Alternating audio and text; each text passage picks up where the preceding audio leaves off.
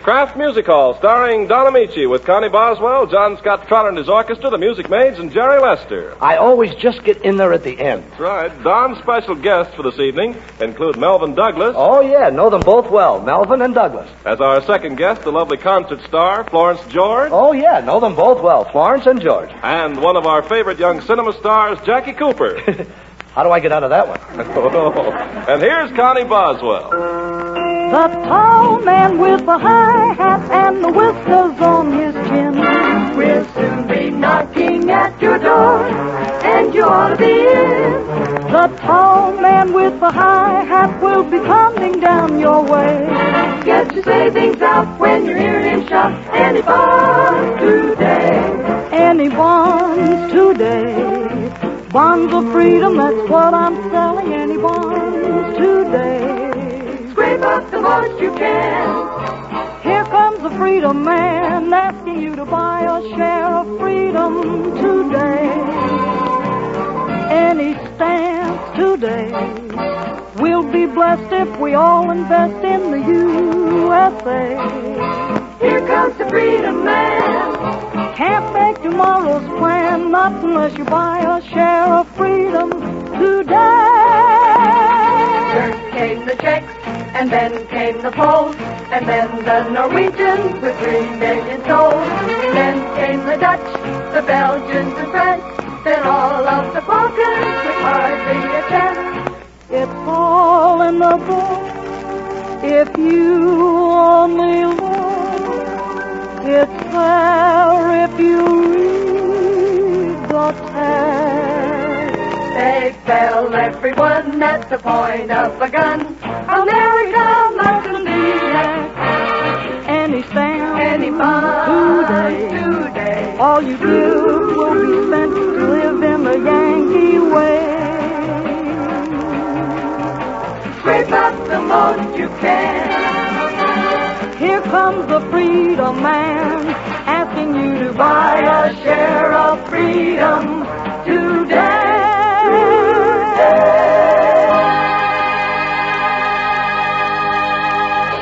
Oh, well done, Connie. But I've got the short version. Yeah, you would have the short version. Listen, Amici, the best things come in little packages. How's your version go, Jerry? Well, here it is. If of Uncle Sam you're fond, buy yourself a savings bond. If you think he is a champ, get yourself a savings stamp. Say, Jerry, that's kind of cute. What there is of it. Oh, you like it, Connie? I made it up out of my own head. Well, that's kind of cute, too, what there is of it. Oh, well, don't worry. I'm correcting that. I'm taking care of myself. Taking care of yourself? What became of the fellow in the white coat who used to take care of you? He talked too much, just like you, so he became a barber, smarty. Well, look, are you really taking care of yourself, Jer? I mean, were you on the level about that exercising last week? Oh, yeah, and am I watching my diet, Ken? Oh, yeah, you should see the raw salads I eat. Nothing like a good raw salad to make you healthy. Raw carrots, raw peas, raw string beans, raw cabbage. Well, really, do you eat everything raw? No, I usually dress for dinner. I suppose that's because you can't stand to eat your meat raw. Who can't? At the restaurant where I eat, that's the only way they'll serve it. Oh, now, Jared, don't tell me they serve meat that's actually raw. Well, maybe it's not actually raw, but out on the plains, they cook beef more than that when they brand it. Recommend vegetable juice. I take that myself. That's no recommendation. No, seriously, Jared, you ought to do something about your nerves. When we were having lunch this noon, I noticed you seemed nervous and jumpy. It was that coffee we had. The coffee? Well, that's silly. Mine didn't affect me that way. I wasn't jumpy. No, but yours didn't spill in your lap. Well, I still think it wouldn't do you any harm to take some celery juice to strengthen your nerves. You know, celery is a great nerve tonic. Oh, sure. I know all about how good celery is for the nerves. Why, on the last job I had, before asking the boss for a raise, I ate a large stalk of celery. Yeah, what happened? He threw me out. He had eaten 2 stalks. Well, of course, you should eat other kinds of green vegetables, too. Oh, I do, Don. I'm keen for greens. I eat all kinds of vegetables, even artichokes. Even artichokes? Well, artichokes are a great delicacy. I don't like them. They're too tantalizing. Well, you mean the flavor's tantalizing? Nah. The artichoke is tantalizing, like a striptease. I'm an old artichoke man, you know. I see. Well, what kind of vegetables do you like? I mean, are you, for instance, partial to stewed tomatoes? Oh, pa's not. No stewed tomatoes for me. Well, why not? They step on my feet when we dance.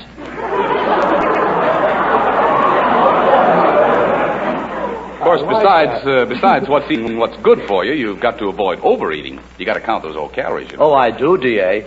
Why, on account of having had my quota of calories yesterday, I couldn't go out with a certain girl last night. Why? Well, she's a peach, and peaches are 40 calories.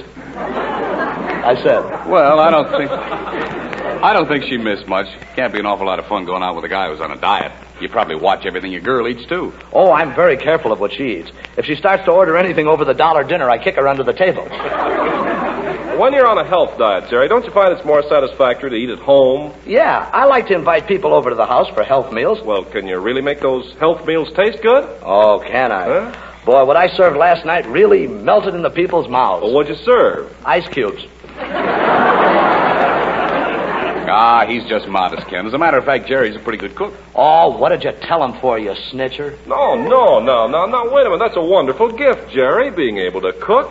When you want something special, all you have to do is to go into the kitchen and make it and eat it. Oh, not me, Ken. I make it, but I don't eat it. Yes, I've heard some cooks say that cooking takes away their appetites. Well, it's not that, Ken. I just don't seem to have the courage of my own concoctions. Well, at least you realize that the proper foods taken in the proper proportion and properly prepared give you the right amount of red and white corpuscles. Yeah, but I'm being careful. I had a friend who dieted too carefully and got so many red and white corpuscles they showed right through his skin. Well, what'd he do? Got a job as a barber pole. Of course, there are different kinds of diets. If you're dieting for appearance's sake, why, you'll avoid things that contain too much starch. Too much starch doesn't do your appearance any good, you know. You said it. Stiff collars make me look like a DOP, dope. W-E-L, well. Well, solid. Look at me, S-O-L, yeah. We'll get into a whole... We just spell these out so the band won't know, you know? Talk about dieting for health, Don. A friend of mine had such high blood pressure, he had to go on a diet. Oh, did it bring his blood pressure down? Did it? His blood pressure's so low now he has to have an hour's notice to work up a blush. Say, Jerry, in this health regimen of yours, do you include massage? Oh, there's nothing like massage to reduce you in certain spots. A friend of mine used to go to a masseur just to have his head massaged. Oh, he just wanted to reduce from the neck up, huh? Yeah, he was an awful fathead. Well, I've heard of masseurs who specialized in massaging people's faces. Oh, sure, panhandlers. Oh, I think it's wonderful. I said it, and I'm glad. There. Well, if I were you, I'd stop. Well, you can. Well, I think it's wonderful the way those masseurs work, or why they can actually take fat off one place and put it on another. Oh, that's a fact, Ken. Masseurs worked on a friend of mine till they took the fat off his hips and put it on his stomach. They did? Yep, now he sits in his own lap. Well, there's one thing I'm glad of, Jerry. You're not trying to build up your health with pills. Oh, pills can be all right under certain circs, Don. For instance, I have a friend who takes pills for a sluggish liver. But are the pills helping a sluggish liver? No. Every time a pill comes down, his liver slugs it.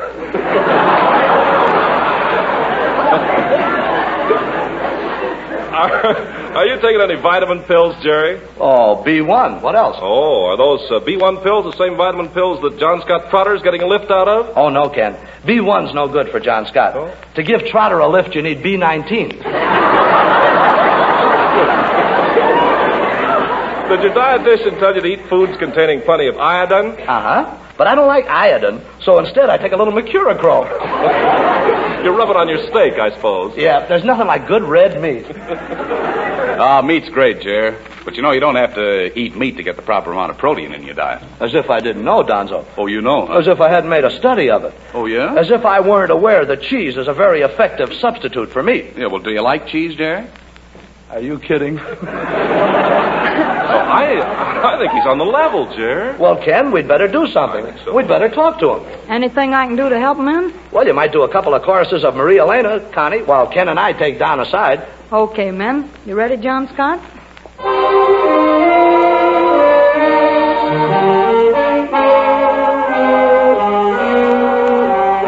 Maria Elena, you're the answer to a prayer. You're my rosary. Maria Elena, can't you see how much I care? You're so dear to me.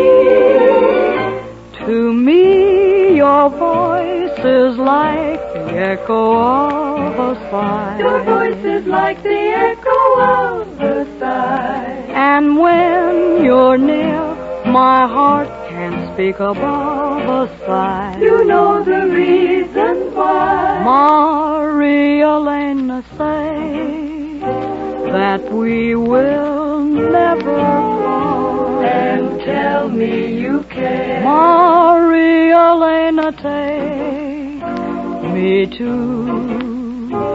your heart. So when you need me, darling, I'll be there. A love like mine is great enough for two.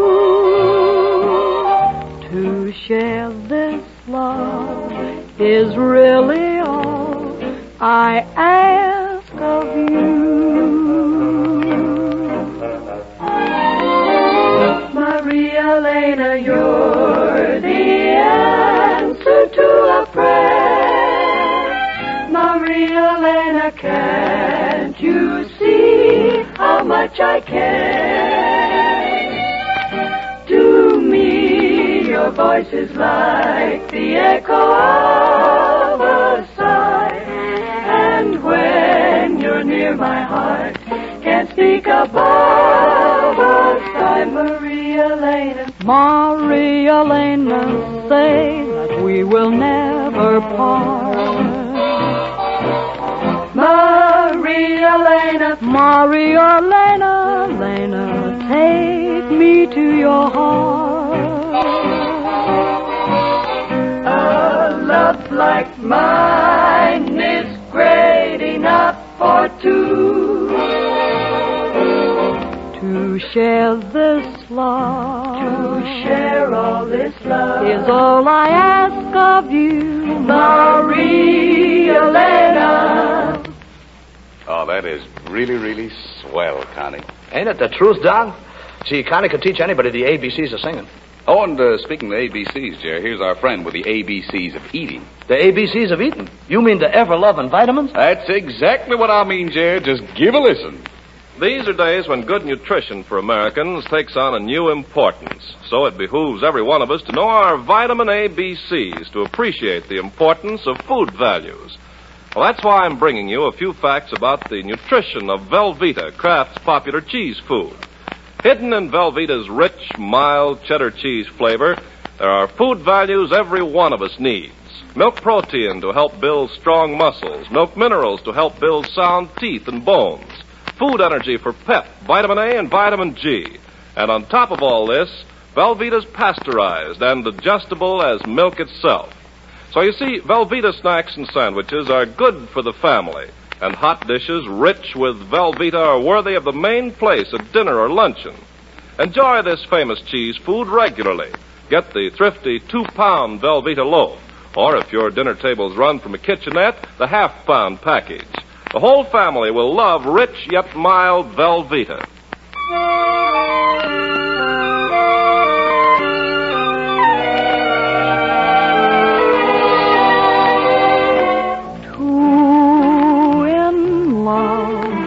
And face the world together. Hearts that cuddle up will muddle through. The world may rock and rumble, crowds may groan and grumble, wrongs may even tumble too. Darling, who in love can face the stormy weather, laugh aloud at every cloud apart, and so we'll show them all what love can do, for you and I are two in love.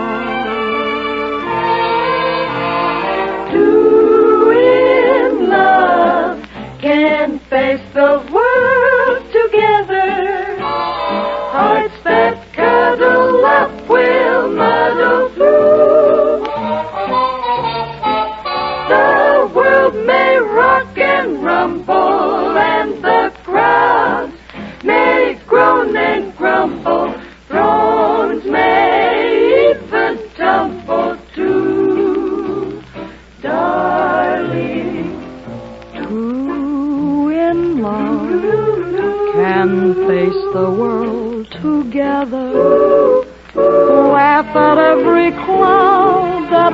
angels above. And so we'll show them all what love can do. For you and I are two in love.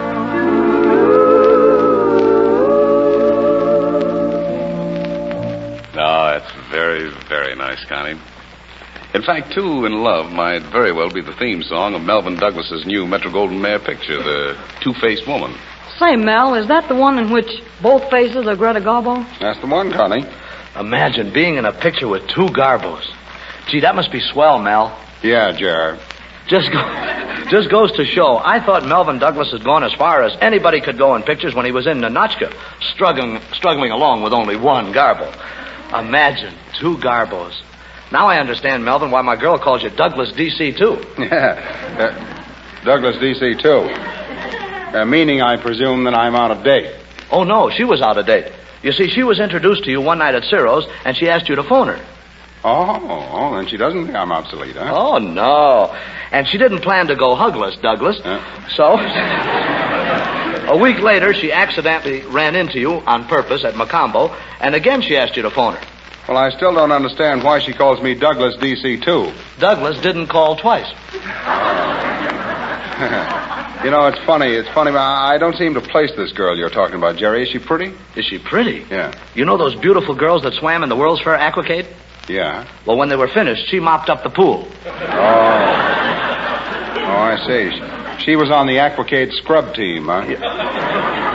Well, why do you suppose she wanted me to phone her? Well, she thinks your voice sounds like one of those guys on the radio who gives out advice on human relations. Oh, does she really? Yeah. Oh, that's very interesting. I wouldn't have thought she had any relations who were human. Yeah. Her relations are human for almost 2 generations back. Is that so? Gee, how far back do you go? Now, wait a minute, Doug. You're not going to make a monkey out of me. Well, isn't it a little bit too late? I mean, wouldn't that be overdoing it a little bit? People have been saying those things ever since my aunt showed up on Dollar Day with Gargantua. Silly girl. Did you get your aunt mixed up with Gargantua? Yeah, a little. What? And this is the character that babe picked out to give kindly, sympathetic advice to those who have been struck by the cruel blows of fate. Yeah, and I think she made a good choice, too, Jerry. Mel's one of those versatile actors who can do anything. And he would undoubtedly come up with something distinctly his own as the benevolent, understanding, and kindly custodian of the Court of Bombastic Relations. The Court of... Are you kidding? Nope. Take over the court, Your Honor. Oh, yes. The Court of Bombastic Relations is in session. Judge Douglas presiding.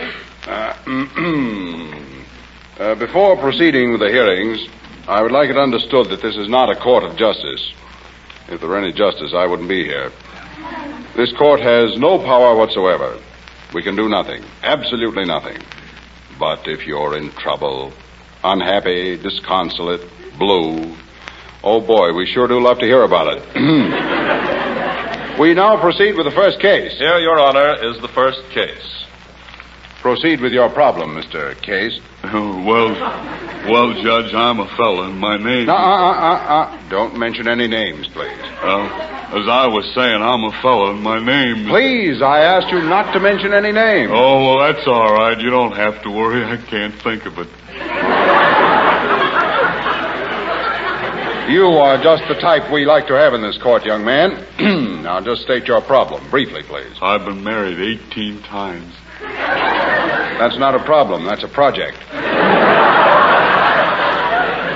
They told me to come to you for advice. If you've been married 18 times, you don't need advice. You need a convoy. Is that your advice? Yes. This court feels that if you've been married 18 times, you should not be here asking advice. Oh, no? Definitely no. Oh. You should be here giving advice. Oh, well, I was wondering. I mean about those 18 wives. Should I be paying them alimony? Alimony? For 18 wives? No, naturally, that's out of the question. But it seems to this court that you should work out some sort of a pension plan. Well, is that all you can tell me to do? Yes, that's all. I'd feel embarrassed telling you anything. Well, thanks, Judge, and my sincere appreciation of this advice will be in the mail in the morning. No. We appreciate your gratitude, young man, but we cannot accept any money. Oh, I'm not sending you any money. You're not? Well, what then? An invitation to my next wedding. They never learn. Before proceeding with the next case, this court wishes to remind you that we have no power whatever to do anything at all about anything. We're merely listening to the troubles of the world for our own amusement. Next case. Here, Your Honor, is the second case. Oh, proceed, Miss Case. Oh, Judgy, a man owes me a lot of money, and I thought maybe you could help me. Could you, Judgy Wudgy? Well, if you're going to put it that way, about how much will see you through? Oh, Judgy, would you really? Well, I meant I might be able to see about a loan for you. Honest to goodness, Judgy, would you really do something about getting a loan for poor little me? Why, yes, of course I would. How would you like it if I planned to get you a loan this evening? Oh, Judgy. Oh, Judgy, about what time?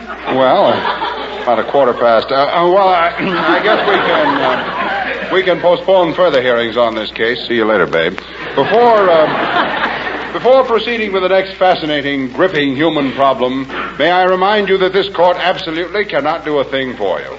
We just want to find out what a mess people make out of their lives. Next case. Here, Your Honor, is the third case. Yeah, I see it's a lower case.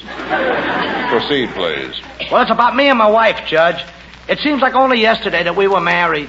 She looked so pretty in her bridal torso. Yeah. It's a very low case. Yeah. The justice of the peace says, you're married. So I put the ring on her finger, and then her old man takes the handcuffs off me. It was beautiful. Now all I got is memories. It seems like only yesterday. Oh, touching. How long ago was it? Yesterday. Where did the trouble start? In our little love nest. You mean you weren't happy in your little love nest? Nah.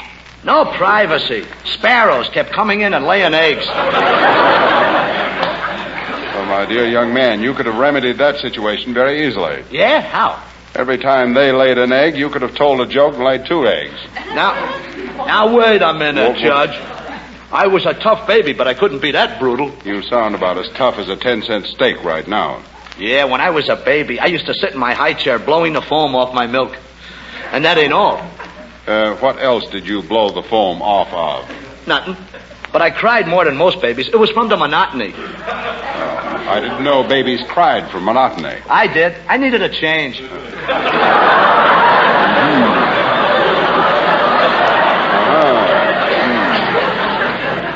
So much for your infancy. Too bad you never grew up. You might have been sent to school. Oh, yeah, I was sent once for 2 years and once for 4 years. Got 3 months off for good behavior. Where did you learn anything about good behavior? Oh, from my wife. What a doll. I met her at reform school. It was co-educational. Must have been love at first sight. Yeah, I admired her professionally. She could pick my pocket faster than I could snatch her purse. In that case, this court feels that you and your wife have very common interests in common and recommends that you try to make a go of it. For if you do, your life together, I'm sure, will be just one grand larceny. Is that all, Judge? No, for a while. Why don't you let your wife wear the pants in the family? Why? Well, then you can pick her pockets for a while. Oh, that's good. Thank you, Judge. This court declares a recess. Recess? I'm not coming back. I'm going to play hooky. Oh, yes, the Court of Bombastic Relations stands adjourned. The management asks you to drive carefully as you're leaving the courtroom, and while you're waiting to get out of the parking lot, tune in to hear Connie Boswell in the old Kraft Music Hall singing Sweethearts are Strangers.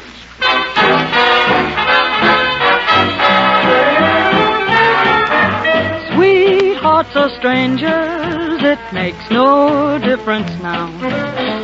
I'll leave it up to you. Sweethearts are strangers, I'll get along somehow.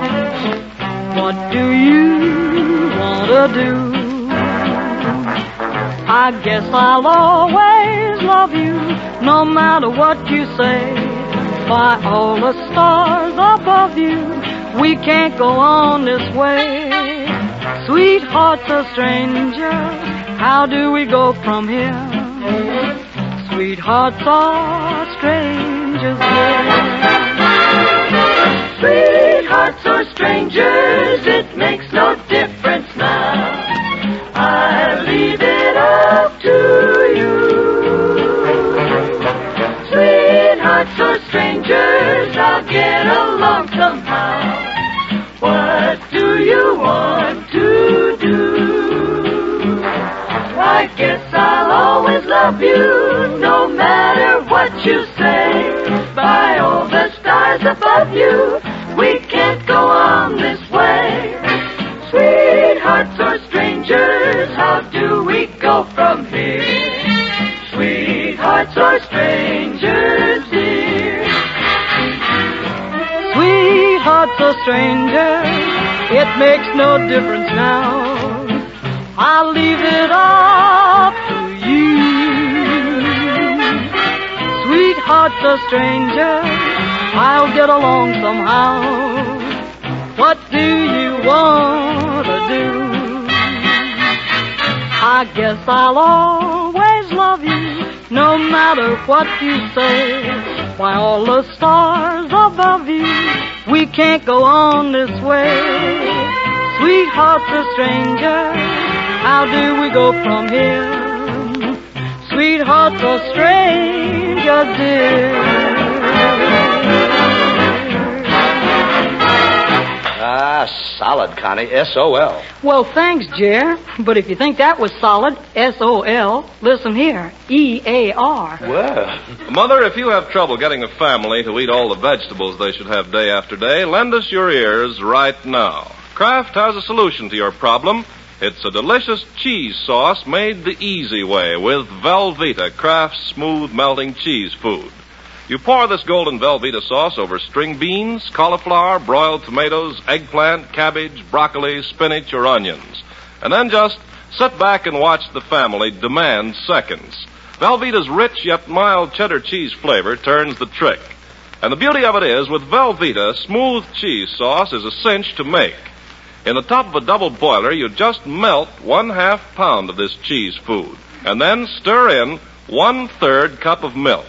And your sauce is all ready to glorify those everyday vegetables and delight the family. And isn't it nice to know that Velveeta adds fine food value as well as flavor? Milk protein, milk minerals, food energy, vitamins A and G. This pasteurized cheese food supplies all of these. And Velveeta is digestible as milk, too. You'd better get a 1/2 pound package or a 2-pound loaf of Velveeta tomorrow and try this easy cheese sauce that makes vegetables go like magic at the dinner table. Remember, it's smooth melting Velveeta you must ask for.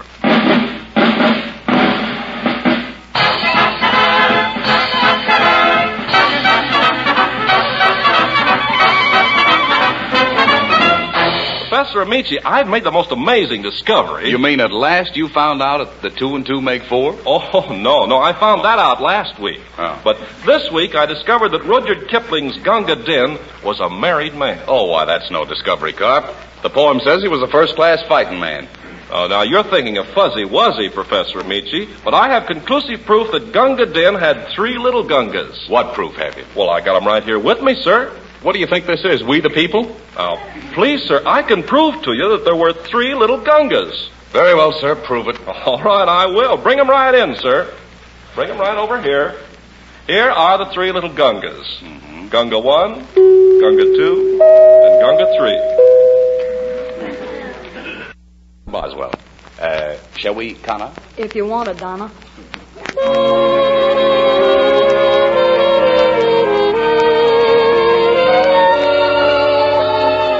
Time was when we had fun on the schoolyard swing, When we exchanged graduation rings, one lovely yesterday. Time was when we wrote love letters in the sand, Or lingered over our coffee and dreaming the time away. Picnics and hay rides, midwinter sleigh rides, and never apart. Hikes in the country, and there's more than one tree on which I've a place in your heart. Darling, every tomorrow will be complete if all our moments are half as sweet as all our time was then.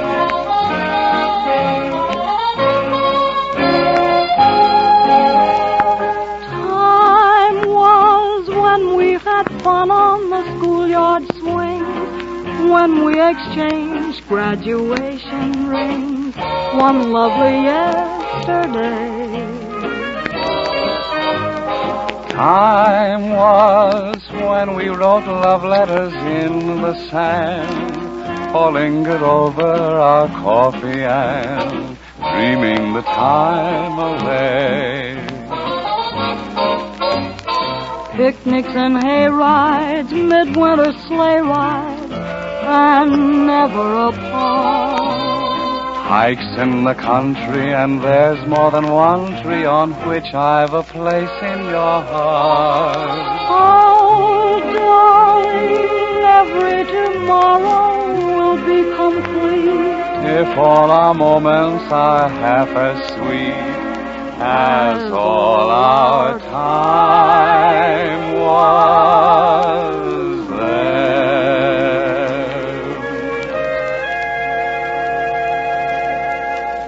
You know, that's a nice thought, Connie. Time was. Time was when you were singing with the Boswell sisters. Yeah, and time was when Jerry Lester was just a little shaver who came up to his mother's knees. Yeah, and stayed there. Ain't the truth? Next time you want to borrow a bob, Carp, remember, I'm a little short. Oh, I wouldn't worry about your heights, Jerry. Just look at Jackie Cooper. Time was when he was just a sprout in Paramount's picture Skippy. Now he's 19 years old, playing the title role in Paramount's picture Glamour Boy. And old enough for college, too. Oh, Jackie's got plenty of time for college, Donzo.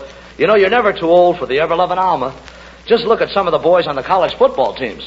Oh, you mean they're overage? Overage, Donzie. I knew one player who had so many lines on his face, the team used it as a practice field. You shouldn't kid about college, Jerry. You've been all through it at Northwestern. You know what fraternity life is. The fellowship, the fun, the good times, the give and take. You give and your fraternity brother takes. Oh, I guess there's nothing in the world like hearing a fraternity brother give you that warm, friendly greeting you can always count on. I can almost hear... Hey, Satch! Can I borrow your socks? Sorry, I'm wearing them. Stingy. Oh, gee whiz, everybody takes my stuff. Last week I lost a set of Stanford shoulder pads, a UCLA sweatshirt, a USC blanket, a University of Michigan co-ed. Somebody in this fraternity house isn't honest. Well, don't look at me. I gotta have socks for tonight. I'm going formal. Hey, that's right. Tonight's night you have a date with that girl I fixed you up with. Girl, he says. Well, what's the matter? I got that pigeon just for you, Jer. Well, you can take that pigeon and put her back in the coop, Coop. No, she's not so bad, Jerry. Maybe a little thin, but... Thin? She's the only girl I ever met who can do the conga in a phone booth. But I thought you wanted a girl who didn't eat much. After all, you got to put out for everything she puts in. Yeah, that ostrich put away so much the last time I took her out, I had to write home for more money. Quote, Dear Dad, no mun, no fun, your son. What was his answer? How sad, too bad, you're dead. Well, you can always make out a check. Yeah, I can make it out, but where can I cash it? I can't think of a single place where nobody knows me. Look, Coop, maybe you can help me out. After all, I'm your fraternity brother. When we're out on the campus in the middle of a rush, my arm is always over your shoulder. When we line up on the football field, my arm is always over your shoulder. When we're in the classroom in the middle of an examination... Your eyes are always over my shoulder. Stick around me, kid, and I'll show you a few things. No, I'm sorry, Jerry, but I'm leaving the old college and the fraternity. Leaving good old demented state? I don't want to, Jerry, but if the dean doesn't take back what he said to me this morning, I'm going to leave college. Oh, don't be a stoop, Coop. Leaving college just because of some trivial remark the dean made. What did he say? He told me to leave college. Look. Here comes Professor Amici, and he's got Dean Douglas with him. Quick, take a powder or we'll be chowdered. We can't run out, Jerry. It's not sporting. It's not the manly thing to do. Besides, they're already here. Oh, good evening, Dean, and welcome to our fraternity. Moo, moo, moo. I beg your pardon, what did you say? Moo, moo, moo. No use passing up a good thing, Professor Amici. Run back and get a pail. Everybody pulls for moo, moo, moo. Cooper and Lester, Professor Amici and I are not at all satisfied with your marks. Isn't that a coincidence, sir? We've already complained about the very same thing. We told Professor Amici that if we were the dean here... Cooper, you're not the dean here. No, sir. Then don't talk like an idiot. Lester, just what were you doing all vacation? I was working in my father's office. And you, Cooper? I was loafing, too. Aha, you see? That explains why your examination papers were so very difficult to read. Your work should be written so that it can be understood by even the most ignorant person. Well, what part of it didn't you get, sir? Well, on page 3... Never mind that, young man, never mind that. You boys will have a chance to improve your marks when the makeup test is given next week. The examination papers are already in the hands of the printer. Now, do you boys have any questions at all? Yeah. Who is the printer? Cooper, I'm surprised at you. You're here to study, to work. Why do you suppose parents send their sons to college? Gee, Dean, don't you know either? You must realize, young man, that this isn't high school. There are certain changes that must be made, many problems you've got to solve. Oh, yes, that's right, Dean. Tell the boys what you think was the hardest thing you had to learn in college, will you? How to open bottles with $50. No. As I was saying, young men, I want to help you boys. After all, we of the faculty realize you're still beginners, you're still youngsters, you're still cubs. But in all my years as dean here, I'm proud to say I have always been for the Cubs. Yeah, and I had to pick the Yankees today. Murder! You'll learn that college isn't all play. The best part of it is, Dean. And Lester, can you give me one reason why you put the lights out in those 3 sorority houses? Delta Psi, Delta Lambda, and Delta Mu. Oh, you can have a lot of fun when it's darkness on the Delta. Hey, Dean, remember? Yes, indeed. No, of course I Well, make up your mind, do you or don't you? We don't mean to cause any trouble, Dean Douglas, but every fraternity has its little quirks. We certainly do. What did you say? Quirks. Oh, we got those, too. Yes, well, now, you two young quirks, there's just one more thing I want to say. I've received a number of complaints about your drumming, Cooper. What's the matter, sir? Isn't it hot enough? No, I understand, my boy. I understand how fond you are of music. When I was in college, I played a musical instrument myself. Well, what's that got to do with him? He beats the skins. Well, I played the zither rather well. There used to be an expression on the campus. When Douglas plays his zither, the quad is all a dither. Yeah? How do you like that? A hep Dean. Mm-hmm. Well, now they say when Cooper gets a thumping, he's got the joint a jumping. Is this true, Cooper? True. He's so hep, Buddy Pepper and Inez James wrote a ditty about him. It's called Rooty Zooty, Mac's Son Jackson. Get a load of this, Dean. This'll send you solid. Beat it, Coop, and we'll all follow you.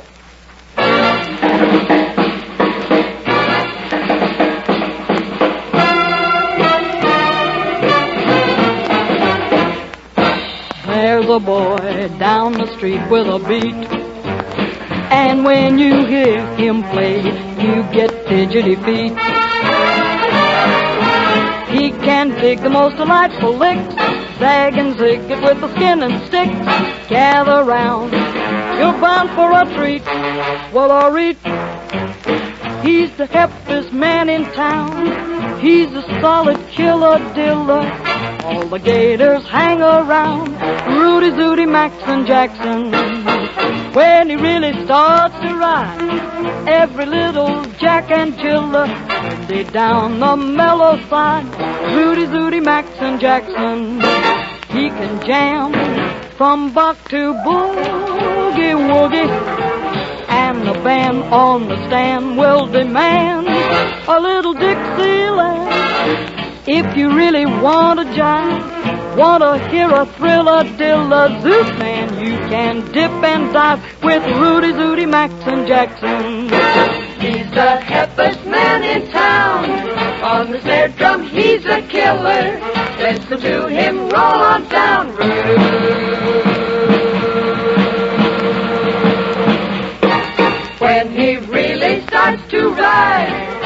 to dig it deep and mellow, strictly on the cymbal side.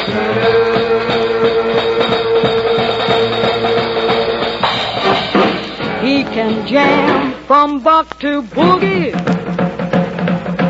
and the band on the stand will demand a little Dixieland. Here's a solid kick that's fine. For an ending, it's a killer zoot, man. You can double time.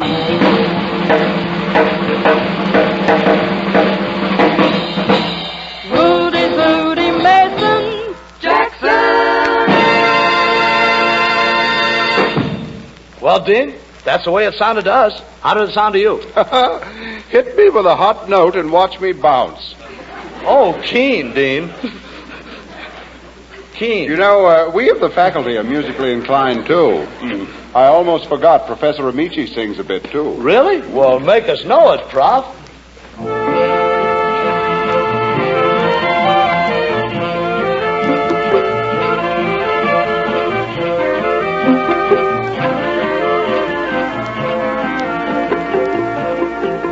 Amour, amour, amour. My heart is true, it's just for you, so won't you love me? Amour, amour, amour. I only know there couldn't be my love without thee. This pure passion's fire burning my heart aflame. This wild, sweet desire yearning with bitter pain. This strange mystery, no matter where you may be, for all of eternity, I know I love you. Amour, amour, amour. My lips are still, my heart will thrill to your caresses. Amour, amour, amour. My love is thine, tell me you're mine, and end my loneliness. My love is thine, tell me you're mine, and end my loneliness. Amour, amour.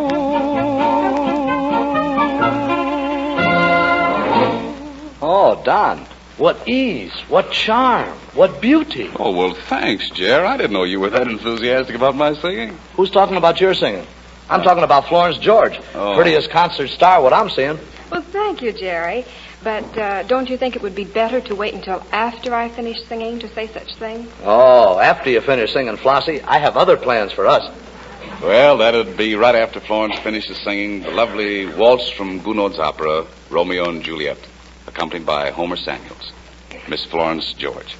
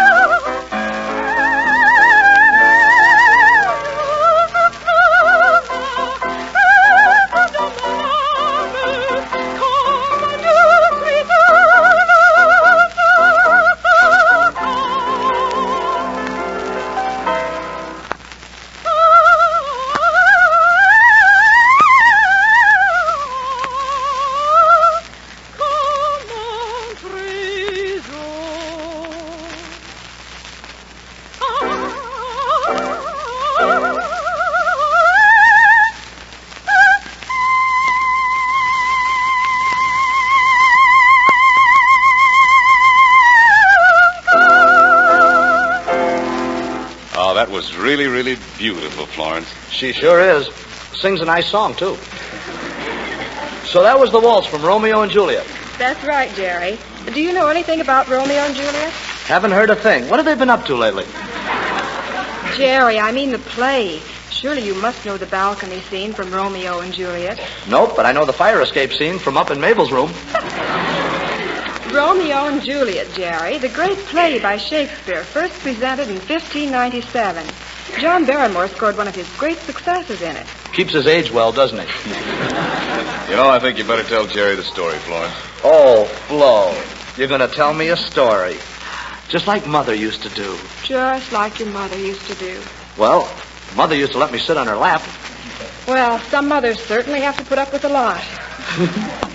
But if you want the story, Jerry, once upon a time, Romeo and Juliet were in love. But Juliet's family wanted her to marry a young man named Paris. And Julie wasn't interested in Paris. And that was the last time she saw Paris. Of course not, Jerry. Because Juliet's family went ahead and arranged a match between Juliet and Paris. How many rounds? Jerry, this is a marriage. I still say, how many rounds? It was a marriage that never took place. A friendly friar told Juliet her family would think she was dead and entomb her if she would just drink a potion he had prepared. Nice, friendly friar, slipping over a Mickey. Julie took the potion, and her family, believing her dead, had her entombed. When Romeo arrived at the tomb and saw Juliet, he stabbed himself. Oh, a double-header. But it turned out Juliet wasn't really dead after all. She awoke from the drug, but when she saw the body of Romeo beside her, she killed herself. Oh, well, I'm glad the whole thing ended on a happy note. Yeah, and so does Florence's story, Jerry, as she sings Meredith Wilson's popular composition, You and I, Florence George.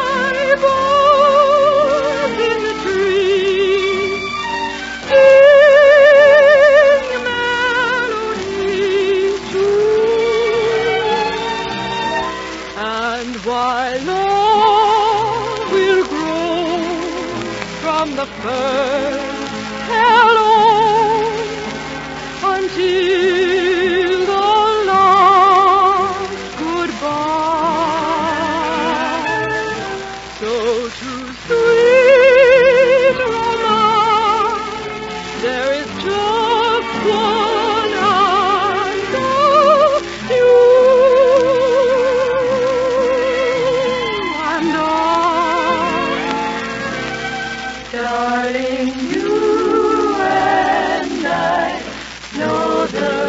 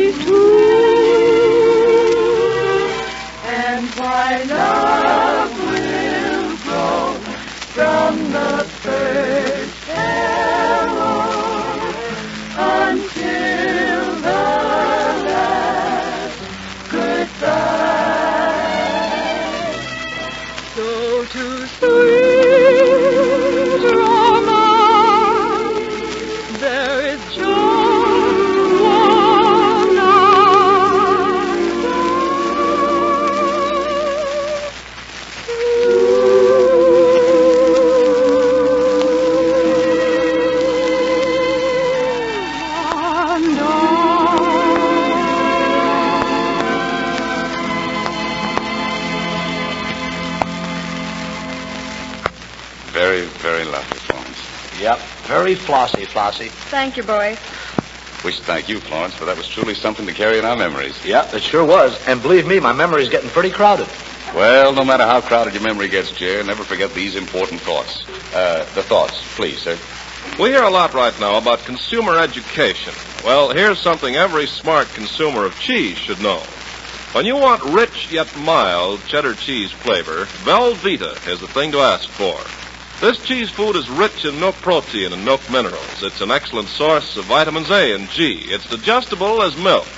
And most important of all, it always has a coaxingly rich, mild flavor, the flavor that millions love. And it always melts smooth, toasts to perfection. The 2-pound Velveeta loaf is really the best buy. It keeps you stocked for all sorts of Velveeta treats, sandwiches, snacks, rich sauces, baked dishes. But, of course, Kraft also packs a half-pound size. Get some tomorrow. And remember, for cheddar flavor that's rich yet mild, the smart shopper's password is Velveeta.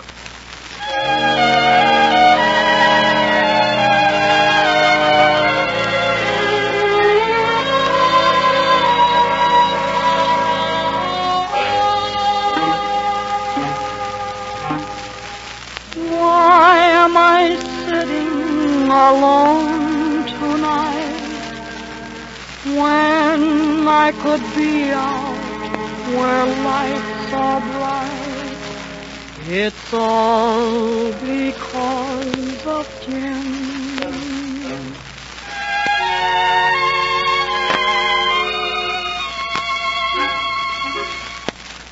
Why am I wasting these precious years? Why am I crying these bitter tears? It's all because of Jim. It's all because of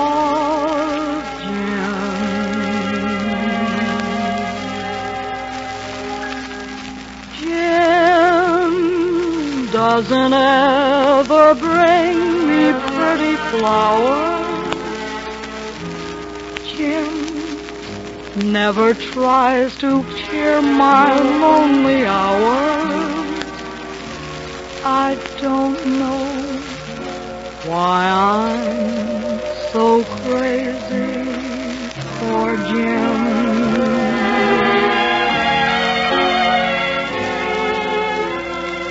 Jim never tells me I'm his heart's desire.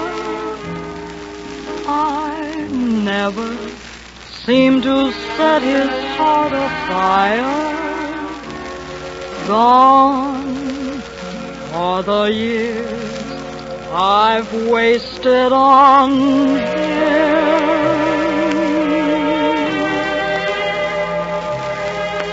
Now, sometimes when I get feeling low, I say, let's call it quits. Then I hang on and let him go, breaking my heart in bed. Oh, someday I know that Jim will up and leave me. But even if he does, you can believe me, I'll go on carrying the torch for Jim. I know that I should be the one to up and go, but I can't 'cause I'd go crazy. I know without him, that's why I go on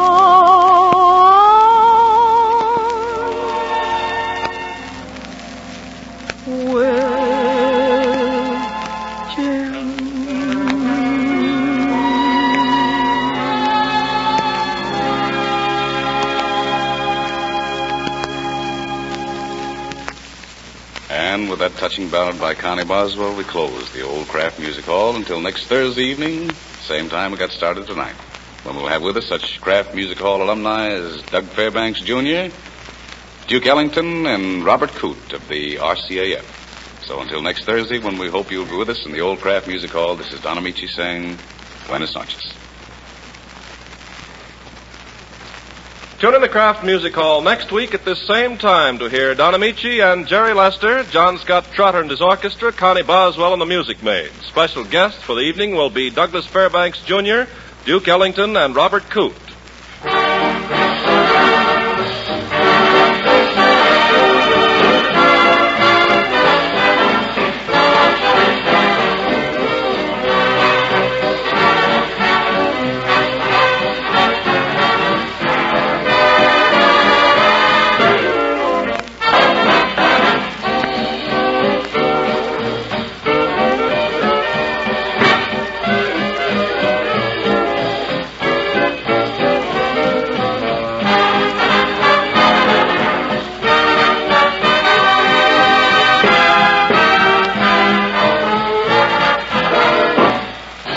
Kraft Music Hall comes to you from Hollywood's Radio City.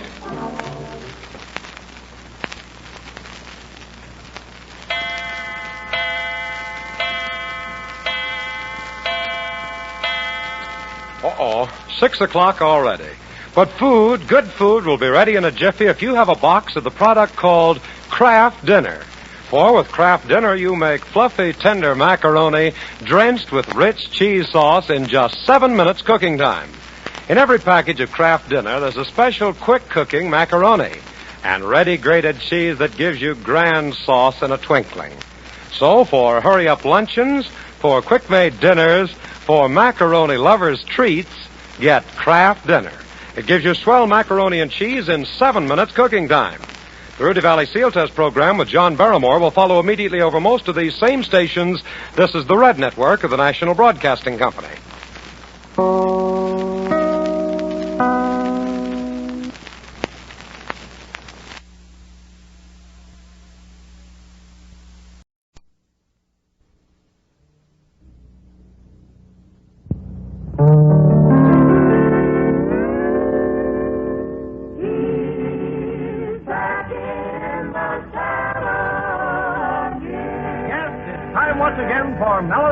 And Gene Autry. I'm back in the saddle again, out where a friend is a friend, where the longhorn cattle feed on the lowly Jimson weed.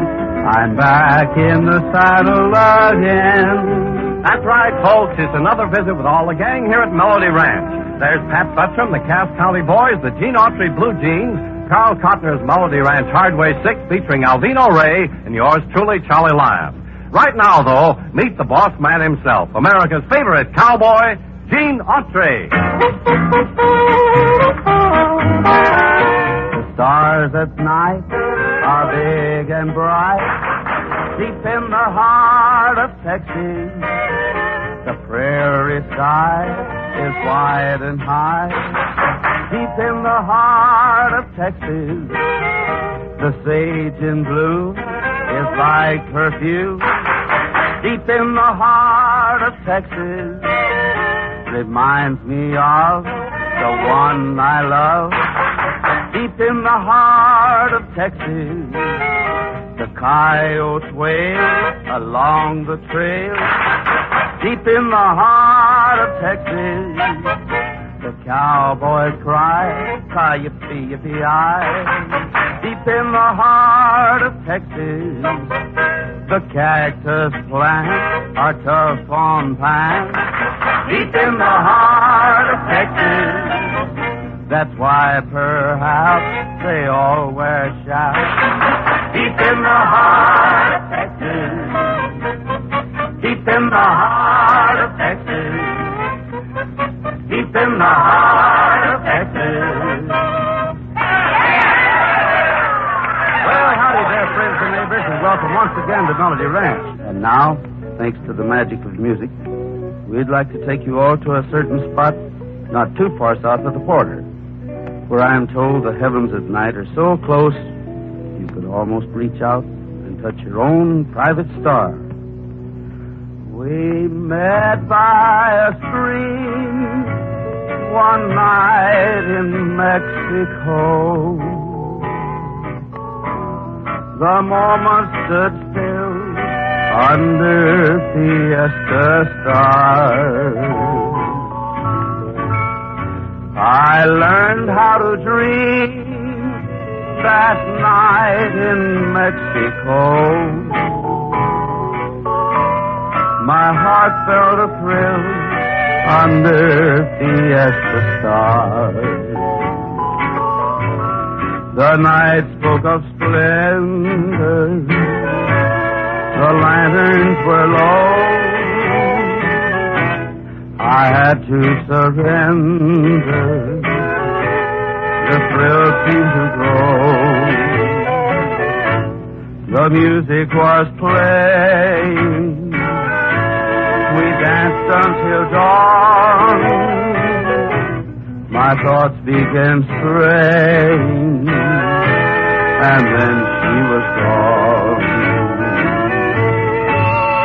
Tonight there's a stream somewhere in Mexico where lanterns that glow blend with the soft guitar. I wish I could dream again of Mexico and still feel the thrill under fiesta stars.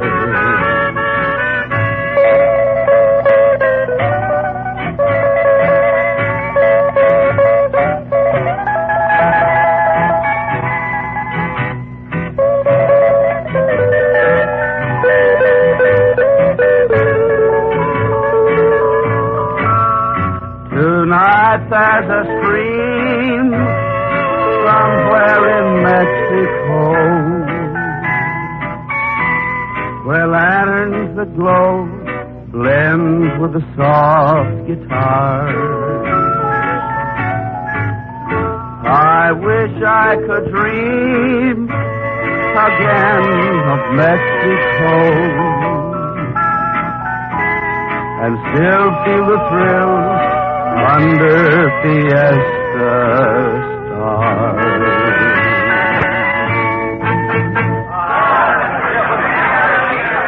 Well, thank you, neighbors. Many, many thanks.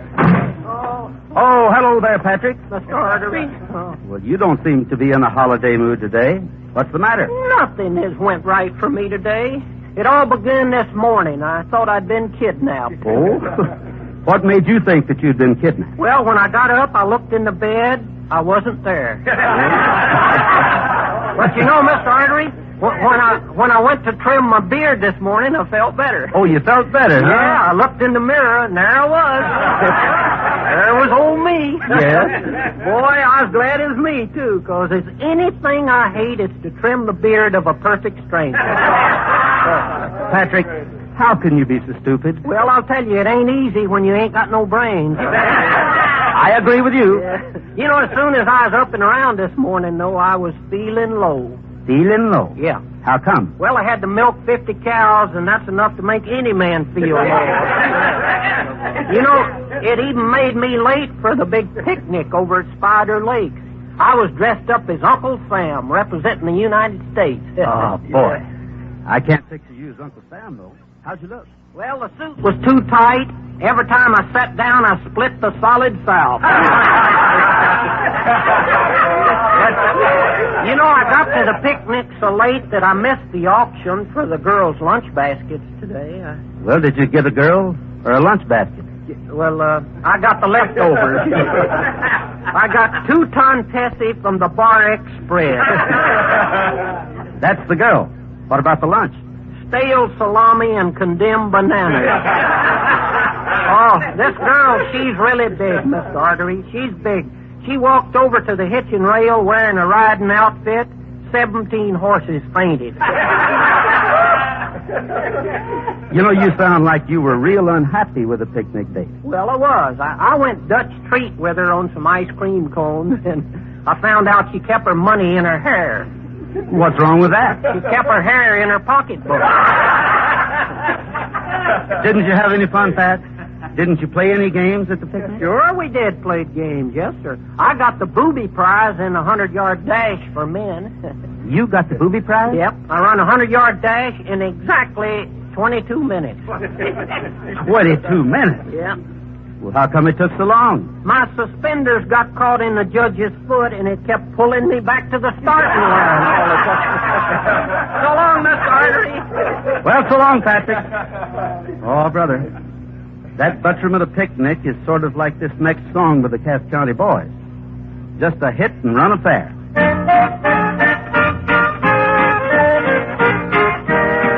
I really thought I knew it all concerning sweet romance. Oh, when it came to pretty girls, I'd always take a chance. I felt that I could handle love with just a little luck. Then all at once you hit me like a Denton diesel truck. Hit and run, you left me crying there. Wasted love, a victim of a hit and run affair. Had your fun, now you're done, a bleeding hearty bear. Couldn't see that it would be a hit and run affair.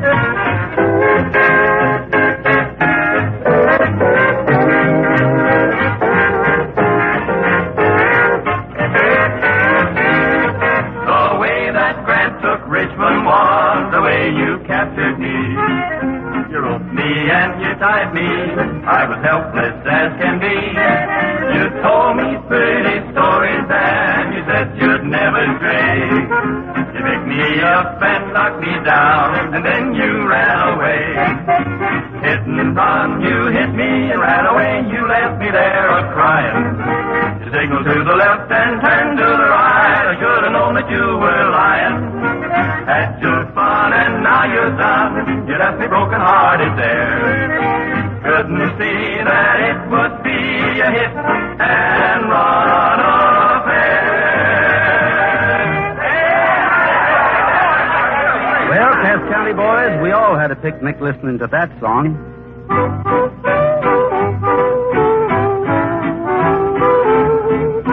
The blues don't mean a thing in my young life. Somewhere, somehow, I lose them. The gals don't mean a thing in my young life. Somewhere, somehow, I lose them. Never a care, never a tear, never a heartache that I can't bear. So, sweetheart, please don't try to make me blue. 'Cause I can't love you like you want me to. My dreams don't mean a thing in my young life. Somewhere, somehow, I lose them. My schemes don't mean a thing in my young life. Somewhere, somehow, I lose them. Never a care, never a tear, never a heartache that I can't bear. So, sweetheart, please don't try to make me blue. 'Cause I can't love you like you want me to.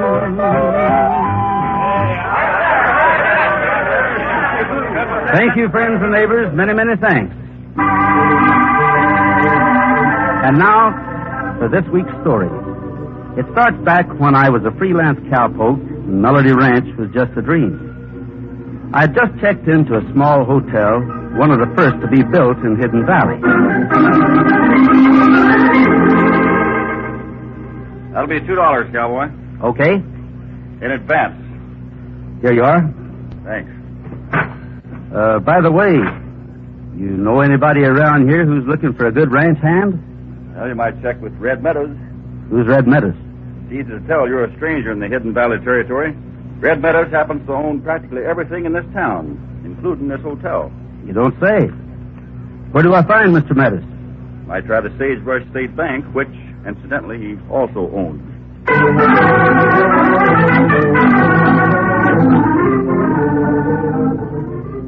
When I entered the bank, I walked over toward a sign marked manager.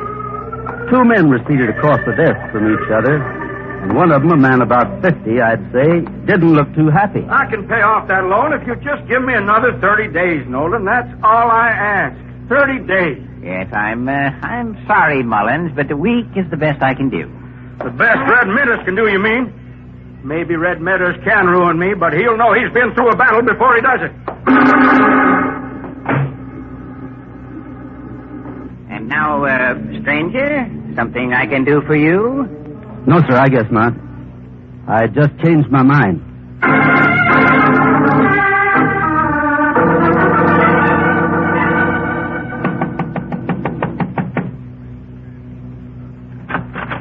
Well, young fella, what can I do for you? My name's Gene Autry, Mr. Mullins. I'm looking for a punching job. That's so. Cattle or people? Well, sometimes I'm not particular, depending on which needs punching most. Good. You look honest, Gene, so I'll tell you what I'll do. I can't pay you much right now, but if you're willing to string along a while, I'll promise to do better by you later on. That's good enough for me. Can I start right away? As soon as you answer one more question for me. Do you know Red Meadows? No, I haven't had the pleasure of meeting him yet. If it is a pleasure. It ain't.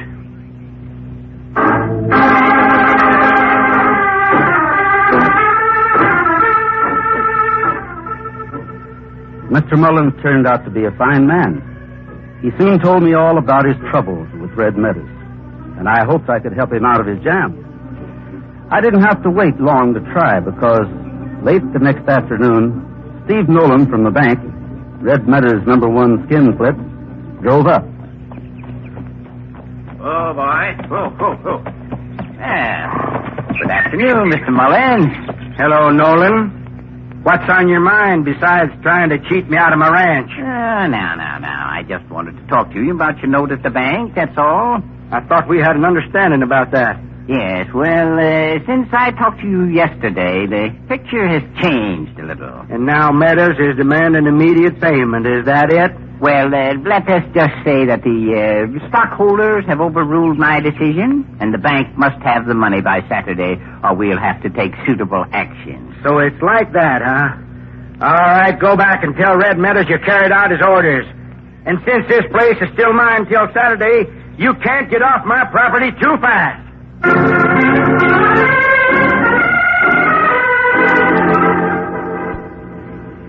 Look, Mr. Mullins, your bank loan is $10,000.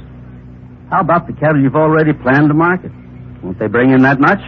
Just about, Gene, but, well, they're not quite ready for market. I need another 30 days. Who do you sell to? I've been selling to Lawford and Company. Wonderful. I know Gabe Lawford. Used to work for him as a buyer. Well, that won't get me $10,000 by Saturday. Maybe it will. I'm going to make a buyer's appraisal of your herd right away. Come on, let's saddle up.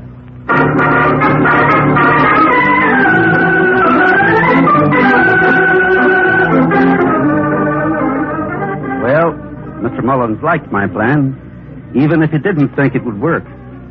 The railroad had just built a new loading pen over at Rim Rock, and the buyers usually came down once a week to buy their cattle for the beef market.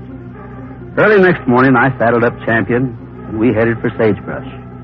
I talked to Gabe Lawford by long distance to make sure he'd be coming into Rim Rock on his weekly trip. Well, he planned to be there Friday, the day before the bank was planning to foreclose on Mr. Mullins' spread. I was waiting for the train Friday and grabbed Mr. Lawford as soon as he got off. Gene, even though I trust you with my last dime, business just ain't done that way. Forget about business for a second, Gabe, and listen to me. I've bought thousands of head of cattle for you. Did you ever lose a nickel on my judgment? No, but confounded, Gene, that's not the point. You're asking me to give you $10,000 in cash for cattle to be delivered 30 days from now. If there's any loss on this deal, Gabe, I'll go back to work for you for nothing till I've made it up. If this means that much to you, Gene, guess I'll do it. Hey, Joe, take over, will you? I'm going down to the bank.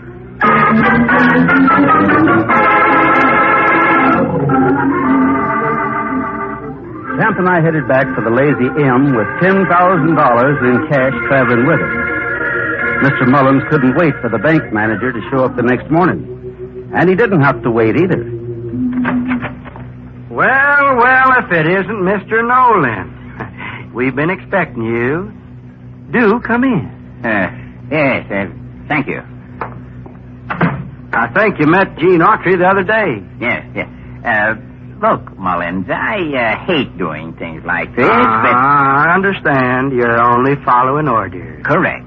In fact, right now, you might say I'm just making an official call, according to law, to request payment. And, of course, you not being able to, shall we say, comply, I will have to return to town and have the sheriff perform the unpleasant duty of evicting you. I see.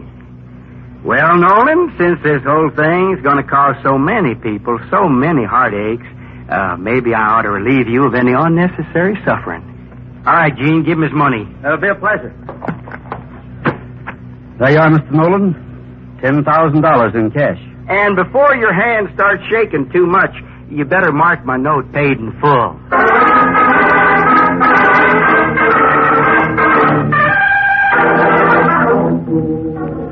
Well, Mr. Mullins was feeling mighty fine about 2 hours later when there was another knock on the front door. And this time, our caller wasn't expected.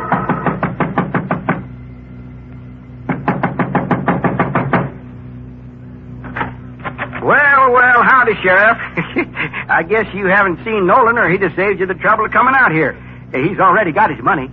I saw Nolan all right, Mullins, but he didn't say anything. In that case, what are you doing out here?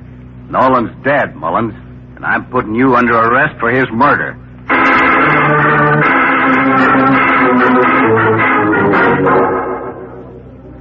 Of course, I'd known where Mr. Mullins was every minute since Steve Nolan left the Lazy M Ranch.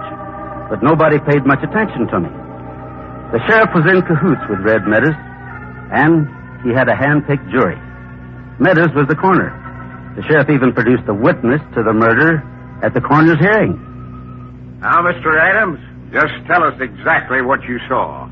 Well, Sheriff, it was like this. I happened to be coming down the road from Dark Canyon Pass, and as I got to where the road forks with the Lazy M Road, two fellas were riding like crazy. I thought it was Mullins here, chasing Steve Nolan. Mullins pulled his gun and fired, and Nolan fell off his horse. Mullins pulled up fast and headed back toward his own place. I saw there was nothing I could do for poor Nolan, so I hurried to your office to tell you what I'd seen as quick as I could.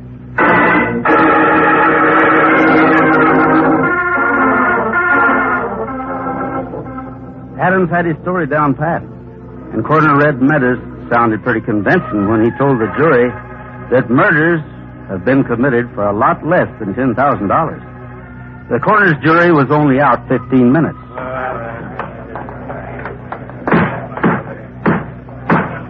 Quiet, please, quiet. Gentlemen of the jury, have you reached a verdict as to the cause of death? We have. We find that Steve Nolan died at the hand of Charles Mullins, and we recommend that Mullins be charged with murder in the first degree.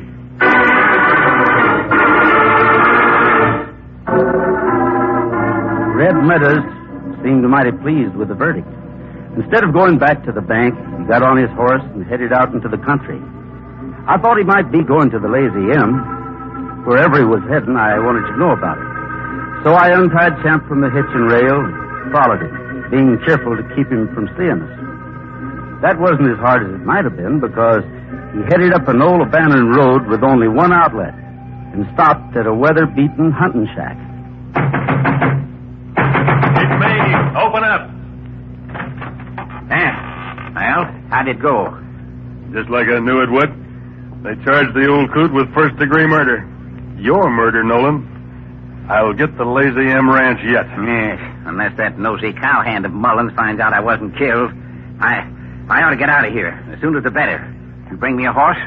Not yet. Oh, what about my half of the money? The $5,000 you promised me. Why, Steve, you're dead. A jury said so. You died at the hand of Charlie Mullins. Oh, wait. You wouldn't murder me, Red. Now put the gun back. What? Oh, we gotta have a corpse before the trial, Steve. We could get away with a closed coffin for the coroner's hearing, me being the coroner. But when it comes to the real trial, we'll have to produce a body. You've gotten away with a lot, Red, but you can't get away with murder. Why, how could they accuse me of killing you? After you're really dead, I'll discover that you stole most of the depositor's money out of the bank. I'll clean it out. Well, if you're going to shoot me, go ahead and get it over with. Go on. Anything you say, Nolan. Don't reach for that gun, Meadows. I'll shoot it out of your hand again. Only this time my aim might not be so good. Smarter than I thought you were, cowboy. All right. How much do you want? You're not buying your way out of this, Meadows. You're signing a full confession, implicating the sheriff and that phony witness, Adams, you call him. Yeah, you might as well, Red, because whether you do or not, I'll spill everything I know about you, which is a plenty. Looks like you made a bad mistake, Meadows. You know, a fellow with as few friends as you have should try to keep them, not kill them.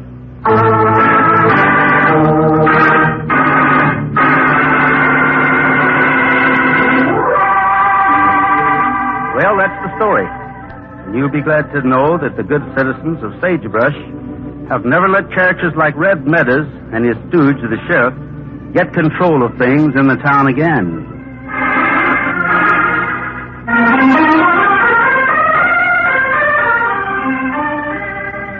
Well, right now it's time to introduce this week's Cowboy Classic, a song that in our opinion represents the best in Western music. Such a song we feel is this beautiful tune the boys and girls are about to join me in singing now.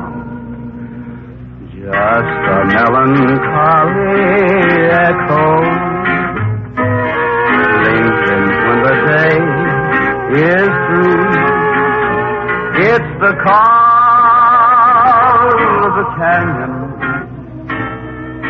Once again I'm dreaming of you. Every night I search the moonlight up and down the river shore. It's the call of the canyon. Maybe I will find you once more. Standing there alone by the ashes of the fire we said would never die. Will I ever find an ember burning from the days gone by? Then I hear a lonely whisper as a little spark I see. It's the call of the canyon, bringing back your answer to me. Standing there alone by the ashes of the fire we said would never die. Will I ever find an ember burning from the days gone by? Then I hear a lonely whisper as a little spark I see. It's the call of the canyon, bringing back your answer to me. It's the call of the canyon, bringing back your answer to me.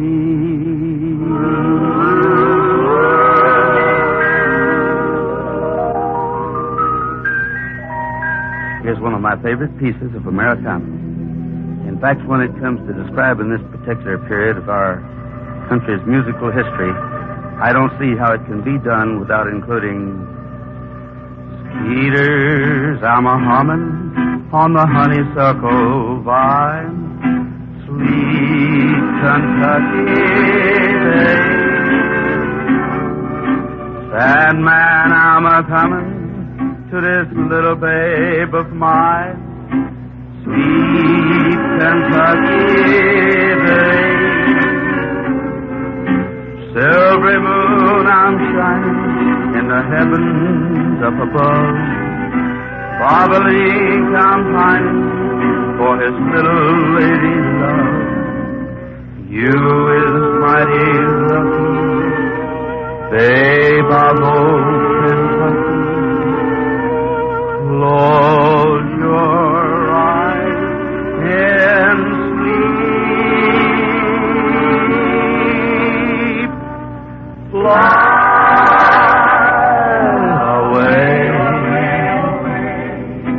fly away, Kentucky babe, fly away to rest. Fly away. Lay your little woolly head upon your mammy's breast.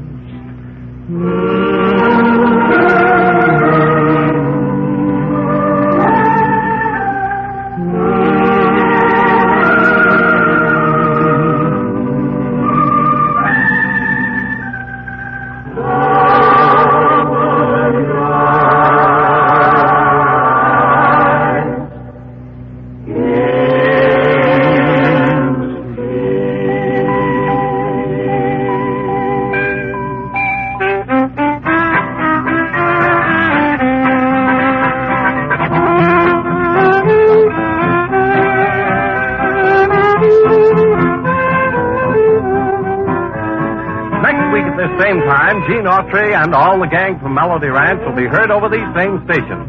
This is Charlie Lyon inviting you to be tuned our way.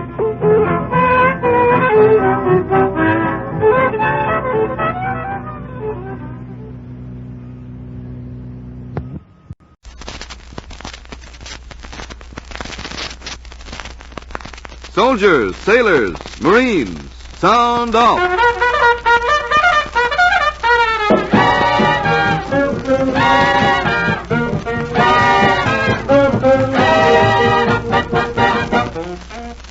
Well, hello, men. Greetings, cats. Latch up your leggings and nail down your hats. This is Brother Charlie Arlington rounding the bases to sound off with the mellow stuff you voted to hear.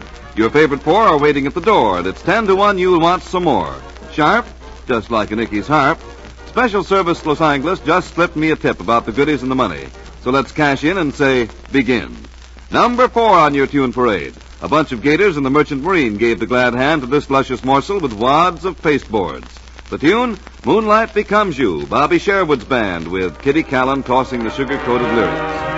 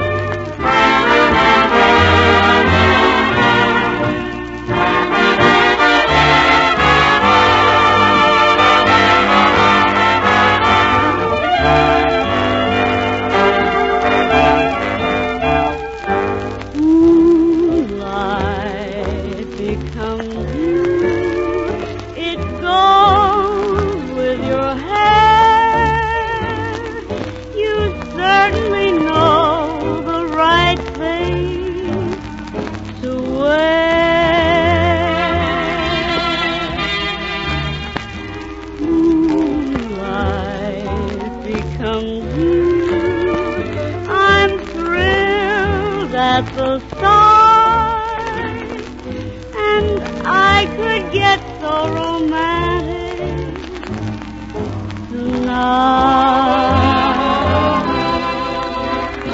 You're all dressed up to go dreaming.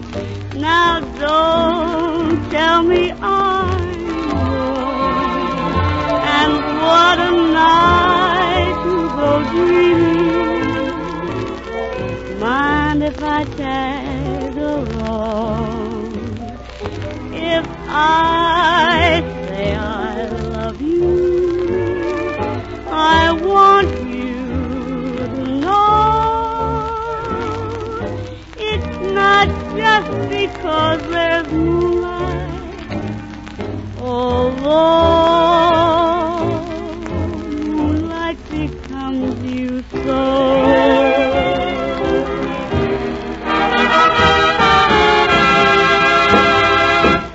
And now a slice of Smoky Joe that's really in the know. This concerto and jump was put over the hump by a big batch of votes from the gang over in China.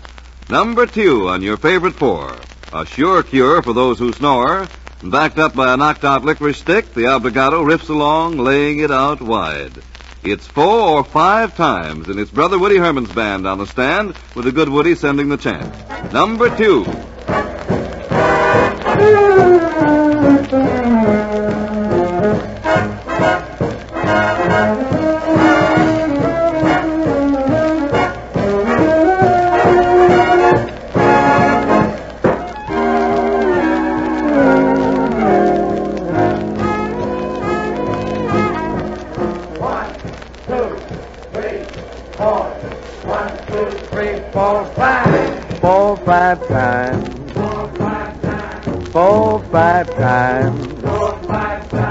Kiss her and then kiss her again 4, 5 times. 4, 5 times. 4, 5 times. Maybe outside, maybe I'll cry 4, 5 times. Not once, not twice, 4, 5 times.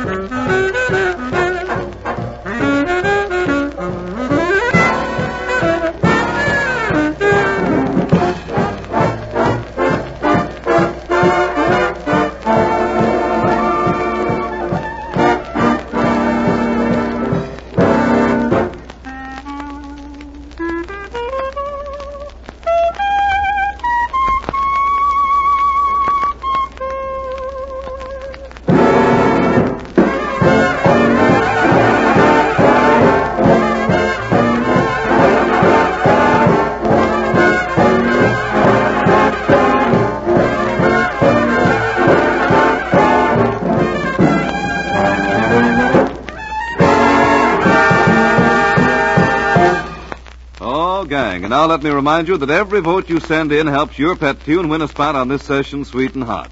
Come on in and get your feet wet. Pick the song you like best, and then get all the ballots and votes you can for it. Enough will do the stuff. Send all those votes to Special Service, Los Angeles, USA. And, brethren, we'll pitch a ball if we have to rent a hall. Now, attention, men, this ain't the end. Here's your sound-off special with a mighty fine blend. A symphony and suite that tacits the heat, The tune, Poinciana, and David Rose and his orchestra perform the rendition.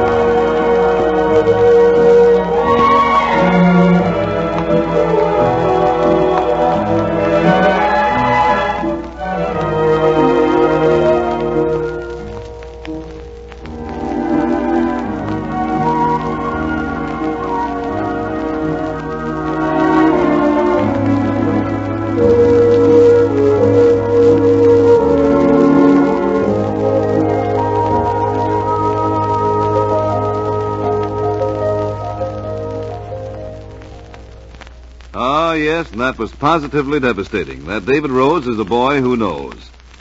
Well, the package is here, so we'll take a look and see who won the blue ribbon for this Jump Fest. Before we unveil same, let me mention that the man, or the men in the Aleutians, came through with a gob of votes for this brand newie. The lovely song and number one, Wait for Me Mary, and Dick Hames and the Song Spinners to do the Nightingale.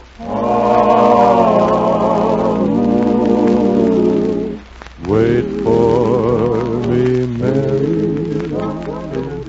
till the world will smile again, till it smiles in style again, and a dream's worthwhile again. Wait for me, Mary, by the moonlit garden gate, where my heart and I would wait for you. There are so many things I want to tell you, little words that I never told before, and I hope that it won't be hard to tell you all the dreams I have in store. So wait for me, Mary, till the world will sing again, till I bring my love again to you.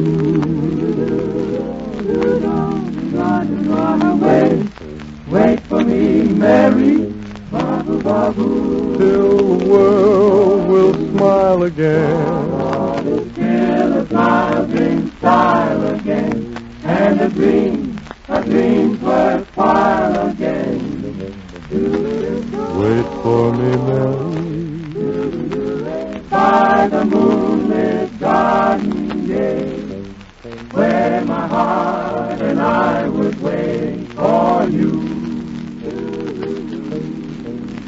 There are so many things I want to tell you, little words that I never told before, and I hope that it won't be hard to tell you all the dreams I have in store.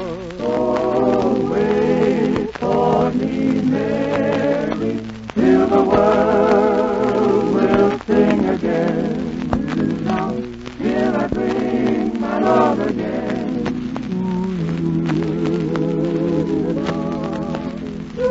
Wait for me, Mary, till the world will sing again, till I bring my love again.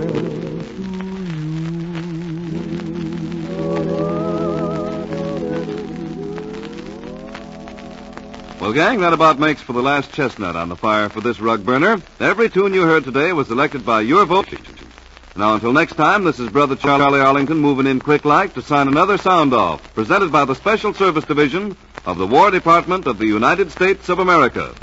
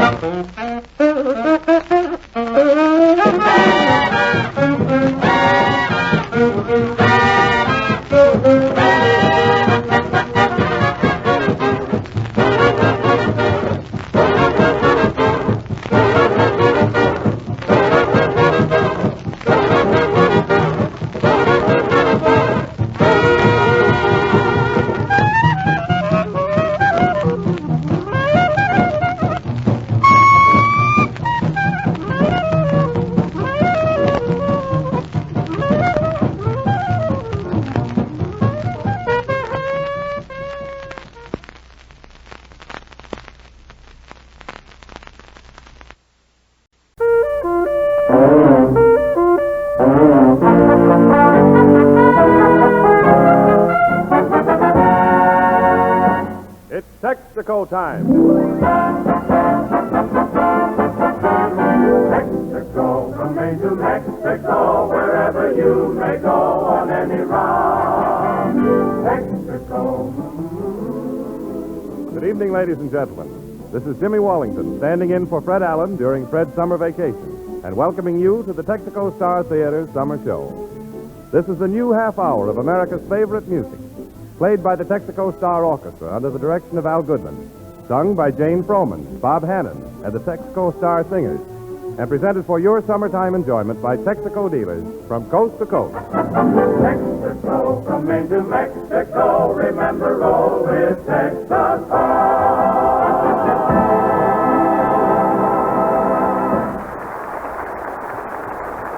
America's fighting men throughout the world who will hear the Texaco Star Theater summer show by shortwave have also, in a way, selected the song with which our show opens. For here is a top tune today in camp jukeboxes, below decks on battleships, and everywhere our soldiers, sailors, and flyers sing. Little Bo Peep has lost her Jeep. From Al Goodman and the Texaco Star Orchestra and singers featuring Bob Hannon.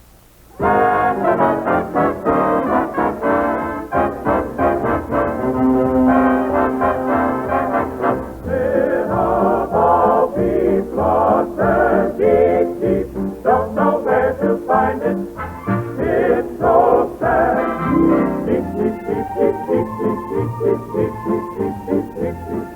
Little Bo Peep has lost her Jeep and don't know where to find it. Her soldier boy drove it back to camp and left Bo Peep behind it. It didn't have doors, the seats were hard, but Bo Peep never minded. It didn't ride like a Cadillac. She wondered who designed it. Roller coasters nearly killed her. Aeroplanes, they never thrilled her. But with Jackson at the wheel, She got that Jeep appeal. Now little Bo Peep wants to find her Jeep and find her soldier's happy.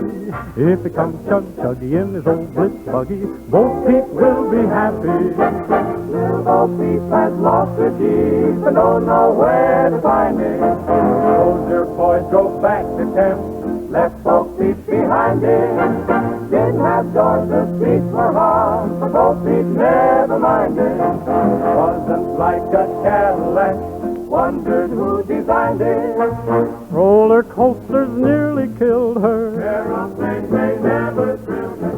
but the Jackson at the wheel, she got that Jeep appeal. Now little Bo Peep wants to find her Jeep and find her soldiers happy. If he comes chuggy in his old blitz buggy, Bo Peep will be happy. Little Bo Peep lost her Jeep. Drove away to find it. He was left behind it. Jeep.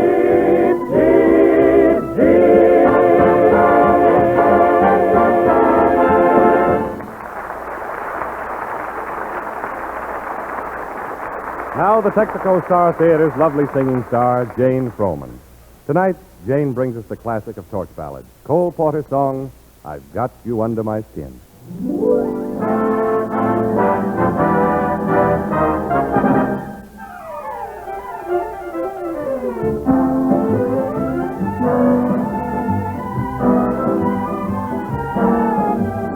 I've got you under my skin.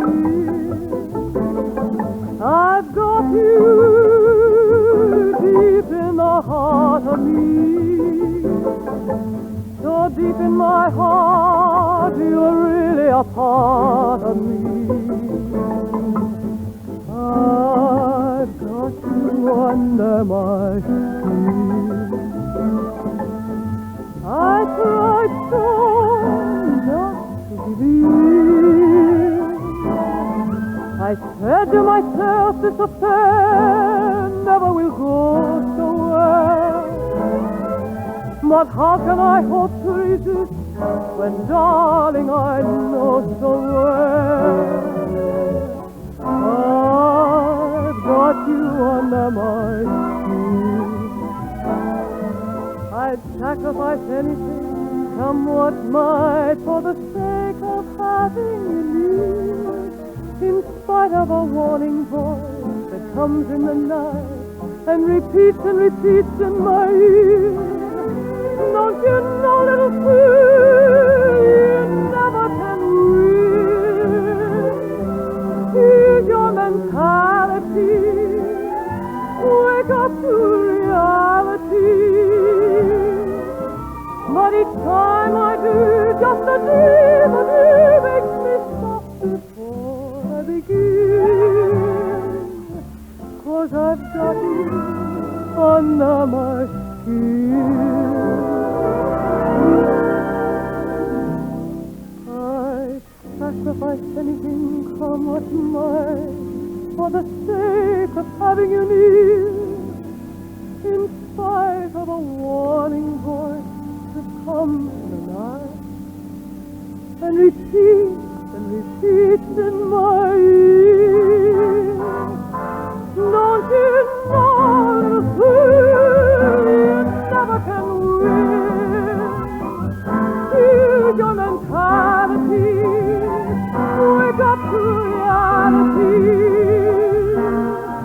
But each time I do, just a dream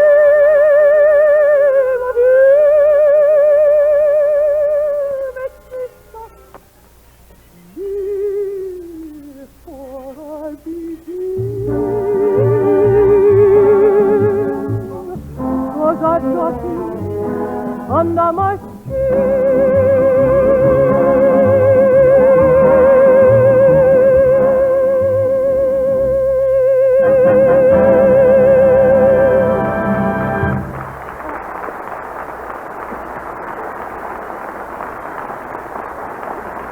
Very lovely, Jane Froman, and we'll hear from you again. There's an old saying, the longest way round is the shortest way home. But today we drivers are being practical, not romantic. Today we take the shortest possible way. For today, every mile counts, and shortcuts save gasoline. One of the best shortcuts takes you to your Texaco dealer. Because Texaco dealers are equipped in skill and experience to help you get the most from every gallon. Make a Texaco dealer your car warden, and you take a shortcut to keeping your car in good condition, properly lubricated with Texaco quality lubricants, and checked regularly with Texaco thoroughness for more economical operation. And for another shortcut, now when every mile counts, use your Texaco dealer's high-quality gasoline, Texaco Fire Chief or premium Texaco Sky Chief.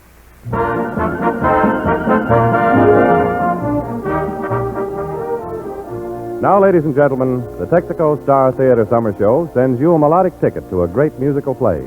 A hit in 1935 when it originally opened.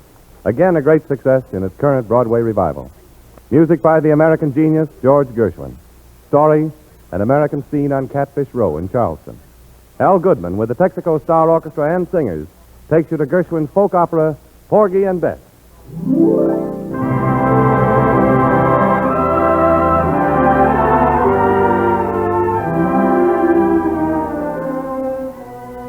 The curtain is rising on Catfish Row, and we see the happy, carefree way of living expressed in I Got Plenty of Nothing.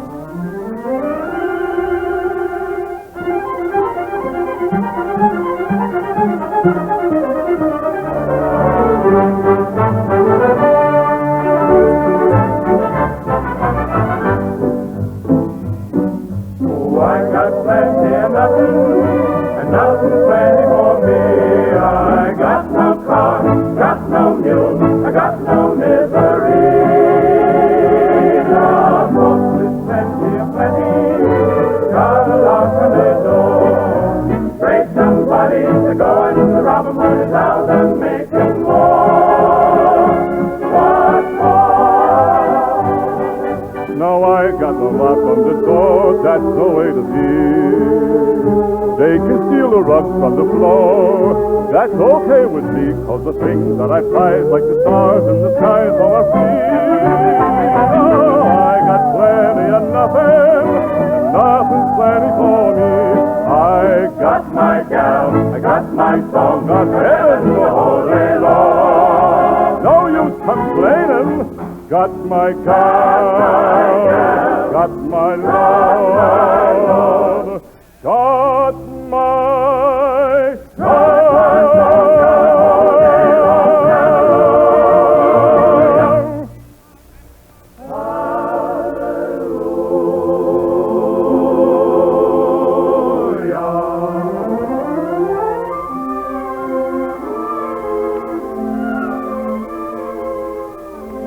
And here the duet that was sung by the crippled beggar Porgy and Bess, the belle of Catfish Row.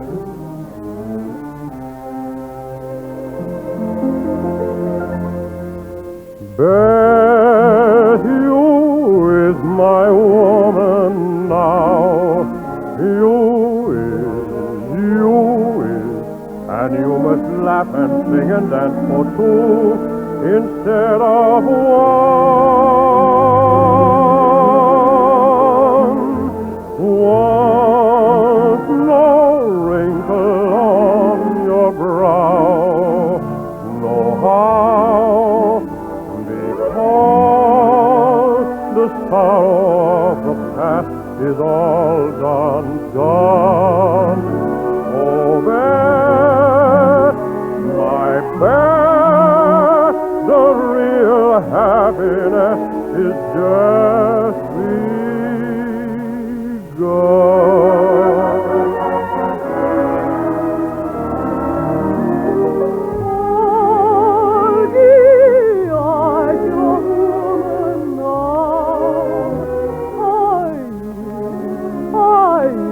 and I ain't never going nowhere unless you share the fun.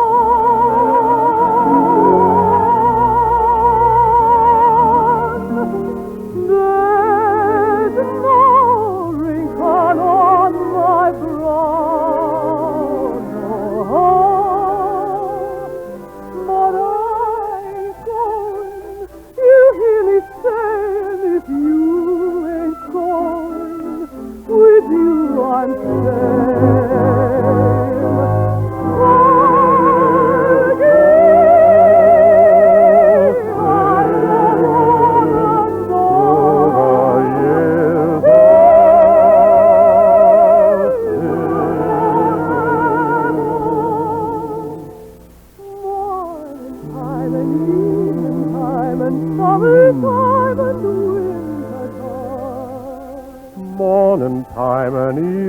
springtime and summertime and wintertime.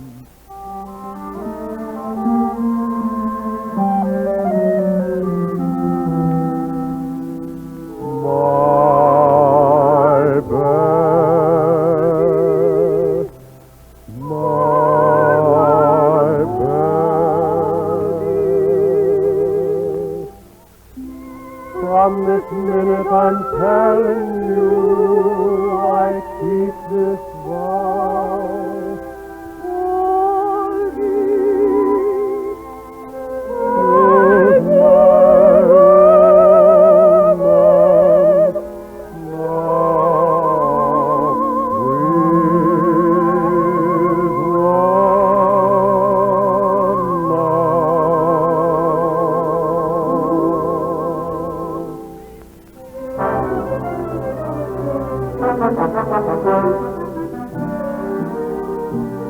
Al Goodman's novel setting for another great song from Porgy and Bess. It ain't necessarily so.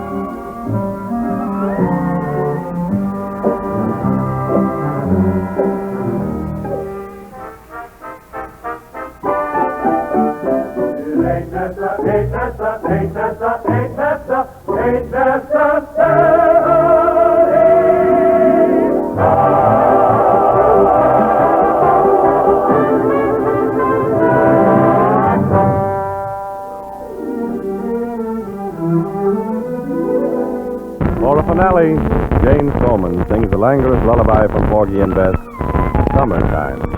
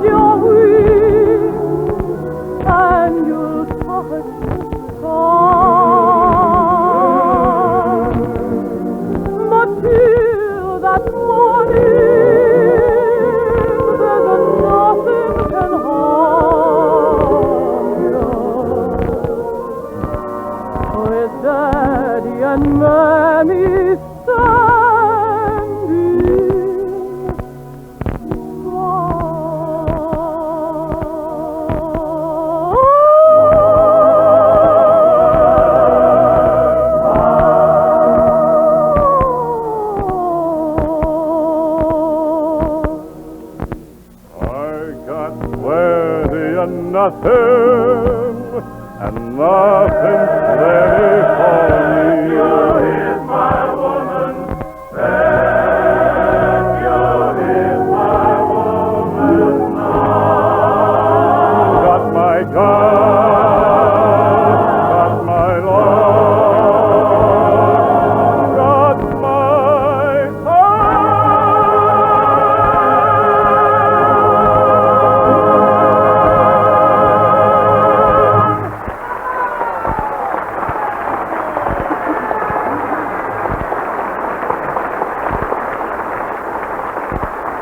Danger, drive slow. All of us have seen that familiar highway sign, and it's a good sign to remember these days on any highway. Danger, drive slow. Not only danger of accidents, danger of tire ruin. For speed wastes rubber. Driving too fast and running tires too soft are two of the major causes of rapid tire wear. So drive slowly, under 40 always, and drive in regularly to a Texaco dealer to have your tire pressure checked. Texaco dealers know the best pressure for longer wear, and they can advise you when and how to rotate your tires for greater, more even mileage. In car and tires both, your Texaco dealer's regular attention will mean longer, better service. Drive in tomorrow and let a Texaco dealer help you care for your car, for your country.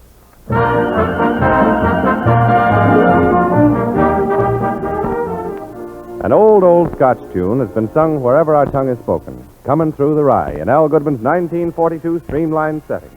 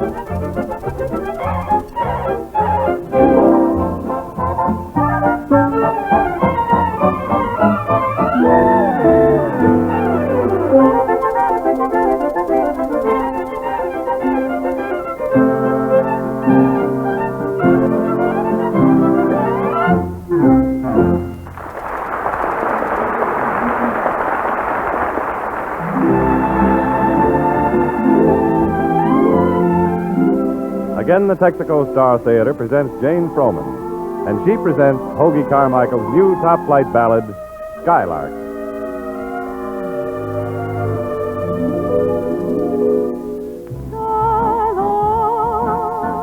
Have you anything to say to me? Won't you tell me where my love can be? Is there a meadow in the mist where someone's waiting to be kissed? Oh, Skylark. Have you seen a valley green with spring where my heart can go a journey over the shadows and the rain to a blossom-covered lane? And in your lonely flight, haven't you heard the music in the night?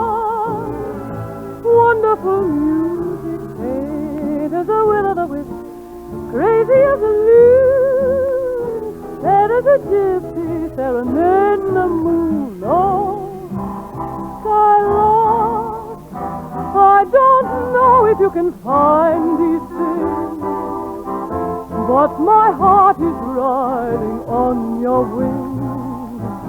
So if you see them anywhere, won't you leave me there?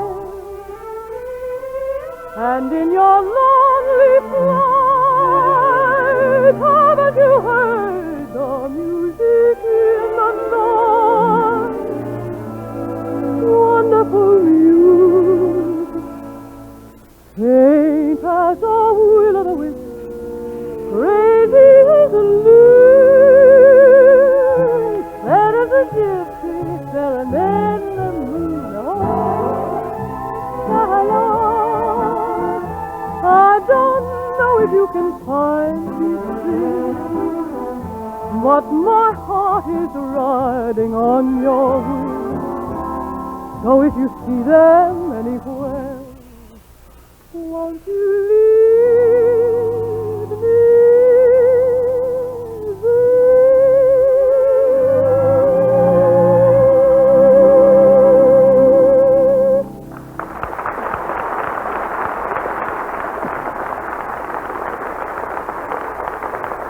Thank you, Jane Froman. Now, from Al Goodman, the Texaco Star Orchestra and Singers, a tribute to a great citizen of our country, a man as American as his birthday, the 4th of July, as full of patriotism as the songs he's given us. More than 300 of those songs, more than 90 plays, more than 30 years as an actor, writer, and producer on Broadway. Ladies and gentlemen, we salute George M. Cohan.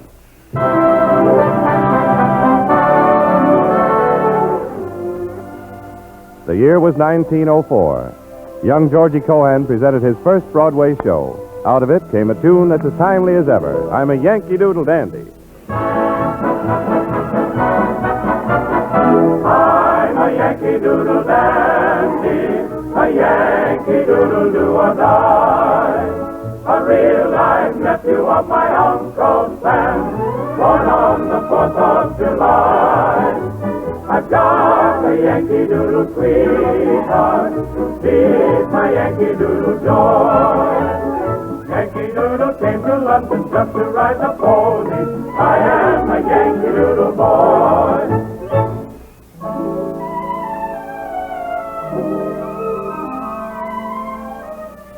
Now a song George M. Cohan dedicated to his wife when he and his Broadway career were still young. Mary is a grand old name. For it is Mary, Mary, plain as any name can be. But with propriety, society will say Marie. But it was Mary, Mary, long before the fashions came. And there is something there that sounds so square. It's a grand old name.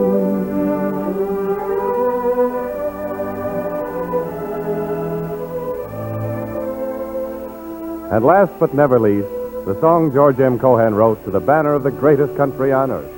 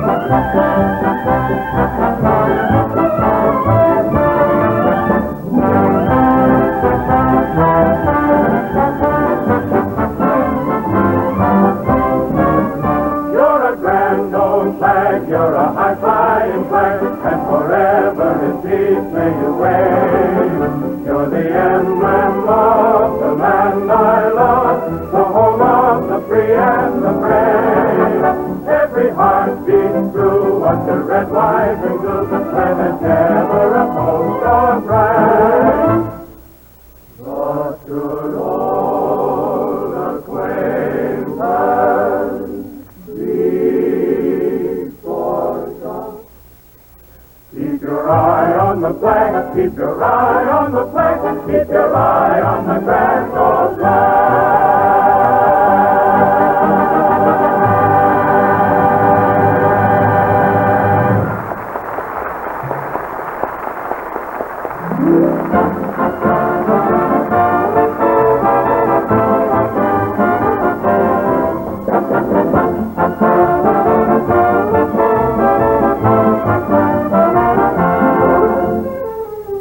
And so ends the second performance of the Texaco Star Theater Summer Show, presented for your summertime enjoyment by your neighborhood Texaco dealer. Next Sunday evening, same time on your clock, same place on your dial, another half hour of America's favorite music from Al Goodman, Jane Froman, and the Texaco Star Orchestra and Singers.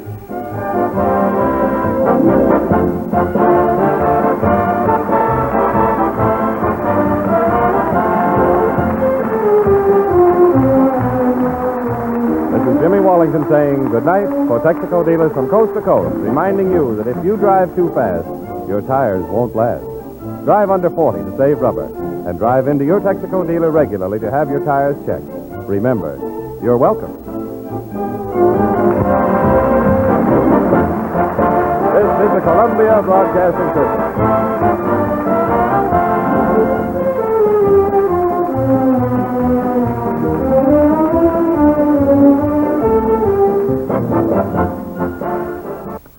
10 p.m. BULOVA, Boulevard Watch Time. WABC, New York, 880 on your dial. Dear Adolf, a letter to Hitler.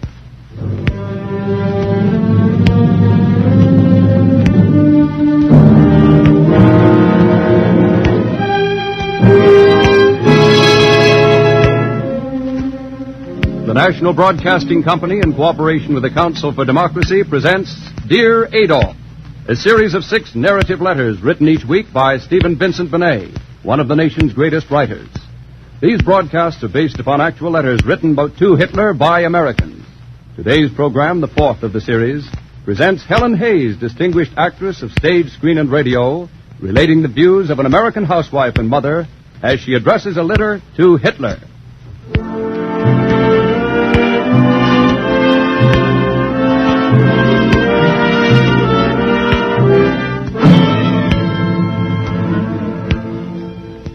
It hasn't come to us yet.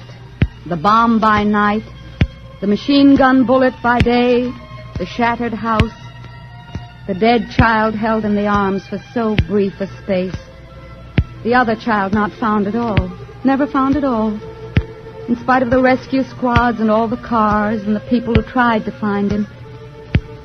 No, not yet. I am writing you a letter, Adolf Hitler. And I'm not saying, Dear Adolf, being a woman, I can't say that. Not even in scorn or jest. For you are the enemy of all I know, of all I feel with my body, know with my mind, the enemy of all women everywhere. And so I can't say, Dear Adolf. Maybe men can say that. But I have my own things to say.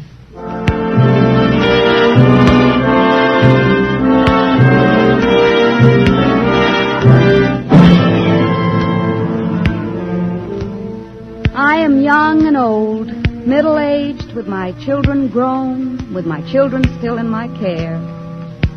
I live in a town, a city, a suburb, a pleasant tree-shaded street, a bare street, hard with traffic, ugly with noise, and the bomb has not reached me yet. I go up and down on my day's small business that never begins or stops, because a family never begins or stops. It keeps on being a family every day. The leftover steak and the socks and the school reports, the child with the temperature and the watch at night, the new kind of salad where Tom will say, "What's this?" But I'll give him waffles, too, so he won't mind. Yes, that's it. That's me. The millions of us all over America who tell the census clerk, occupation, housewife.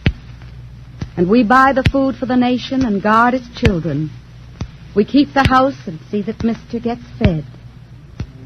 And because of those things, We hate you, Adolf Hitler.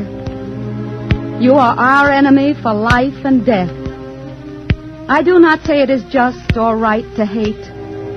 I say we hate you for having caused this hate. And hate and love are lasting things for a woman.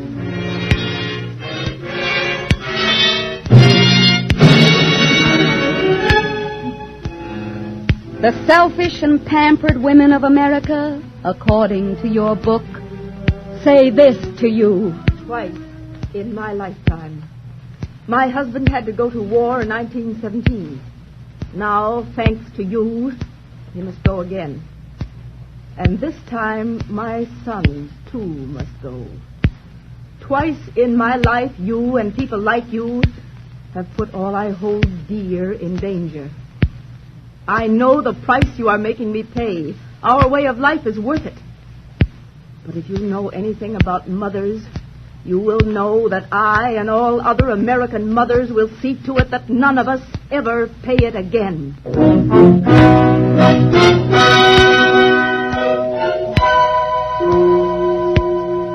That is what your women say. Well, that's all very fine. But what do they do? Air raid warden, post 7, on duty. All quiet tonight. All quiet tonight. But there are thousands like her. And day or night they're on duty. There are others on other duty. Women with children. Gee, what do you know? Mom signed up to be an airplane spotter. Say, when Mom's up in the tower, we'd better all run for the shelters. Yes, that's what he said at first. But I have good eyes, and after I'd been in the tower for a couple of nights, I discovered he was rather proud of me. Just a housewife, 47, in California. But she has good eyes. And here... I am now going to demonstrate the triangular bandage for serious head injuries. Please look at the board. When you pass your training and start working in the hospital, your duties will be necessary rather than glamorous. You will be expected to relieve the regular nurses of a certain amount of detail and routine work, which will in the First aid, nurse's aid. And we've all seen the cartoons and the jokes about traction splints. Because here, somehow, we can make fun of ourselves and yet keep on with the job and get it done. And then, of course, for all of us, there's this. And if we were really bummed, I'm to take care of Ellie, aren't I, Mother? Because she's pretty little. Yes, dear. And you'll be with us if you're here. Now remember about the sand in the pails. But if it's in school or anything, I'm not going to be afraid. And I'm not going to cause any unnecessary disturbance. And neither must Ellie. No, dear. But Ellie understands. And remember about lying flat, Ellie, if it comes very near.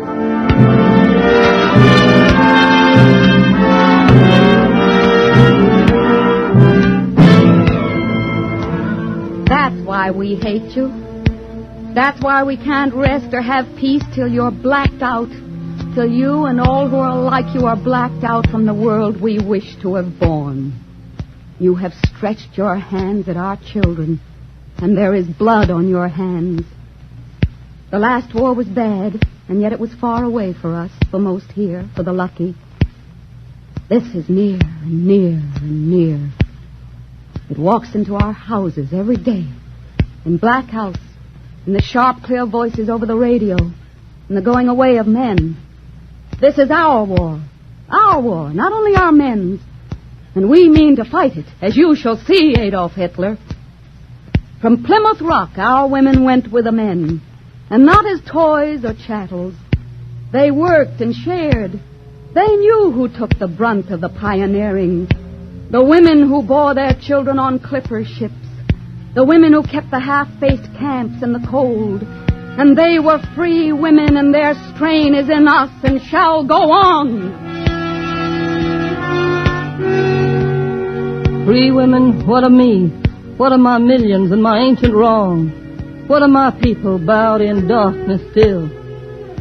Dark sister, your wrong is old and true and grievous and heavy on the heart. And yet, Sojourner Truth could rise and speak, a woman and a slave, speak and be heard, even in the darkest days. They're still dark for many of my people. I love my land as well as any of you. I know that those we war against today despise my people and would drive them back to the old slavery of whips and chains, the lash upon the back, the ancient wrong. And yet even today we find no place, even in war, for much that we could do and would do for our country. That is true. And yet there is a change. It comes, how slowly, but it comes at last. It comes by inches, yet the ground is won. And only on free soil, for only there can there be growth and change. Can there be men and women who stand up for others' rights, not only for their own, who will spend days, years, lives in striking at some ancient wrong, some old entrenched injustice till it falls. Sojourner Truth and Susan Anthony, Jane Addams, Harriet Tubman, Clara Barton, women who fought for women and for men, for all the people, for the common people, and each a handful of American dust. Those are our women.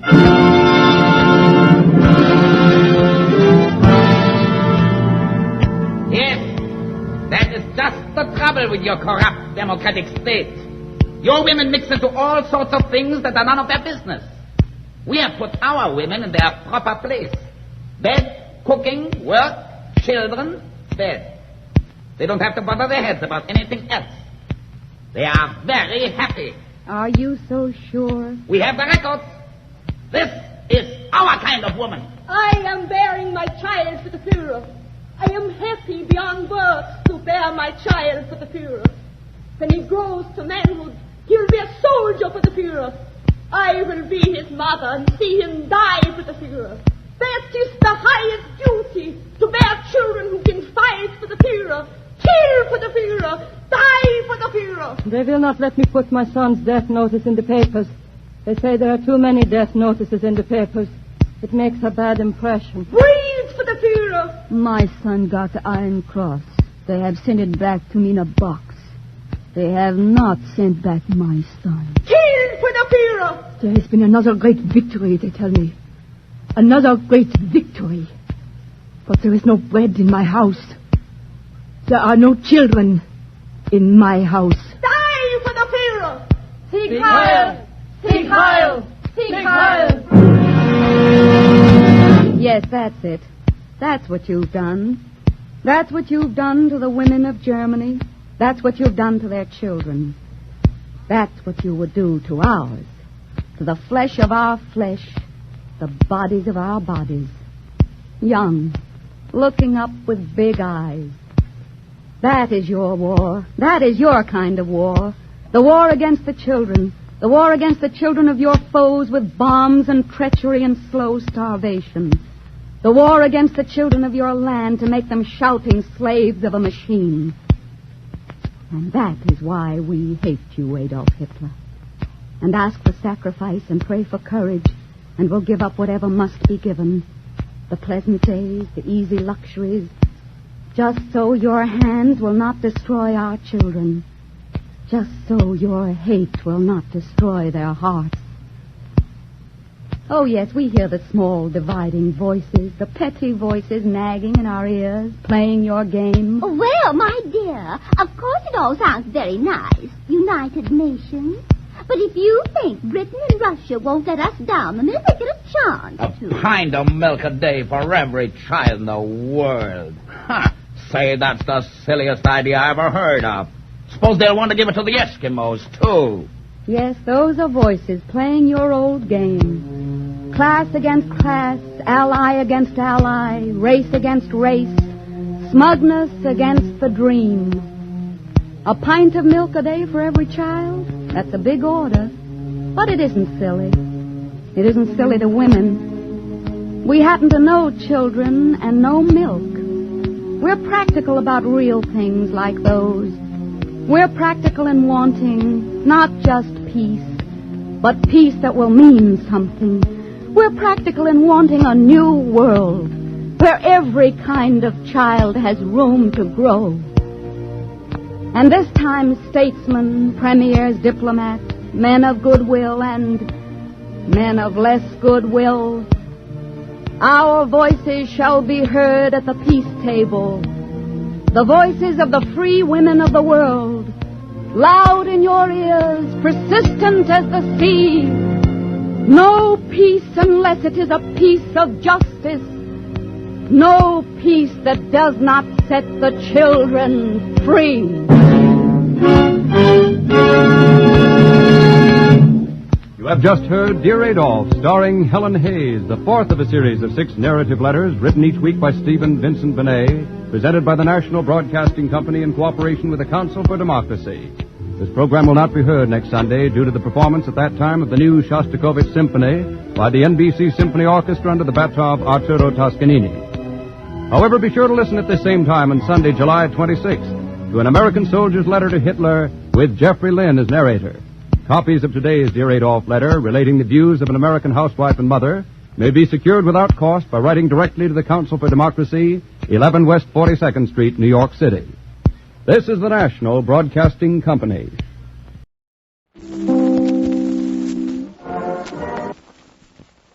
This is Chicago WMAQ.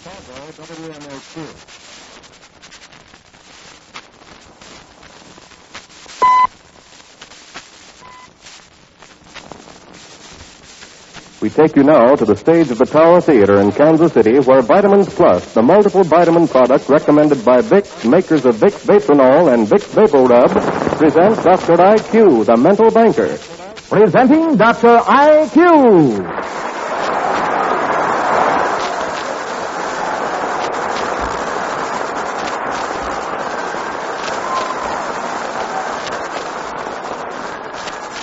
Vitamins Plus brings you another half hour of fun with your genial master of wit and information, Dr. IQ, the mental banker.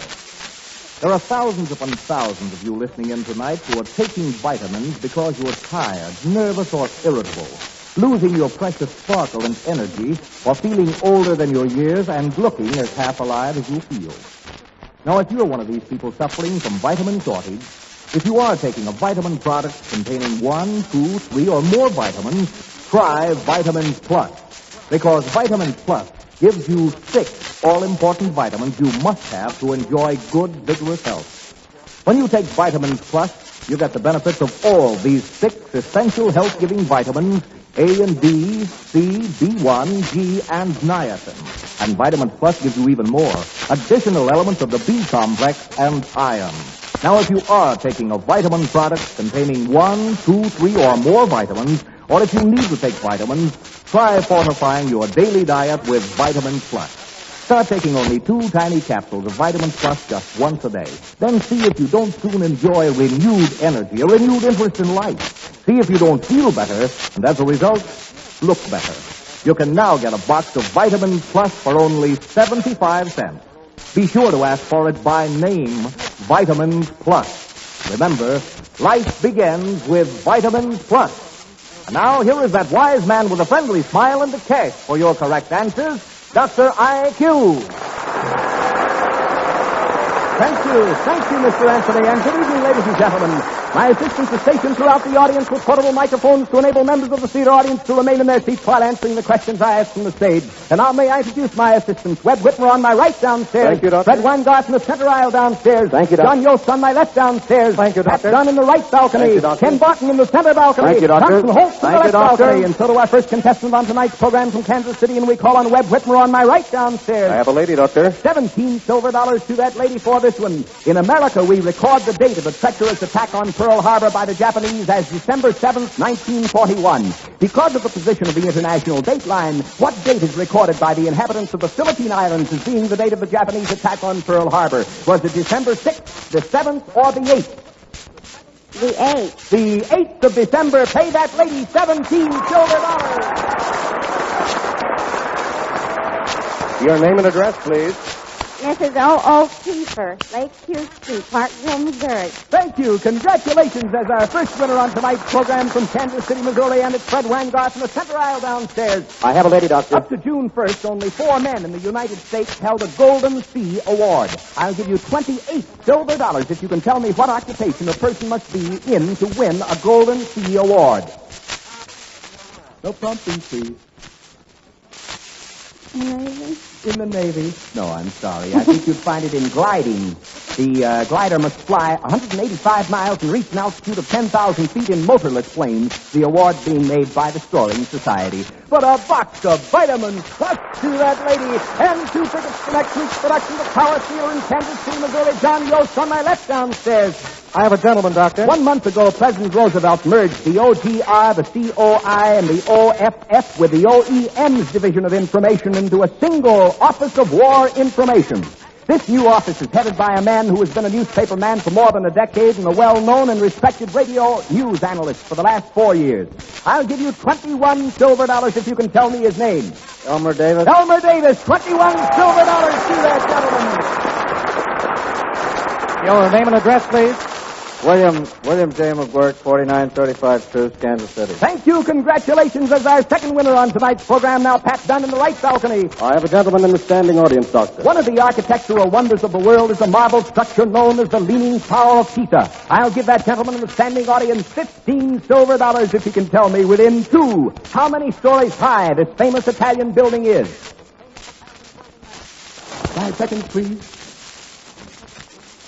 No problem. 16. Oh, I'm sorry. That's not quite within 2. I think you'd find it 8 stories high. But a box of vitamins plus to that gentleman and 2 tickets for next week's production here at the Tower Theater in Kansas City. Now we go to Ken Barton in the center balcony. I have a young lady here, Doctor. In the popular childhood story of Peter Rabbit, besides Peter Rabbit himself, there were 3 other youngsters in the family. I'll give you 9 silver dollars if you can recall their names. Fluffy? All right. Mopsy? All right. And, Flopsy, Mopsy, and... Popsy. Oh, I'm sorry. I think you'd find it Flopsy, Mopsy, and Cottontail. But you got 2 of them, so 6 silver dollars to that young lady. Jones Drew Reed, 208 East Miami, Paola, Kansas. Thank you. Congratulations, and thanks for being with us tonight. Now, Thompson Holtz in the left balcony. I have a gentleman, Doctor. 27 silver dollars to that gentleman for this one. 2 years ago, when a 2-ocean navy for the United States was first planned, 5 60,000-ton capital ships went into the blueprint stage as the bulwark of the bill. The bill has been changed somewhat, and as it now stands, it practically calls for a 5-ocean navy. Can you tell me how many capital ships, that is, battleships, the bill now proposes to be constructed? None. The bill now provides the steel that was to go into the capital ships to be used for aircraft carriers, cruisers, and smaller ships. 27 silver dollars to that gentleman. Your name and address, please. Gene Southard, Abilene, Kansas. Thank you. Congratulations, and thanks for being with us tonight. Now, Webb Whitmer on my right downstairs. I have a private in the Signal Corps, Doctor. 16 silver dollars to that soldier for this one. 16 ounces make a pound. How many fluid ounces does it take to make a pint? No problem. 8. Oh, I'm sorry, sir. I think you'd find it 16. 16 fluid ounces to a pint. But a box of vitamins plus to that soldier and 2 tickets to next week's production here at the Tower Theater in Kansas City. Fred Weingart in the center aisle downstairs. I have a sailor here, Doctor. For tonight's program, the clues for our biographical sketch of a famous personality were sent in by Mr. Leland C. Dasher, Rural Route 4, Lincoln, Illinois. The judges could choose only the single answer they felt was presented in the most interesting manner, but since a number of you suggested the same personality, the makers of Vitamins Plus are sending a box of Vitamins Plus to each of the other contestants sending in his sketch last week before midnight Thursday on the personality chosen for tonight. For using his information, Vitamins Plus is sending Mr. Dasher a check for $250. Now, if you, sir, can correctly identify the personality I'm describing after the first clue is given, I'll pay you 75 silver dollars. Of course, the longer it takes you to identify him, the less your award. But if your award decreases, we will add all that you missed to the $250 Mr. Dasher will receive. Are you ready now for clue number 1? Ready, Doctor. 75 silver dollars to that sailor if he gets it. He was born November 30th, 1874. His grandfather was the Duke of Marlborough, and his mother was the daughter of an American newspaper publisher. No prompting, please. There's your first clue. All right, Doctor. Oh, I'm sorry. $60 upon graduation from Sandhurst, England's West Point. He entered the Army for 2 years. While serving on the front lines in Cuba, India, and the Sudan, he gathered valuable material for 2 brilliant books. That's your second clue. 5 seconds. No prompting, please. I don't know. All right, $50. While serving as a lieutenant and newspaper correspondent during the Boer War, he deliberately jumped train in order to help some wounded soldiers escape. He was imprisoned by the Boers, but made a daring escape. Mitchell? No, thanks for trying. $40. After returning to England, he was elected to the House of Commons in 1900. He has been in and out of English politics ever since, sometimes as a conservative and sometimes in the Liberal Party. No prompting, please. I don't know. Right, the next clue pays $30. During the First World War, he was First Lord of the Admiralty until he was ousted in 1915 because of his policies. Then going on frontline duty as a lieutenant colonel, he once again covered himself with glory. 5 seconds, please. I still don't know. Oh, $25. Since then, he has returned to politics and held such important posts as head of the Colonial Office, Minister of Munitions, and Chancellor of the Exchequer. $25. No prompting. All right, Doctor. Oh, I'm sorry. $20. In 1940, after Chamberlain's policy of appeasement had so dismally failed, he was made Prime Minister of England. His driving spirit led Britain to a dogged recovery after the disaster at Dunkirk. Churchill. All right, Prime Minister Winston Churchill. $20 silver to that sailor. Your name and address, please. N.D. Prim, Nevada, Missouri. Thank you. Congratulations, and $20 silver to that sailor. Consequently, $305 silver will be sent to Mr. Leland C. Dasher of Rural Route 4, Lincoln, Illinois, for sending in the winning sketch on Prime Minister Winston Churchill. A box of Vitamins Plus will be sent to each of you also sending in a sketch on Prime Minister Churchill last week before midnight Thursday.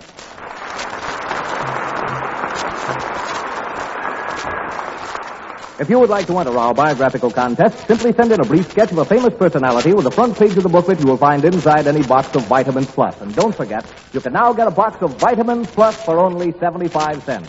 The judges will select the most interesting entry sent in this week, from which Dr. IQ will formulate the clues and award the winning contestant $250. We will add to that $250 whatever amount the theater contestant fails to win from a $75 award in trying to identify the personality.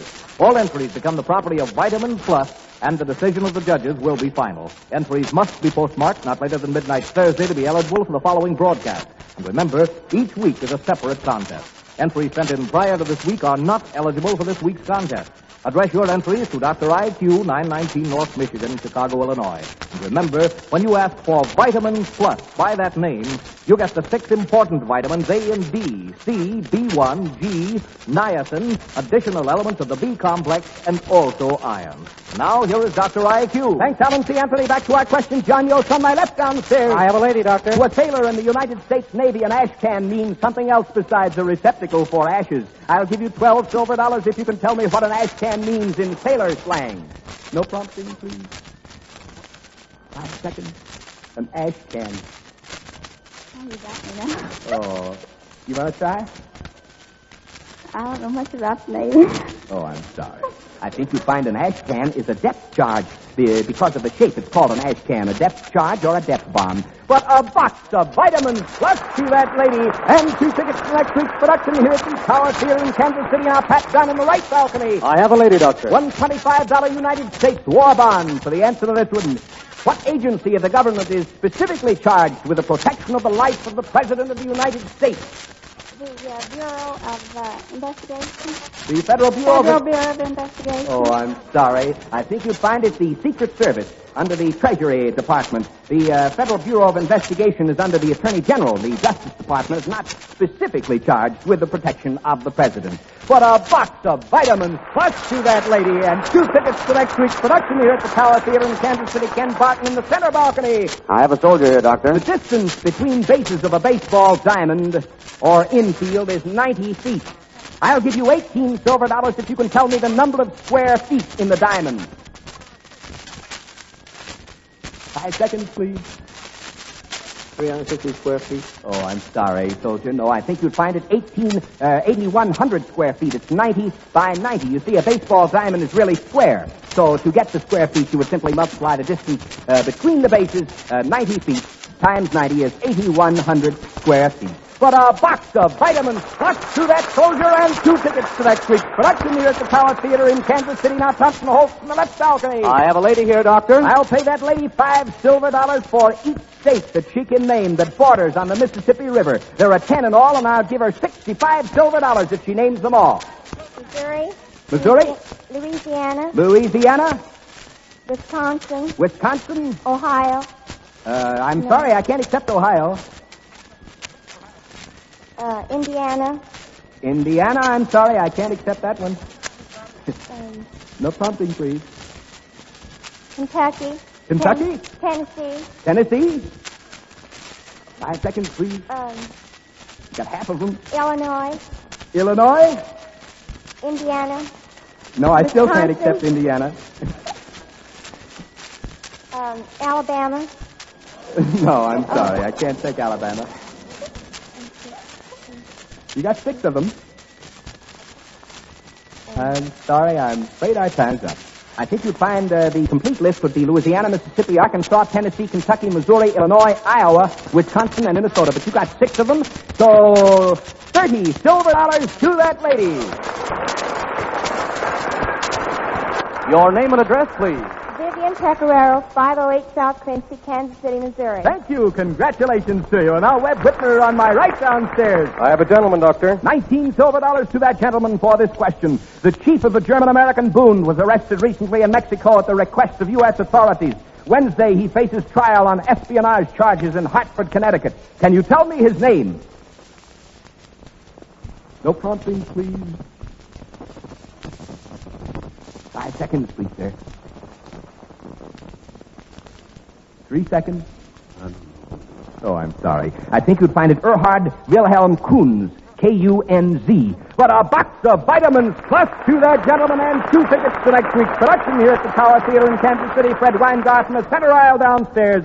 I have a lady, Doctor. I'm sure you remember the old song, Darling Nellie Gray. I'll give you $8 silver if you can tell me in which of the 48 states Nellie lived. No prompting, please. Darling Nellie Gray. It's in the words of the song. No prompting. Time's almost up. Remember?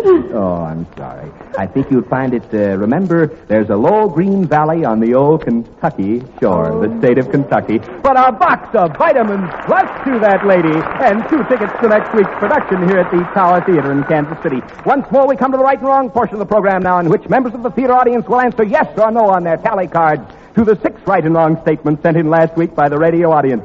We take pleasure in announcing that only one person in this theater audience marked her tally card correctly last week. Mrs. J.D. Berry of 620 Henry Street, Excelsior Springs, Missouri. Congratulations, Mrs. Berry. You've been sent a check in the amount of $100. Since last week's Mastermind Award was $100. Now I'll give you the correct answers to last week's right and wrong statements, and in just a moment, Mr. Anthony will tell you and our radio audience how you may win $200. These are the answers to last week's statements. The palm branch is used as an emblem of victory. Old-fashioned tin-type pictures were made on thin strips of iron. When the moon is at the quarter, 1/2 of the disk is illuminated. There is no legal barrier to prevent the President of the United States from spending a major portion of his time elsewhere than in Washington. 1 ton of completely usable scrap iron can replace 5, not 10 tons of raw materials. And the famous Smithsonian Institute in Washington was not originally a branch of an educational institution in England. Now, those of you in the radio audience who would like to win $200 by furnishing the right and wrong statements, which the theater audience will answer next week, may hear the rules of the contest if you'll listen closely to Mr. Anthony. You may win $200 by furnishing the 6 statements to be answered yes or no by the theater audience next week. You may send in as many sets of 6 statements as you wish, but be sure to include the front page of the booklet you will find inside a box of Vitamins Plus with each set of 6 statements you send in. The winner will be announced next Monday night, and your check will be mailed by that time. All entries become the property of Vitamins Plus, and the decision of the judges will be final. Entries to be used next Monday night must be postmarked not later than midnight Thursday.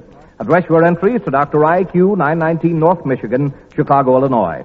At any drug or department store, you can now get a box of Vitamins Plus for only 75 cents. And remember, Vitamins Plus gives you the important vitamins A and D, C, B1, G, and niacin, and also iron. Now again, here is Dr. IQ. Thanks, Alan Anthony. The contestant sending the winning set of right and wrong statements selected for tonight's program is Mrs. E. G. Culver, Culver, of 910 Fifth Avenue, Bay City, Michigan. Congratulations. Vitamins Plus has mailed you a check in the amount of $200. And here are the statements. I shall repeat each statement. Number 1. Distemper is a special paint mixture used by artists. Distemper is a special paint mixture used by artists. Number 2. Tecumseh, it was a brigadier general in the British Army during the War of 1812. Tecumseh was a brigadier general in the British Army during the War of 1812. Number 3. The Catherine Archipelago in the northern Pacific belongs to Russia. The Catherine Archipelago in the northern Pacific belongs to Russia. Number 4. The Jerusalem artichoke is a root of the common sunflower. The Jerusalem artichoke is a root of the common sunflower. Number 5. The kings of Denmark and Norway are brothers. The kings of Denmark and Norway are brothers. Number 6. The ore bauxite is the principal source of mercury for commercial purposes. The ore bauxite is the principal source of mercury for commercial purposes. Ladies and gentlemen, kindly pass those tally cards toward the center aisles as quickly and as quietly as possible in order that we may continue with the regular portion of our program as rapidly as possible when we call on John Yost on my left downstairs. I have a soldier in the standing audience, Doctor. $13 silver to that soldier in the standing audience. If the audience will give us a real break now on this soldier, let's let him hear the question now, quiet as possible. The equator crosses Africa. What other continental mainland does it cross? No prompting, please. 5 seconds. Australia. Australia? No, I'm sorry. I think you'd find it South America. South America. But a box of Vitamins Plus to that soldier and 2 tickets to next week's production here at the Tower Theater in Kansas City. Now, Pat Dunn in the right balcony. I have a gentleman, Doctor. Here's one to test your powers of concentration. Listen closely as I cannot repeat this question. A man who was very absent-minded failed to pay his bills on time. One morning he received notices informing him that his lights would be turned off, his water would be cut off, his telephone would be disconnected, the milk would not be left anymore, and the gas would be shut off if he didn't pay his bills by noon. His wife was furious at his carelessness, and he faithfully promised that he'd take care of them all that morning. He paid the light company, the water company, the dairy company, and the gas company. When he got home that night, his wife was practically speechless with fury. Now, I'll give you $19 silver if you can tell me without prompting which bill he forgot to pay. The water bill. The water bill? Oh, I'm sorry, sir. I think you'd find it the telephone bill. But a box of Vitamins Plus to that gentleman and 2 tickets to next week's production here at the Tower Theater. Now, Ken Barton in the center balcony. I have a lady here, Doctor. A book called Aids to Scouting was written many years ago to train British soldiers in guerrilla fighting against the Boers. A rewrite of this book is the manual of a famous youth organization. I'll pay you $15 silver if you can tell me the name of that organization. 5 seconds, please. 5 seconds, please. No prompting. 4 seconds. 3, 2, 1, a half. Oh, I'm sorry. I'll have to call time. You'd find it the Boy Scouts. The rewrite is called the Boy Scout Manual. But a box of Vitamins Plus to that lady and 2 tickets to next week's production here at the Tower Theater. Now, Thompson Holtz in the left balcony. I have a gentleman here, Doctor. Once more, we come to that little monument to memory, the Thought Twister, which I'll say one time and one time only. If you can repeat it after me exactly as I say it, $35 silver will be winging your way. Are you ready for the Thought Twister? Yes. Ready? All right, here it is. Everyone be quiet. Give our contestant a real chance. Mary Perry is very wary, said Carrie to Larry. Mary Perry is very wary, Carrie. To her, said Larry.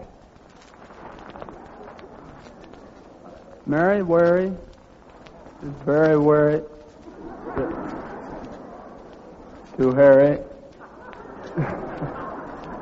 Oh, I'm sorry, sir. I'm sorry. I think you'd find it, Mary Perry is very weary, said Carrie to Larry. Mary Perry is very weary, Carrie to her, said Larry. But a box of vitamins plus a nice round of applause for a good try and 2 tickets to next week's production here at the Tower Theater. Now, Webb Whitmer on my right downstairs. I have a lady, Doctor. Flying Fortresses have gained an enviable reputation for their performance in this war. I'll give you 22 silver dollars if you can tell me what aircraft manufacturing company owns the trademark rights to the term Flying Fortress.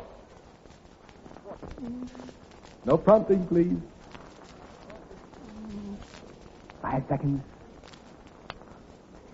I can't think of it. A famous company. 3 seconds.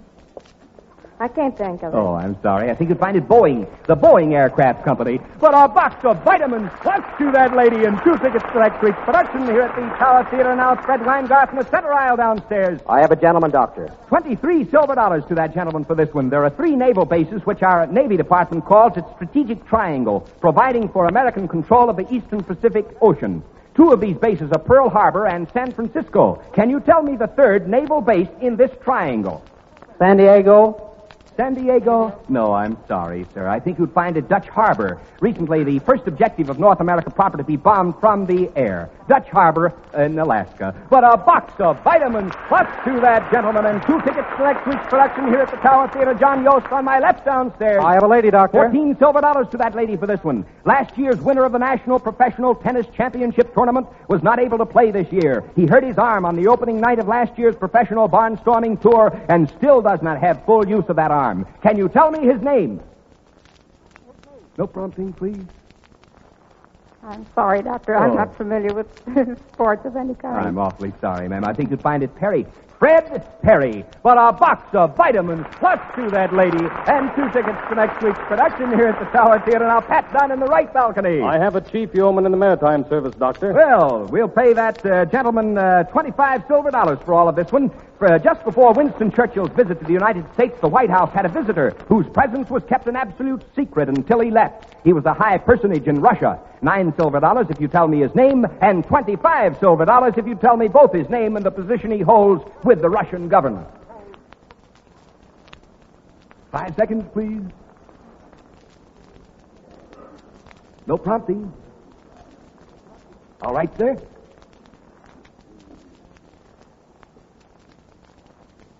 Time's almost up. Molotov. All right, Molotov is the man's name. You've earned $9 now. His position in Russia. No prompting, please. Molotov. He's Minister of... Minister of what? You've got it, I think. I know what I think has to do with the war effort. All right, it has to do... And the materials and so forth. Well, all right, I can't think of the name of it. I'm sorry. I think you'd find him Commissar. He was the Soviet foreign commissar. But you got half of that question, so 9 silver dollars to that gentleman. Your name and address, please. Your name and address, please. Chief Yeoman Jack Hinton, United States Maritime Service, 520 Admiral, Kansas City, Missouri. Thank you. Congratulations to you. Now, Ken Barton in the center balcony. I have a gentleman here, Doctor. Prince Albert, Duke of York, is no longer known by that name. I'll give you 21 silver dollars if you can tell me the name by which he is now known. No prompting, please. Prince Albert, Duke of York. 5 seconds. I'm sorry, I can't do it. Oh, I'm sorry, too. I think you'll find it King George VI of England, the King of England. But a box of vitamins plus to that gentleman in the center balcony and 2 tickets to next week's production here at the Tower Theater. Now, Thompson Holtz in the left balcony. I have a lady here, Doctor. 13 silver dollars to that lady if she can tell me the temperature of the normal adult human mouth. Is it approximately 89 6/10 degrees Fahrenheit? Is it 98 6/10 degrees Fahrenheit? Or is it 96 8/10 degrees Fahrenheit? 96. 96? Oh, I'm sorry. I think you'll find it 98 6/10 degrees Fahrenheit. But a box of vitamins plus to that lady and 2 tickets to next week's production here at the Tower Theater. And now, here's a question for Alan C. Anthony. What is Vitamins Plus? I'll give you just 75 seconds to answer that question, Mr. Anthony. Vitamins Plus is not a pill. It's not a tablet. It's an easy-to-take capsule in which the effectiveness of 6 all-important health-giving vitamins and iron is preserved by a scientific process. And every man, woman, and child must have these 6 vitamins to enjoy good, vigorous health. Tonight, there are countless thousands of men and women who are taking a vitamin product containing 1, 2, 3, or more vitamins because they feel tired and listless. They're nervous and irritable and looking as dull and uninteresting as they feel. These people, as well as you men and women who need to take vitamins but are not taking them, should try fortifying their daily diet with Vitamins Plus. When you take Vitamins Plus, you get the benefits of vitamins A and D, C, B1, G, and niacin. And Vitamins Plus gives you more additional elements of the B complex and iron. Now, let me repeat. If you are taking a vitamin product containing 1, 2, 3, or more vitamins, or if you need to take vitamins because you are losing your natural sparkle and energy, try taking 2 tiny capsules of Vitamins Plus once a day. Then after 30 days, check up on yourself. See if you don't soon feel better, enjoy renewed energy, renewed interest in life. Remember, life begins with Vitamins Plus.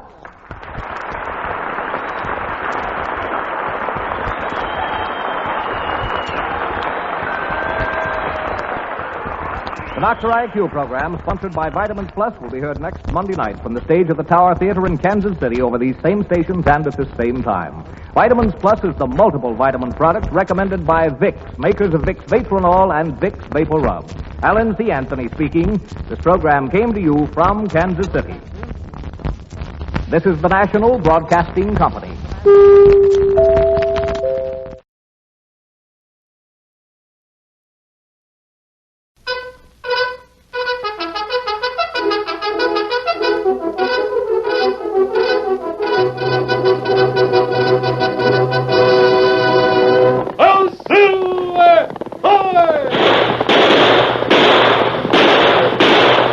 Fiery horse with the speed of light, the cloud of dust, and a hearty hi-yo silver, the Lone Ranger.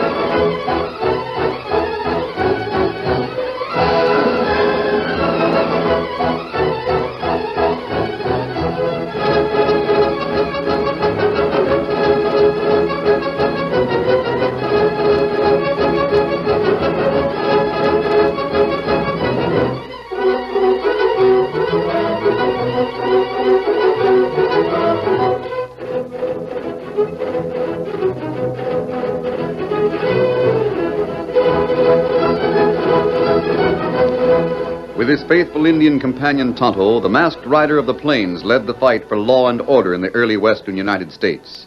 The stories of his strength and courage, his daring and resourcefulness have come down to us through the generations. And nowhere in the pages of history can one find a greater champion of justice. Return with us now to those thrilling days of yesteryear. From out of the past come the thundering hoofbeats of the great horse Silver. The Lone Ranger rides again. Come on, Silver! There's danger on the trail ahead! Oh, Silver! Hi!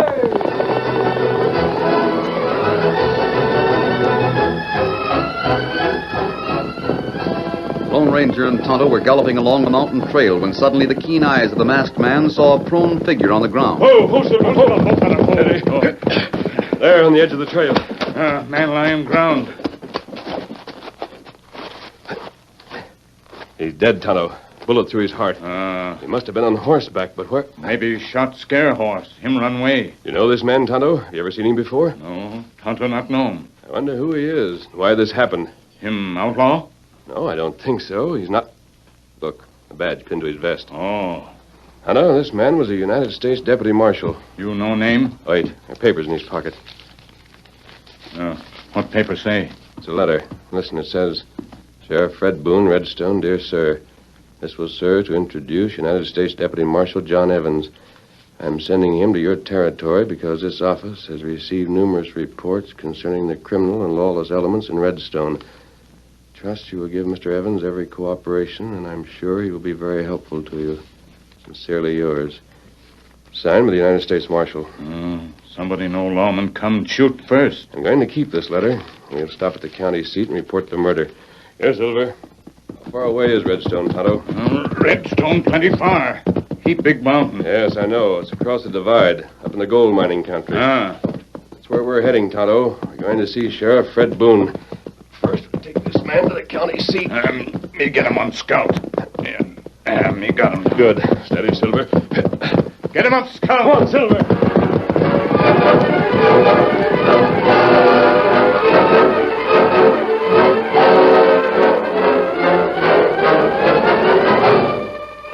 The Lone Ranger and Tonto rode to the county seat and left the body of the deputy marshal. Then they rode steadily north for 3 days. Each night they made camp to rest for a few hours. But there were many miles to go, and the first light of the rising sun always found them in the saddle again. In the late afternoon of the 4th day, they left the rolling plains behind them and stopped for a moment at a cross trail. Whoa, Silver, whoa, Scout, hold on, whoa. This is where we head west, Tonto. Mountain trail plenty bad. The only way to reach Redstone. Come on, Silver, get him up, Scout.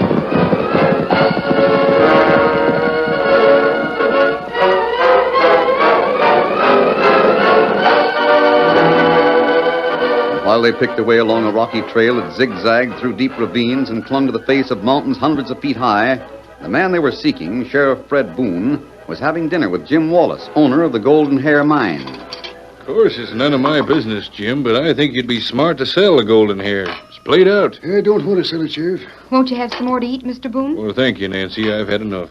Mighty good victuals, too. Lots of folks think I ought to sell the Golden Hair, but I'm not going to do it. Jim, I'm a friend of yours, so I'm going to speak right out. You're an old man. There's no sense of holding on to a mine with no gold in it. Why do you want me to sell? For your own good and for your daughter. Now, why should she have to? You don't understand how I feel, Sheriff. I made that strike 20 years ago when Nancy here was just a little tyke and her mother was still alive. We named it after her. Golden Hair. I know. And you took out a lot of pay dirt. Enough to build the only stamping mill within 100 miles. But now it's played out, so what do you, Nancy, got? The stamping mill is something... Oh, what good's a mill without ore to feed it? I know how Pa feels, Mr. Boone. The Golden Hair and the mill, well, they're part of us. Well, suit yourself. I understand Bart McKee made you a good offer. He did. Bart figures if he owned the mill, he could pack it over to that new mine he's working the other side of the ridge. Well, if he's offering a good price, you're crazy not to let him have it. Why? Well, I've got my own good reasons. But there's no sense in talking to a stubborn old coot like you. Come here, Sheriff. Maybe this will help you understand what I mean. Listen. Listen to what? You hear that waterfall? It's the overflow from the flume up in the mine. What about it? I built that flume in the mill. And I dug the mine, too. I haven't been up there for almost 2 years now. But sometimes at night I sit here and listen to that water, and it seems like I can hear the stamping mill going full blast. Just like it used to be. Jim, you're really loco. Yeah, maybe. Well, I've got to be getting back to town. Thank you for the dinner, Miss Nancy. You're welcome, Sheriff. Who's this? Bart McKee. Evening, Miss Nancy. Howdy, Jim. Sheriff. Hello, Bart. Kind of off your range, ain't you? I just rode over to see if Jim changed his mind about the Golden Hair. No, Bart. I don't want to sell. That sounds pretty definite. Jim's stubborn, Bart. You can't budge him. No harm in trying. Well, I've got to mosey on. Steady, boy. Thanks again for the dinner, Nancy. Oh, wait, Sheriff. I'll ride along with you. At least till the trail branches over the ridge. Come on, then. You ain't going to get any place arguing with Jim Wallace. Is that right, Jim? The mine's not for sale. Well, that's it. Well, by the way, Sheriff, I got some news for you. Yeah? One of the boys driving the stage says there's a couple of outlaws headed this way. Man wearing a mask and an Injun traveling with him. Let him come. These ordinary outlaws will be different from the sneaking high graders we have around these parts. You figure there's some high grading going on, Sheriff? Yep. Who's doing it? Yeah, I don't know. Come on, you riding? Yeah, I'll go a piece with you. Good night, Jim, Nancy. Good night, Sheriff. Get up there, boy. Get up there, boy. I dislike that Bart McKee more every time I see him. Oh, I guess he's all right. Just ambitious. I don't see how the sheriff can be so friendly with him. Nancy, I'm going to walk up to the mine. Why, Pa, you can't go up there now. It's too dark. Well, it ain't late.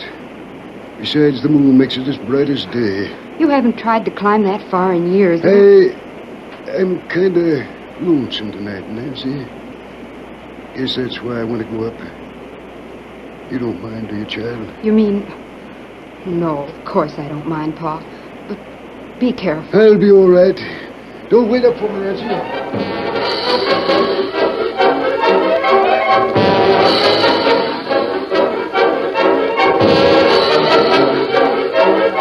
The trail to the Golden Hair mine was steep, and climbing with legs that were no longer young forced Jim to stop many times and rest. Finally, he could see the mine. He stopped, and his heart swelled with pride. This was his, the Golden Hair, and no one would ever take it from him. The roar of the Flume's waterfall was almost deafening. But suddenly, he detected another sound, a sound he could hardly believe. Why, it's a stamping mill, running wide open. He ran as fast as he could to the doorway of the mill. Why, it's you. Hi, Critter. That's what you are. I never thought that you would be the...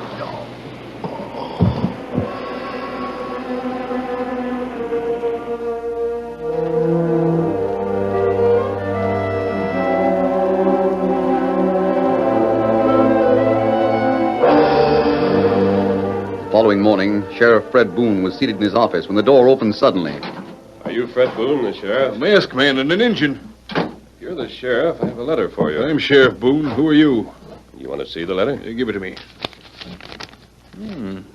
So you're John Evans, deputy marshal, huh? John Evans is dead. Shot from ambush on the trail many miles east of here. How do you know? My Indian friend and I found him. We reported the murder, then rode on here to help. You don't expect me to believe that, do you? That's up to you. You come in here wearing a mask and tell me a man's been murdered. Well, if he was killed, you and this Injun most likely did it. You are having trouble here in Redstone. Well, there's a lot of high grading going on. But I don't need any crooks to help me catch the hombres that's doing it. We're not crooks. We came to help you. All right, if you're so peaceable, shuck those guns you're packing. Throw them on the table. If that will prove that we're sincere, I'd gladly do it. Good. Now reach for the ceiling, both of you. Took a little unfair advantage, didn't you, Sheriff? I ain't taking any chances with outlaws. Keep your hands up. I've got a nice jail on the second floor of this building that'll just fit you two. Sheriff Boone! Oh. Now, don't get scared, Nancy. I'm just holding a bead on a couple of would-be outlaws. Sheriff Boone, Pa's been killed. What? Last night at the Golden Hair mine. Well, wait a minute, Nancy. Well, I heard these two mavericks upstairs and lock them up. Who are they? I don't know. Might have been them that shot your pa. We'll find out now. Get going, you hombres, up them stairs. Come along, Tonto. And remember, I'm right behind you with a 45. Get going now. That's right. All right, now. Wait till I get this door unlocked. All right, inside, both of you.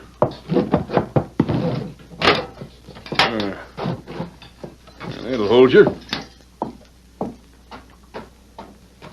Lawmen think we crooks. Yeah. This isn't exactly what I expected.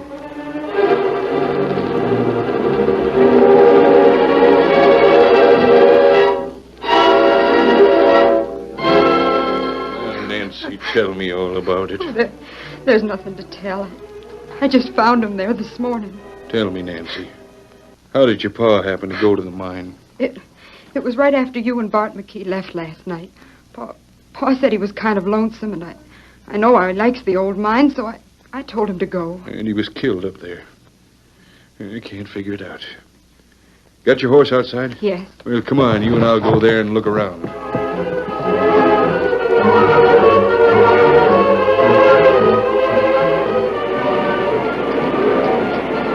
Where did you find him? In the stamping mill. I'll show you. One of the boys from the next claim helped me carry Pa's body down to the cabin this morning, but here's where I found him. Right here. Yeah, he must have been coming through the door, and he was shot from over there. Why? Who would want to kill him? Well, I don't know, Nancy. Maybe those two critters I've got locked up. How long since this mill's been used? 2 years. Not since we stopped working the mine. No signs of a struggle around here. You must have... Wait. What's this in the floor? Dirt, I guess. It's been so long since... This ain't dirt. Look. A nugget. Gold, all right, but not a nugget. It's a cufflink. But how? You ever see this before? Did it belong to your pa? No, I'm sure it didn't. Then maybe at last I'm on the trail or something. What do you mean? Might be wrong. Nancy, you go down to your cabin and wait for me. I'm riding back to Redstone. Is it that masked man you put in jail? No, I think I made a mistake. But it's not too late to ask for his help. Wait for me at the cabin.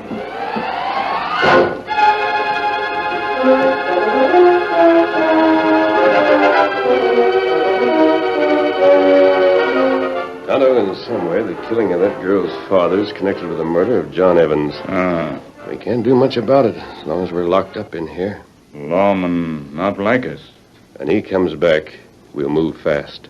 You understand? Somebody's coming. Stranger, I want to talk to you. Good. If you'll unlock this door,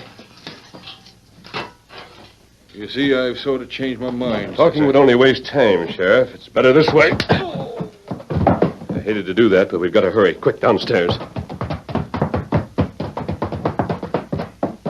Get my guns, Tonto. Tonto, get them. Yeah. Thanks, Tonto. Here, Silver. Here, Scout. Big fella. I don't know where that mine is, but we've got to find it. Come on, Silver. Get him up, Scout. Get him up. Oh, Silver! Hi!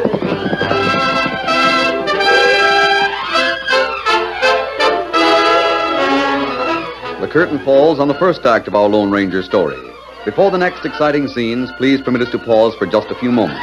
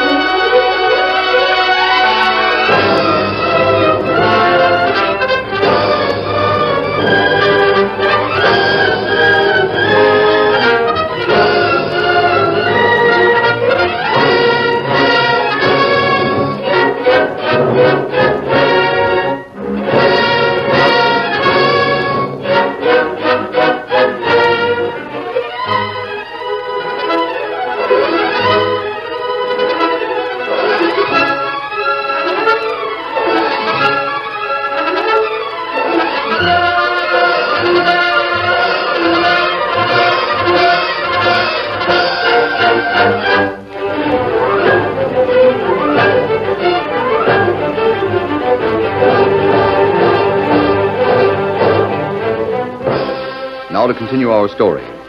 When the Lone Ranger and Tonto escaped from the Redstone jail, they headed directly north, up a winding mountain trail.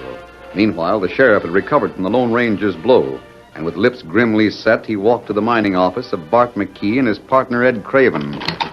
Oh, howdy, Sheriff. Hello, Bud. Morning, and sit down. I figured it would. Oh, my partner, Ed Craven? Ed, this is Sheriff Boone. Hi. Yes, I think I know Craven. By sight, at least. What's on your mind, Sheriff? Well, lots of things. Principally this. What is it? Exactly what it looks like, Bart. Gold cufflink. Pretty, ain't it? Ever see it before? Me? No, can't say I have. Why?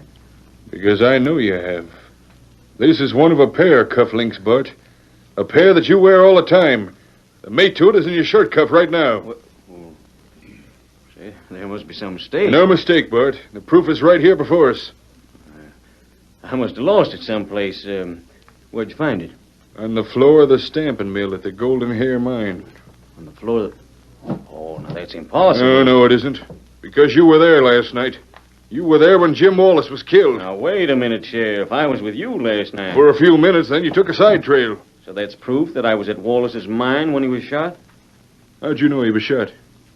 You just told me. Oh, no, I didn't. I said he was killed. I didn't mention shooting. That doesn't prove anything. Well, some other things do. For instance, you told me last night that the stage driver mentioned two outlaws. A masked man and an Indian. Well? Well, there hasn't been a stage into Redstone for the last 3 days. A deputy United States Marshal was murdered. And the man who shot him might have seen this masked man, the Indian. What's this all about? About you, Bart. And the high grading you've been doing around here. That's a lie. I figured something was wrong when that little mine of yours on the ridge kept turning out so much pay dirt. Is that why you wanted to buy the Golden Hair? Because you'd already been tapping it? I don't have to take You were that. there last night. Jim Wallace caught you, so you killed him. I'm not going to... Yes, you better come with me, Bart. You're under arrest. Why, Don't you- reach for it. I've got you covered. Let him have it, Ed. Very smart for a sheriff to only cover one of us. You drill him? Nah, I just grazed his skull, but I can finish the job if you allow Not me. here. Tie him up. We'll take 'em with us tonight and get rid of 'em up there. The mill? Where else? But after that blow-up We'll be last night. safer than ever. Get the pack mules, load 'em into one of the sacks, and meet me at the old entrance just after dark. Why don't you come with me? I'll get the boiler started up in the mill so we can run the ore through. How's this stuff we're taking out test? About $4 to the pound in gold. That's plenty high. We ought to make a killing. We will. Now, don't forget. Pack the mules and meet me there just after sundown.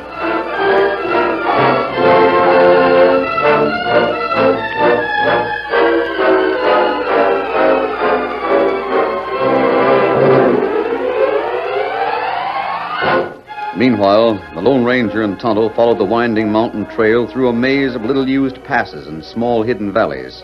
They had but a general idea of the cabin where Nancy Wallace lived. Finally, they pulled their horses to a stop at the summit of the mountain, where they could see for miles across the broad valley before them.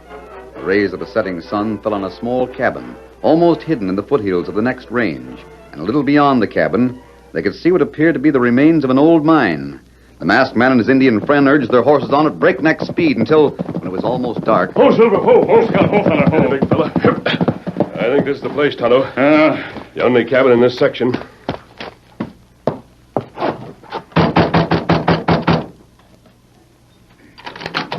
Who do you... Oh, the outlaw. We're not outlaws. We're here to help you.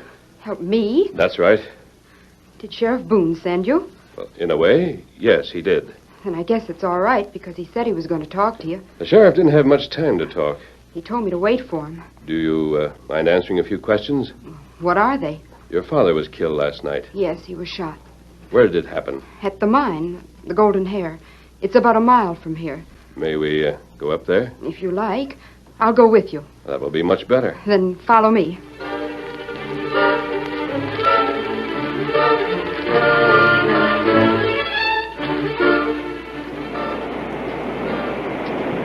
Leaving the humble cabin, the Lone Ranger and Tonto followed the girl up a path overgrown with weeds and underbrush.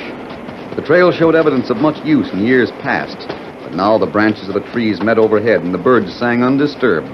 The Lone Ranger understood the pride that Nancy's father had taken in the old mine, and he realized how the old man must have felt when the last load of pay dirt had been removed.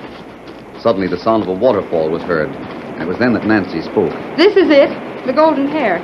It hasn't been worked for years.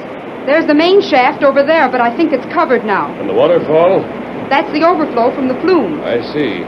Which building was it that your father... This one right here. The stamping mill. Now, let's go inside. I don't know whether you've ever seen a stamping mill like this. That machine over there crushes the ore. And water is cut in from the flume, and the crushed ore is washed onto copper plates. Yes, that's what happens. How long has this machinery been idle? 2 or 3 years. That's the reason everything's so rusty. All but these crushers on the stamping machine. They're not rusted. In fact, they might have been used as recently as yesterday. I don't understand. You've heard of high graders, haven't you? But that's what the sheriff spoke about. And he's on the right trail. The same trail your father found. That's why he was killed. How can we prove anything like that? There's only one way to do it. Go down into the mine and find out for ourselves. You operate the hoist? Well, it needs steam. Not to let it down. Tonto and I'll go. And you stay here and fire the boiler. Then when we signal, you can raise us. I can do that all right. And we'll need lanterns. There, on the wall. Here, Tonto. We'll carry them until we get below ground.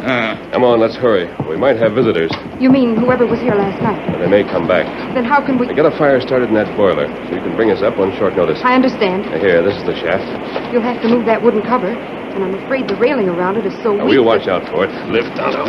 You got it. We can only move it far enough to... There.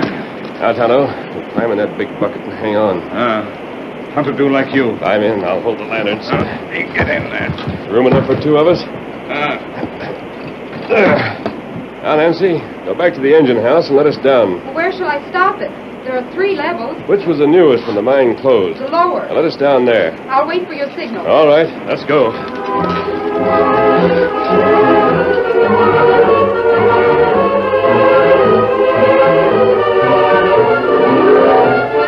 Down into the shaft went the bucket, with the Lone Ranger and Tonto peering through the dim light in search of evidence that would prove that someone had been in the mine recently. Past the first level they went, and past the second, where they could just make out the shadows of the wood piling now slowly rotting. As Nancy operated the winch that slowly paid out the line, the masked man and his Indian friend reached the 3rd level. But here there was no light at all.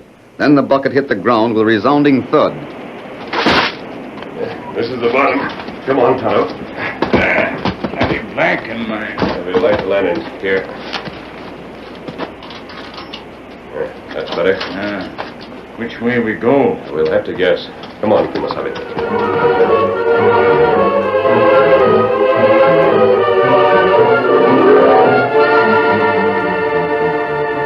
The Lone Ranger and Tonto spent the next 2 hours walking through a labyrinth of underground passages. Their sense of direction was naturally distorted, so they weren't surprised to find they had completed a circle in the deserted mine and were almost back to the base of the main shaft. Suddenly, as they came around a sharp corner... Tonto, look. This is the evidence we've been looking for. Tonto not know what you mean. See? The side of this drift. It's all freshly mined. Oh. This must be the place the high graders are working. Tonto not savvy. High grader. Now, it's a term that miners use for crooks who steal ore from a mine they pretend is worthless. Oh. And how they get ore? Nobody see 'em. That's a mystery in this case. They aren't using the main shaft. They stamp gold in big machine? Yes. They're using the stamping mill, but I can't understand how they get the ore up there. Maybe we... Tonto, did you blow out the lantern? No. Tonto not do it. Big wind. There's a draft in here. That means a horizontal tunnel someplace. Come on. We'll signal Nancy and go up. Here's the signal rope, but... Listen. Tonto, it sounded like Nancy. We must get up there somehow. How we get up? Come on, we'll follow that tunnel where your lantern was blown out.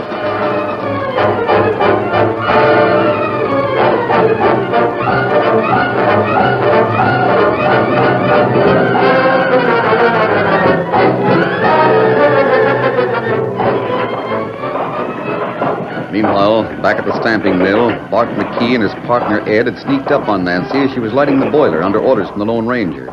She tried to warn the two men in the mine, but the bullets from Ed's gun served as a warning to stay where she was. The two outlaws had brought the sheriff with them. He was still weak from his gunshot wound, and he was tightly bound hand and foot. Ed quickly bound Nancy in a similar manner and then shouted to his partner. What do you say, Bart? I got them both tied up. Put the sheriff in first. How about the girl? Let her watch those hammers work him over. To give her an idea of what to expect. Come on, Sheriff. You'll have to walk. I'm not going to carry you. You won't get away with this. What's it look like we're doing now? Come on, get moving. If you think you Don't try any of them tricks, Sheriff. I'll plug you before the machine gets a chance to start working. No, men! I'm trying to, but it... Down! Oh, down! Wait a minute, wait. I'll turn off the machine. You slip him in, and I'll start it up again. Now you ought to be able to get him in there.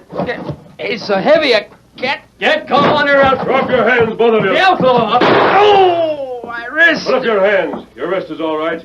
I just shot the gun out of your hand. You'll never get a chance to try that fancy shooting on me. Quick, Tonto. He's gone out another door. Circle to the left. I'll go this way. Somebody's going to get Cut me. him off, Tonto. He's heading for the mine. Rail around that shaft and he'll... I'll show you. Him walk backward. Fall. There's nothing we can do now. Come along, Tonto. I've got to release Nancy and the sheriff and take care of one prisoner.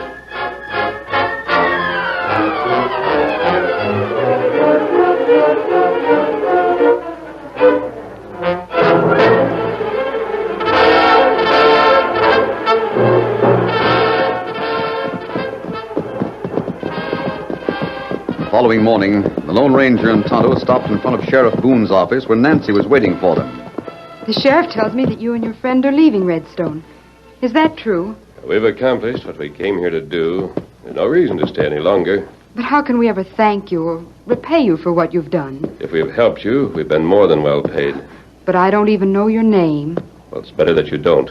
I'd like to remember something. You can remember by always helping someone else. Adios. Come on, Silver. Get him up, Scout. Get him up. Oh, Silver! Hi!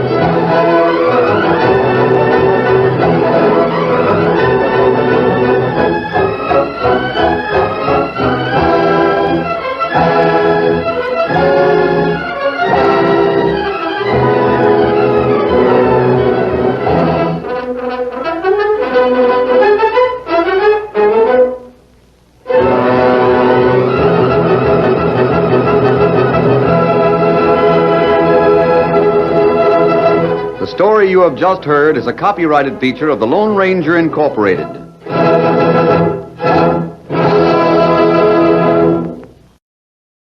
Lux presents Hollywood.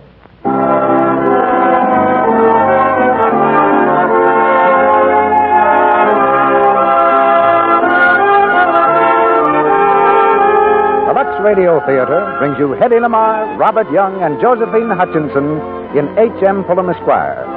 Ladies and gentlemen, your producer, Mr. Cecil B. DeMille.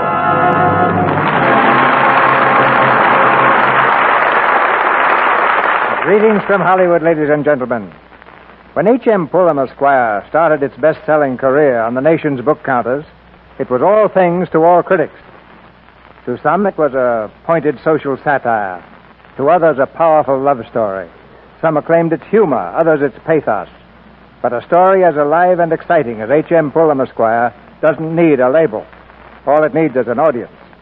And tonight, the great audience of radio hears it with two stars who played in the MGM picture, Robert Young and Hedy Lamarr. And with them, we have Josephine Hutchinson. Right now, Hedy and Bob are at work in two new Metro-Goldwyn-Mayer productions, Hedy in Crossroads and Bob in Cairo. The same mailman that's been bringing all your requests for H.M. Pullum Esquire brought us a funny little adventure story from a woman who lives on one of the 1,000 islands in the St. Lawrence River.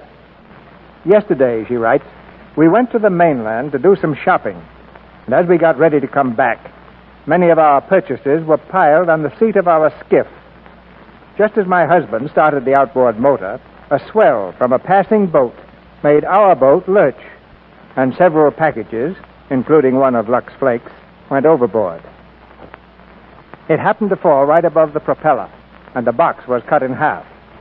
In about 5 seconds, there was a mountain of suds higher than the boat.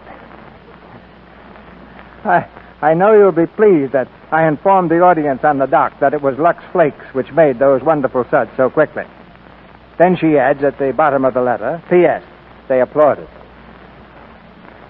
Now, here's something for your applause as we raise the curtain for H.M. Pullum Esquire, starring Hedy Lamarr as Marvin Miles, Robert Young as Harry Pullum, and Josephine Hutchinson as Kay Mockford.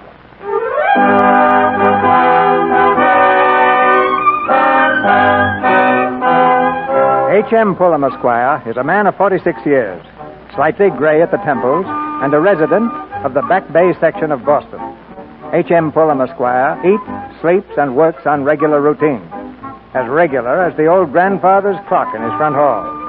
Out of bed at exactly 7:30 each morning, at exactly 8, breakfast, orange juice, 1 3-minute egg, toast, black coffee. 8:15, walk the dog. 8:30, return with dog. 8:35, start for the office with rubbers and umbrella. At 9 sharp, seated at desk, begin dictation to secretary. Eldridge and Mason, 341 Tremont Street, this city. Attention, Mortimer J. Eldridge. Dear sir, we are in receipt of yours of the 6th instant, and in reply would... Hello. Yes, this is Mr. Pullum's secretary. It's a Mr. Brown. He wishes to speak to you personally. Brown? There are lots of Browns. The first name is Rodney. I don't know him. He seems to know you. Let me have it. Hello, who is it? Is that you, Harry? What's the matter with you? It's Bojo Brown. Oh, yes, sure, Bojo. Hello, how are you, Bojo? Are you so busy you can't talk to old friends? Oh, no, of course not. How are you, Bojo? Fine. How are you?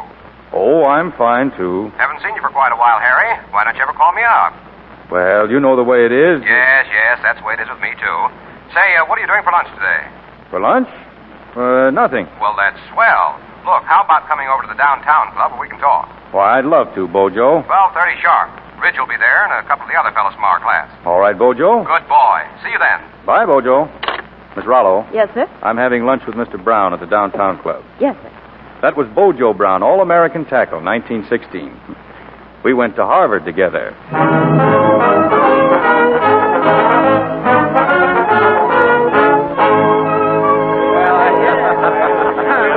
And now, fellas, I want to propose a toast to the best darn class that ever was, and to the one that's going to have the best darn 25th reunion that ever will be. Because you and I and all of us are going to make it that way. Now, remember, Chris, get busy and ask around about talent in the class. Oh, we've got to have lots of good stunts. Well, I've had a swell time, and I hope you all have, too. Goodbye, boys. Oh, Harry, wait a minute. Yes? Thought you were getting off easy, huh? Well, you're coming with me, boy. Come along now. Well, I ought to get back to the office, Bojo. Well, it's a great life, isn't it, Harry? Yes. You know, I never realized we were all that old. Well, that's a fine way to talk. We're not old. We're in our middle 40s, Bojo. I'm just as good as I ever was, and so are you. But I see what you mean. Those other fellas, they look terrible. Now, here's going to be your little job, Harry. You're going to be responsible for getting out the class history. Oh, You're to get in touch with each one of your classmates and get his life. Now, look here, Bojo, I haven't got the time. Besides, I don't know anything about my classmates' lives. Well, take time. Take off your coat and spit on your hands. It's easy. You can start right in with yourself. That'll give you the hang of it. Everything that's happened to you before Harvard and after. And a few pertinent remarks. Simple as ABC. Well, so long, Harry. I'm late. So long, Bojo.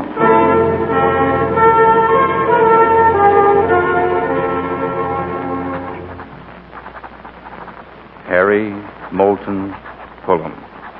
Born December 6th, 1896. 1896. 46 years.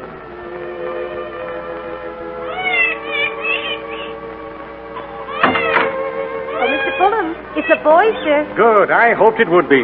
Oh, Hugh. Yes, Mr. Pullum? Hugh, just read this over to me in case they don't understand my writing in the telegraph office. Yes, sir. Headmaster's office, St. Swithin's School, Gerrards Cross, Massachusetts. Confirming conversation, kindly register my son, Harry Pullum, in class 12 years hence. That's it. Get started right away, Hugh. Yes, sir.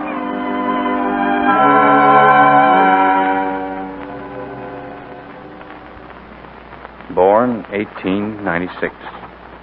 Entered St. Swithin's 1908. Graduated 1913. Oh, Mr. Pullum, while you were at luncheon, a Mrs. Ransom telephoned. She asked that you call her as soon as you return to the office.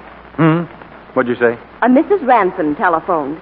She asked that you call her as soon as you return. Ransom? I don't think I know any Mrs. Ransom. Mrs. John Ransom. She's staying at the Hadley. All right, get it. Yes, sir. Ransom. I met a Mr. and Mrs. Ransom on my way to Europe. A man named Ransom gave me a bid on putting in a septic tank. Hadley? Mrs. John Ransom, please. Ransom? I don't think I know her. Just a moment, Mrs. Ransom. Here she is, sir. Hello. This is Mr. Harry Pullum. I'm not really speaking, am I? To H.M. Pullum, Esquire?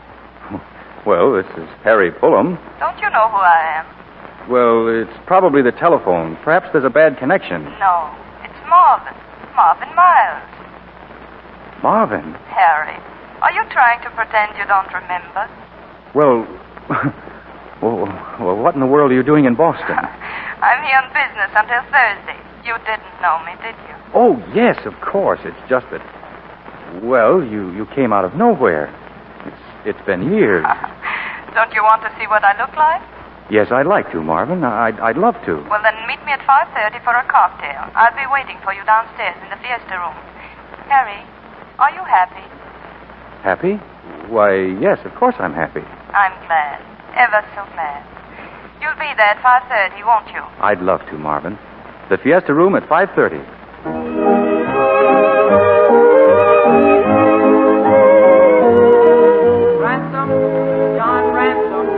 John Ransom. Here, please. This is John Ransom? Yes? A gentleman asked me to bring these flowers to you. Oh. There's a note with them, Mrs. Ransom. Thank you. Yes, ma'am. Dear Marvin, you're so beautiful. I saw you from across the room. I just couldn't bear to come in. Our lives are so different, so far apart. I have been married so long. You understand, don't you? Harry.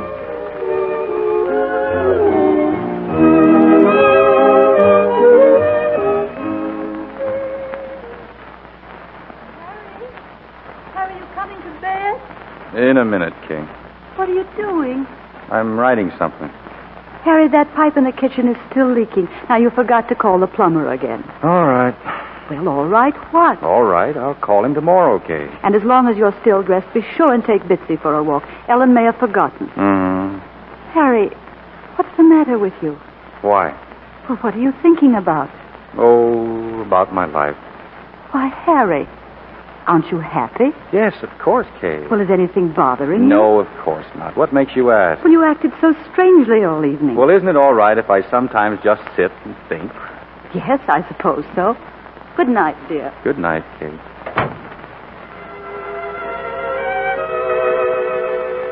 Are you happy? Yes, of course I'm happy. I said it just like that. But I wonder if I am. Great Scott, I wonder if I've ever been. Of course, I went to Harvard. I was graduated from Harvard in 1917. I served with the AEF and was decorated for... No, I can't say I was decorated. That'd be showing off. Let's see. Returned in 1919. That was when I met Bill King again. I hadn't seen him since graduation. Bill had some funny ideas. All right, go ahead, Harry. Go ahead and tell me how you won the war. Oh, I'd rather not talk about it, Bill. Okay, kid. Funny how some of you fellows act when you first get back. But don't worry about it. You'll get over it in a week or two. Yes, I suppose so. When I called the family, I knew I didn't want to hurry back to Boston. I couldn't seem to face going home. I can't explain it. I suppose it's the war. You don't have to explain it.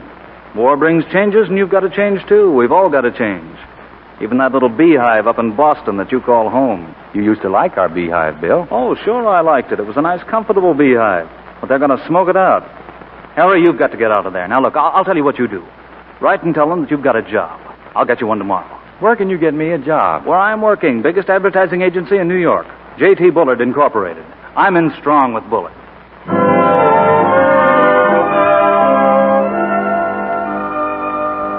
Sit down, Fulham. Sit down. Have a cigarette? No, thank you, sir. Oh, he doesn't mean that. He'd like a cigarette, Mr. Bullard. Fine. Now, Fulham, William tells me that you'd like to work with us. I hope you've noticed the preposition with us, not for us. We all work together here, one great big team. That's exactly what I was telling him last night. Just a great big team. Has he seen Walter Kaufman yet? What's Walter's reaction? I'll get him. Oh, Mr. Kaufman. Now, Mr. Fulham, let me ask you a question. Yes, sir? Fulham, what do you hope to be doing 10 years from now? 10 years from now? Well, I don't know. I guess I... Well, yep, what is it?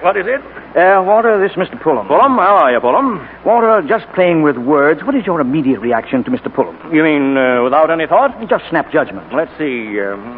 Something basic there, something basic. Nothing like an immediate reaction. Let me see, today is Wednesday. You might talk to Mr. Fulham, Walter, and have him come in on Monday. See me at 2:30, Fulham. Yes, sir.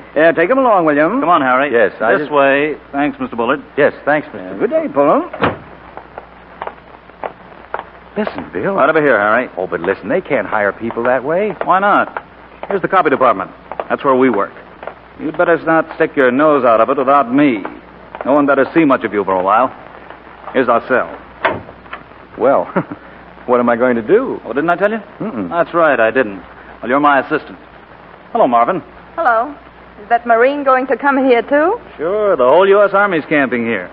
This is Harry Fulham, Marvin Miles. I'm pleased to meet you. Hello. You see, this is all new to Harry, Marvin. Is he another of Bullett's ideas? Have you seen what's just been sent in? We're supposed to hang this on the wall. Listen. Let each word, however humble, be an arrow pointed by the barb of thought and feathered with the wings of beauty. Isn't it revolting? Well, I'll tell you, Marvin, I'm responsible for that big thought of today. You ought to be ashamed of yourself. Well, I can't stand any more on an empty stomach. See you later, I suppose. What does she do? Women's copy. You know, I never saw a girl do that before. That is, a nice girl. Do what? Well, while she was talking to us, painting and powdering herself in public.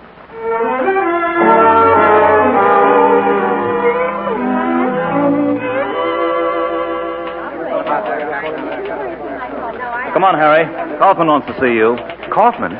Well, do you suppose he's going to fire me? Of course not. Just act as if you're in a hurry. Here we go. No. It simply doesn't convey the idea. What idea?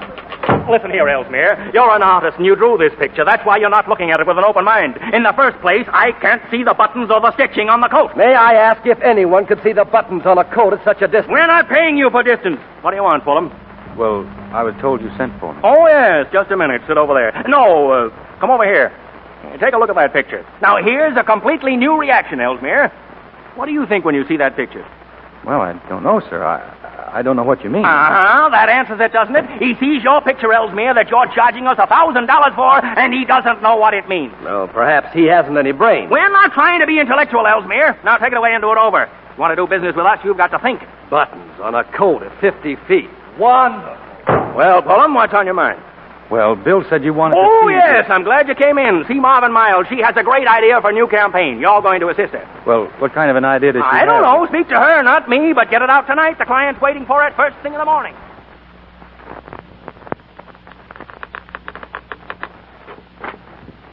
All right. That ought to do it. You can go home now if you want. I'm going myself. Oh, there might be something I could do. Yes, in the morning you can go over the grammar of all this and give it a call from my secretary to make a clean copy. Well, good night. See you in the morning. No, I'm going to see you safely home. Oh, don't be silly. You ought not to be out alone so late. Oh? What do you think I usually do? I don't know, but tonight I'm going to see you home.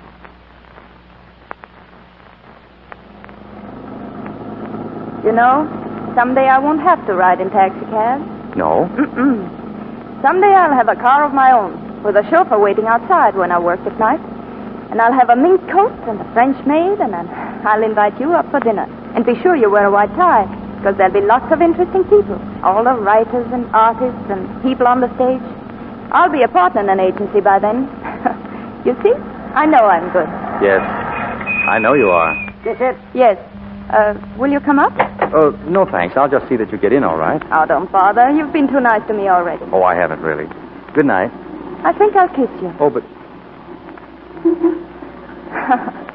Good night, Sir Galahad. Where to, buddy? Oh. Hey, where to? Oh, just any place.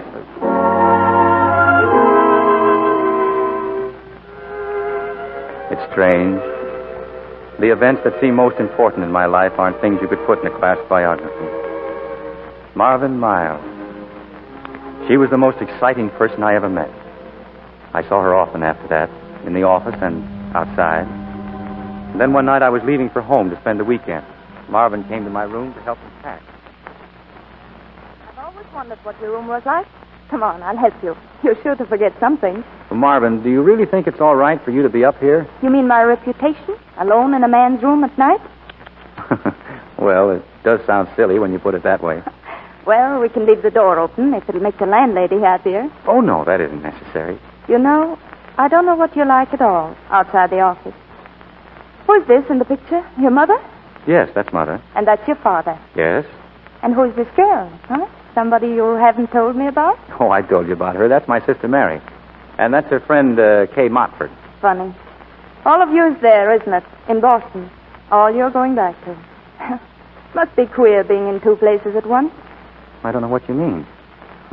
I wish you were coming along. What would they think of me in Boston? Oh, they'd like you, once they understood you. What is there to understand? Oh, nothing, really. It's just that after you're used to one type of person all your life, you judge everyone else by that type. You wouldn't understand them either at first. Maybe I would. I understand you. Come on, you'll miss your friend. Well, here I go. Harry, you are coming back, aren't you? Of course I am. I'll be in the office 9 o'clock Monday. You're sure? Of course I'm sure. Kiss me, Harry. Marvin. Harry. Harry, listen. Don't let them keep you, will you? Don't let them take you away. Goodbye, Marvin. Goodbye. Goodbye, darling.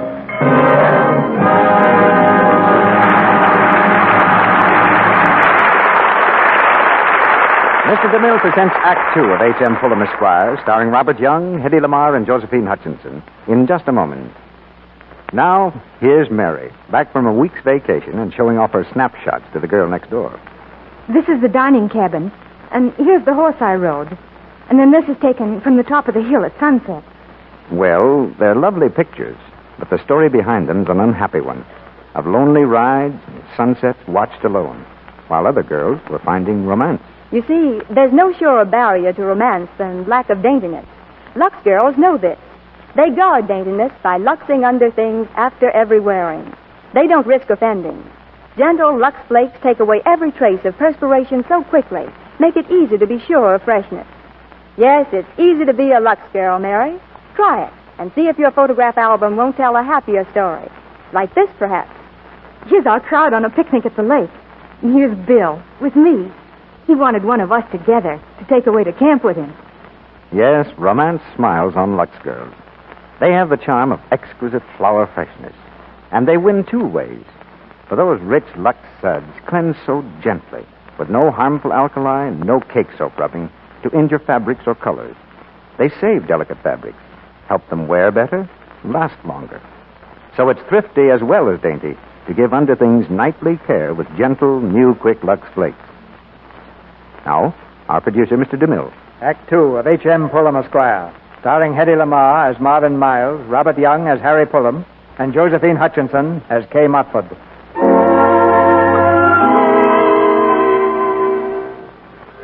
Looking back over his life, Harry Pullum has realized that the important things cannot be written in a class biography. The beginning of his love for Marvin Miles, or the time he visited his home and his family tried to make him stay. Harry? Harry, where are you? Here, Father. Oh. Well, did you have a good time? Oh, yes, fine. I went to the beach with Kay. Kay Motford, I'm glad to hear it. It's a good thing to be thinking of the right sort of girl, Harry. I've always liked the Motfords. Now, look here, Father. That's the second time you've said that since Friday night. I'm not interested in Kay Motford. I don't want to marry her. Well, someone like her, that's all I meant. You've got to think about marriage sometime, you know. Well, I've got to go past. Harry, wait. You're not serious about going back to New York tomorrow, are you? Well, I have to be in the office Monday morning. When are you going to stop all this confounded nonsense? It won't do any good to argue, Father. All right, we won't go over it again. But I'm hanged if I know. I don't know what's getting into everybody. Well, perhaps around October you'll feel differently. If you're back around October, and if your mother's feeling better, perhaps we could go out after woodcock, eh? When you were born, I thought I'd have someone to take shooting. Funny, isn't it?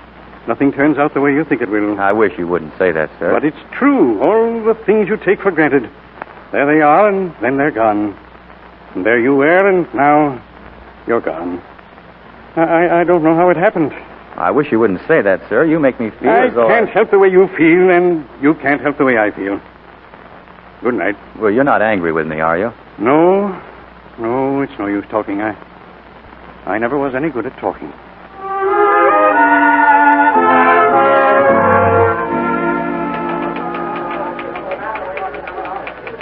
Yes, Mr. Kaufman, of course. I'll have the coffee now right away. Marvin? Hello. Well, you got back, didn't you? It seems so. Come on, we have to see Kaufman.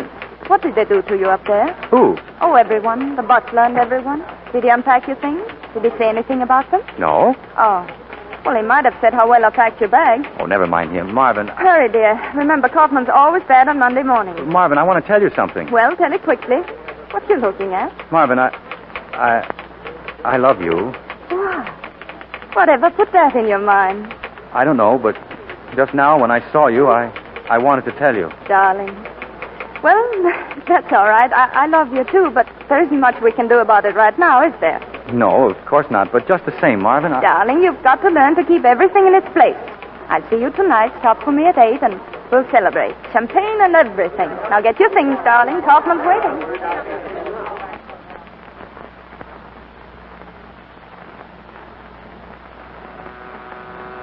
Come in. Hello? And don't leave the door open. I've got a new dress. Wait till you see it. Well, what do you think of it, Mr. Pullum? I think you're very beautiful. Shall we have some music? All right. Yes, we must have music. And a brand new record, too. Marvin, I want to speak to you. I've been waiting all day for this moment. Oh, you've missed it again, Harry. Missed what? The back of your head. Oh. You brush your hair hard in front, and there's always a place in the back you never touch. Now stand still while I fix it. Well, no. Now, don't wiggle. Well, you tickle my neck. Oh, there's such a lot I'll have to do to you. There. Oh, look at your tie. It's always sliding around. Oh, but you're so wonderful in a dinner coat. Like a sergeant portrait. Well, I hoped I'd look like Rudolph Valentino. You won't know yourself when I get through with you. Oh, darling. Marvin, I didn't know what you were like at first. And then it sort of all came over me. I wish I could say things nicely. You do. You say what you mean. I don't see what you see in me. You wouldn't. It's because I can do so much for you. That's what a girl really wants. Oh, it's going to be like a symphony. You're going to like all the things I like, and I'm going to like all the things you do. I wish I could tell you the way I feel. When are we going to get married? Why, darling, do you really want us to get married? Why, yes, of course. I was wondering why you were so worried. Now, don't look that way. Of course I want to. But I want to be sure that we really love each other. I'm sure I love you. I want you to want to marry me so much that you don't care about anything else. Anything. From now on, I want us to have a good time. I want you always to be happy.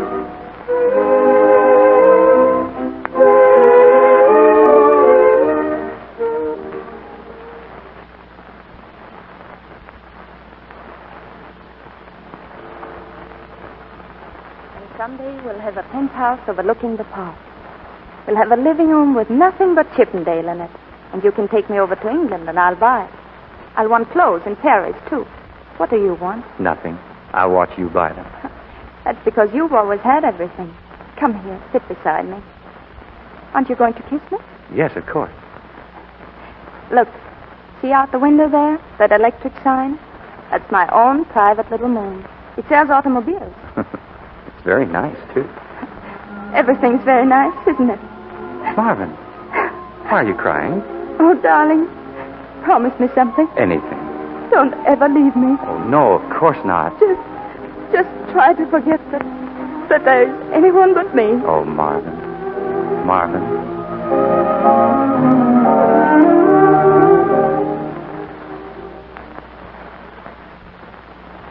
That was in the summer.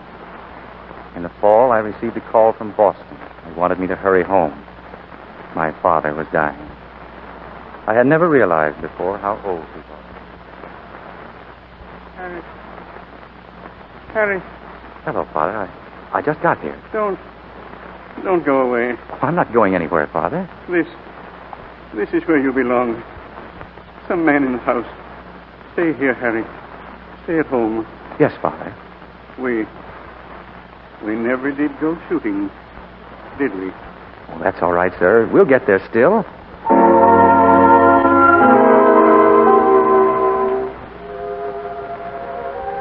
My father died, and I stayed in Boston to take charge of the business. Marvin wrote to me a long letter. I still have it somewhere. She said, "My dearest darling, time is such a funny thing without any constant value. It is so dreadfully long now that you and I are not together. I've been thinking of you all day, and I'll think of you tonight, even when I'm asleep. It's so terrible to have someone go. If you and I were ever to quarrel and say we were never going to see each other again, why, I should always think, of course it isn't so. Someday I'll see him right on the street or somewhere, and then you'd kiss me. And I would tell you I was sorry. I would always think that someday, somehow, I could get you back. It won't be long before I see you, will it? Oh, my darling, just remember when you're up there alone that you have someone forever and always. Someone you can always come back to, dear. Anytime or anywhere. I love you so. Come as soon as you can. Don't be too busy. Don't get too lost.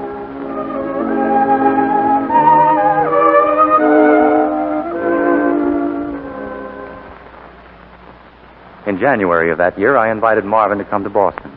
Bill King brought her. He'd always seemed to like Kay Modford, and I thought it might be easier with him there.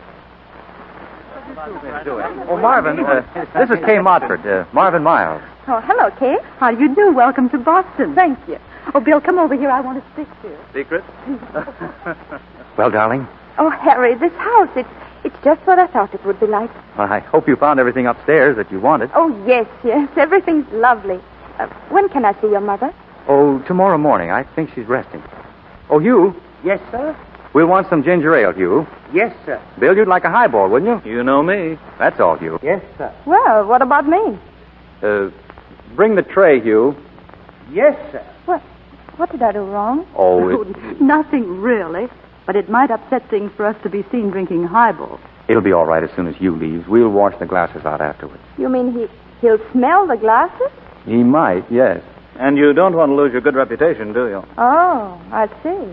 The ginger ale, sir. Well, just put it down, Hugh. May I help, sir? No, that's all, thank you. Yes, sir. Scotch, Bill? That's it. How about you, Marvin? Oh, just a drink, a good stiff drink. What's it? Oh, yes, Hugh?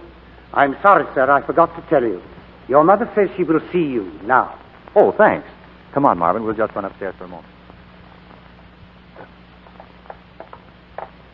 What are you looking at me for, Harry? Is my slip showing? No. I wish it were. It would give Mother something homely to work on. Maybe I have too much makeup on. I'll take some powder off my nose. Oh, no, of course not. You mustn't worry about Mother. I'm not. You're the one that's worrying. Well, go ahead, dear. Hello, Mother. Harry, dear. Well, Mother, this is Marvin Miles. So sweet of you to come and see us. So kind of you to ask me. I've been reading. Harry tells me that you read Emerson's essays. Why, yes. It's so nice to be certain and not just hope that Harry knows nice girls in New York. Really nice girls in New York. I knew you'd like her, Mother. Now, sit down here near me. Let me see. There was a Winthrop Miles in New York. Are you related to the Winthrop Miles, my dear? No, I'm not. You see, I lived there, but I wasn't born in New York. Oh, I see.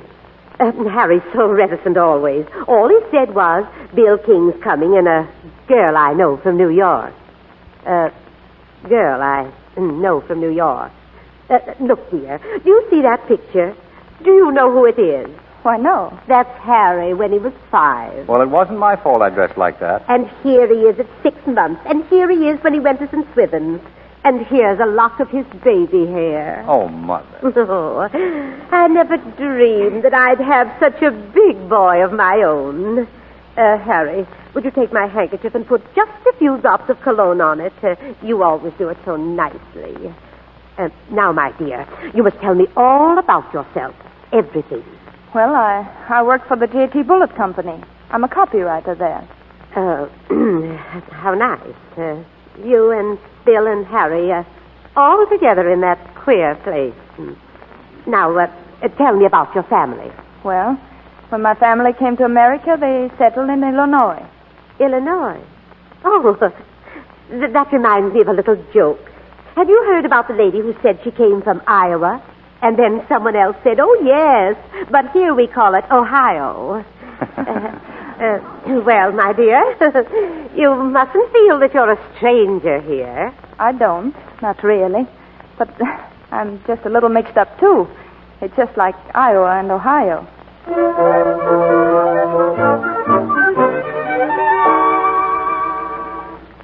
Next day, we went sleigh riding out near the old summer house. Marvin seemed to enjoy herself very much. When she got cold, I took her indoors. No, it's awful cold, isn't it? Well, you may not believe it, but it's warm here in summer. There's white wisteria all along the front porch, and the leaves are out on the silver beeches. Oh, it's such a nice old house. There's a large family of ghosts used to live in the back hall. I used to know their ages and their sizes. Why, Marvin, are you still cold? Oh, just a little. Well, you're shivering. Harry, you have many ties here, haven't you? This is your home. You're not coming back to New York. You're going to stay here. I know it. Well, if I stay, you're staying, too. Oh, I'm afraid there's a bigger difference between Boston and New York than you realize. Oh, people are the same in both places. Are they? Are you sure, darling? Yes. Marvin, may I kiss you? Harry. No, don't. Oh, darling, I don't want you to go tonight. I don't want you to go ever.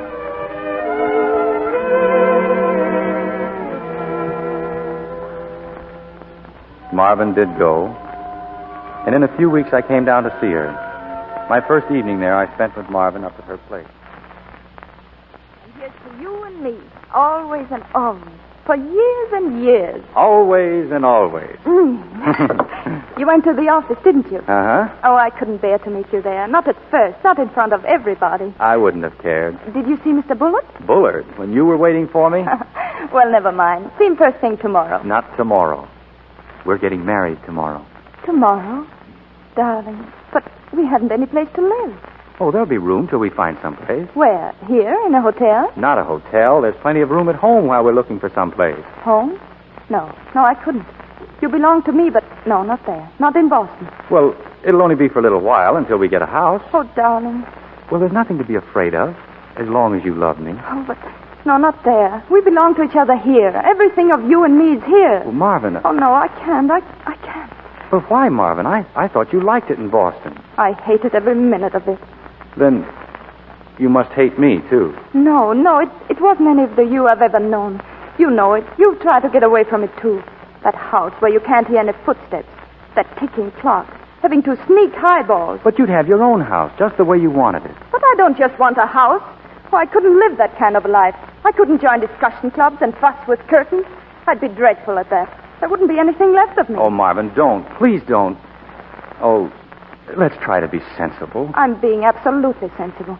Don't you see, I can't be different from what I am. But that's absurd. No one would want you to be. I won't spend my life pretending. Well, you'd get used to it. But I don't want to get used to it.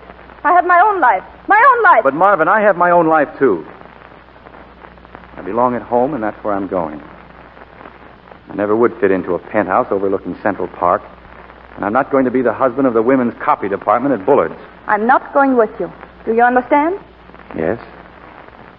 I guess it's all over, Marvin. Just like that. Maybe it's just as well. You took up a lot of my time. And you took up a good deal of mine. Oh, let's not fight anymore. Well, at least it's something to remember.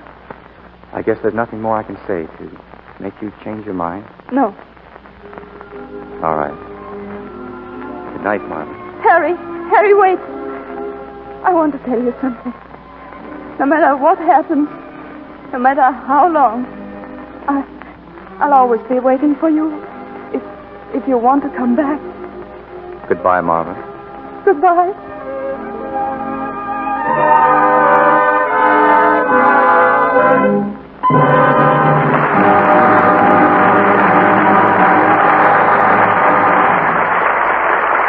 We pause now for station identification. This is the Columbia Broadcasting System.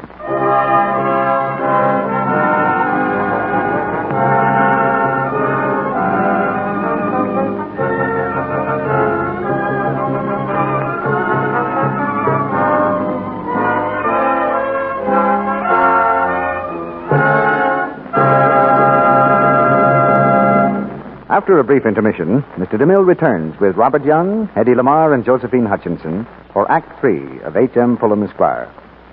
Meantime, let's have a little music.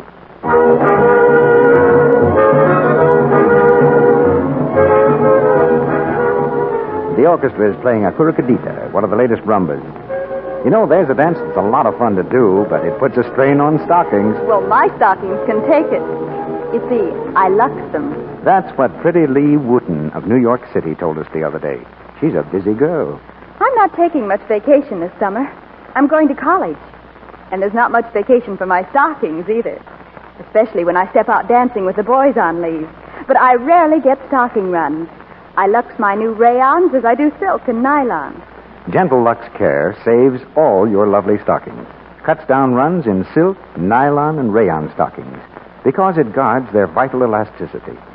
When you use strong soaps on your stockings or rub them with cake soap, you're weakening the tiny threads, robbing them of elasticity, and robbing yourself of the fine wear good stockings should give you. Now, you know that's foolish, when it's so easy to get better wear by luxing stockings after every wearing. Over 90% of the makers of stockings, makers of rayon and cotton, as well as of silk and nylon, advise Lux Flakes. It's care experts advise, and very thrifty care, too. One big box of Lux Flakes will do stockings every night for months. Save precious stockings. Keep them lovely longer with new Quick Lux. Now, Mr. DeMille returns to the microphone. Act 3 of H.M. Fulham Esquire, starring Robert Young, Hedy Lamarr, and Josephine Hutchinson.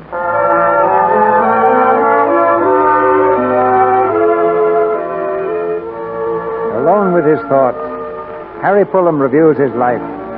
All the exciting events of the past, which have led step by step to the unexciting present. He remembers a time just after he parted with Marvin Miles, A day when he went sailing in Massachusetts Bay with Kay Motford. I'm awfully glad you called me up this morning, Kay. You better trim in the jib. You never keep it flat enough. Well, you'd do better if you keep her off a little. Harry, Huh? we're neither of us happy, are we? Well, why do you say that? Well, if you're unhappy, you can tell when someone else is. Everyone around here acts so darn contented. I know what you mean. It's no good trying to be different from what you are. Did you ever try it? Yes, I've tried. Well, it doesn't work. No, it doesn't work. Why, Kay, you're crying. Don't look at me. I'll be all right in a minute. It's just... Oh, I don't know. I feel so futile. Here, you better let me take the boat. It's all such a rut. There's something I've never told anyone. There was a man. Oh, no one from around here. He was... Oh, different. I thought he was going to take me away, but he didn't even try. Well, I never guessed, Kay. Oh, doesn't matter now. But then there was that girl in New York, wasn't there? Mm-hmm. Well, we're in the same boat, aren't we? Yes, we're in the same boat. I didn't mean to come out here and make a scene. Do I look all right? Well, you look beautiful. Harry, you never told me that before.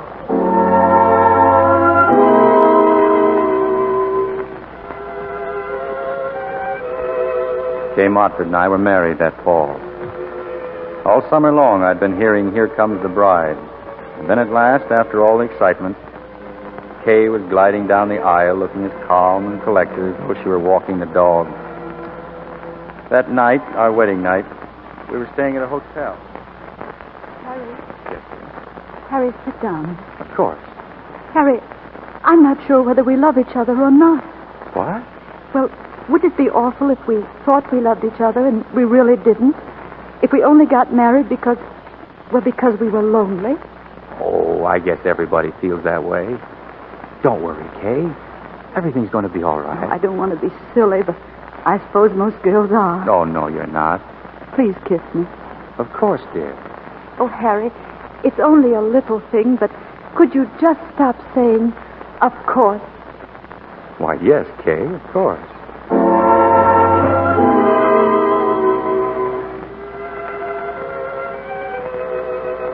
That was 20 years ago. I'm 46 now. I live in Boston. I work in Boston. I have a boy in St. Swithin's. He's 15, and a girl just 12. I sometimes wonder... Harry, are you still up? Huh? Oh, yes, Kay. It's 12 o'clock. Did you take the dog out yet? No, Kay. Harry, is there anything the matter? Oh, you shouldn't have had that highball after dinner. It gives you indigestion. I haven't got indigestion. It's my class biography. I've been thinking about my life. Why, Harry. I've been going over all of it, like adding up a balance sheet. It almost made me frightened. Frightened? I kept saying to myself, what is it all about? But what's what all about? Kay, let's get away from all this, can't we? Just you and I alone, together. Why, Harry, that's awfully silly. We've been married for 20 years. Now, it's a little hard to be romantic, isn't it? Well, if we just packed a bag tomorrow morning and took the car and went someplace, any place, and never mind all about the rest of it. Oh, darling, I never heard you say anything like that before. Well, it's all around me like a wave. Kay, have you ever really loved me? Well, of course I have. I love our life. It's what we were both made for. Yes, I know, but have we ever really loved each other?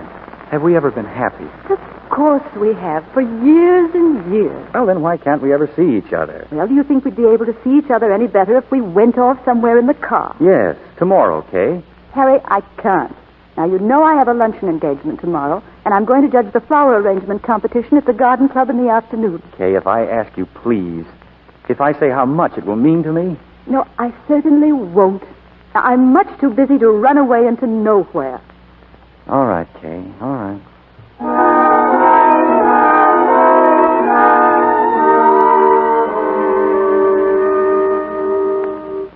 Hello, Hadley? Miss Marvin Miles, please. No, I mean, Mrs. John Ransom. Hello? Hello, Marvin. This is Harry. Harry Pullum. Do you think you have to tell me who you are? Marvin, do you remember what you told me once? That no matter what happens, no matter how long, you... I've never forgotten that. It's been in my mind all the time. It's been with me, too. Well, Marvin? I said I'd be waiting. Well, do you think it'll be all right?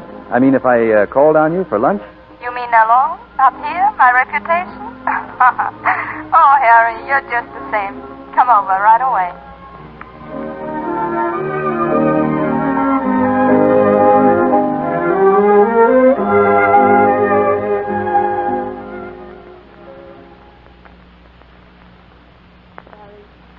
You know, you haven't changed at all. Your necktie still doesn't match. Well, I never could seem to do that with ties.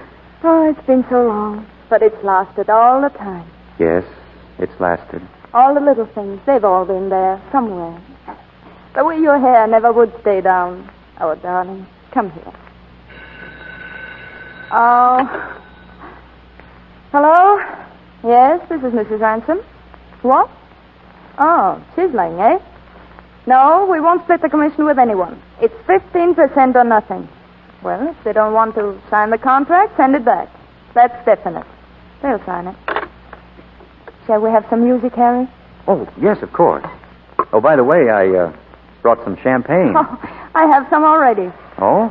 Will you open it? Oh, yes, of course. Harry, listen. Remember? Yes, I remember. I bought it this morning after you called. Remember that night? Yes. You know, no one's ever read me a poem since then. Well, why should we be standing up? We're not at the cocktail party, are we? It's funny. I don't seem to know whether we're standing up or sitting down. Careful. Oh, I'm sorry. I'm afraid I spilled a little. Oh, that's all right. I haven't tasted champagne in years. Never think of it anymore. Neither do I. Well, to us, Marvin. To us. Gosh, that's good. Oh, excuse me. I'm sorry. You always drank champagne too fast. Well, I always like to get it down. Marvin, what are you thinking? Everything is just the same, isn't it? Harry, dear, have you been happy? Yes, I've been happy, Marvin. That is, yes, I've been happy. How about you? Me? Oh, I have a butler and a yacht. Well, I have a boy and a girl and a celium. Why, Harry, how old is he? The boy, I mean. Oh, 15. He's going to St. Swithin.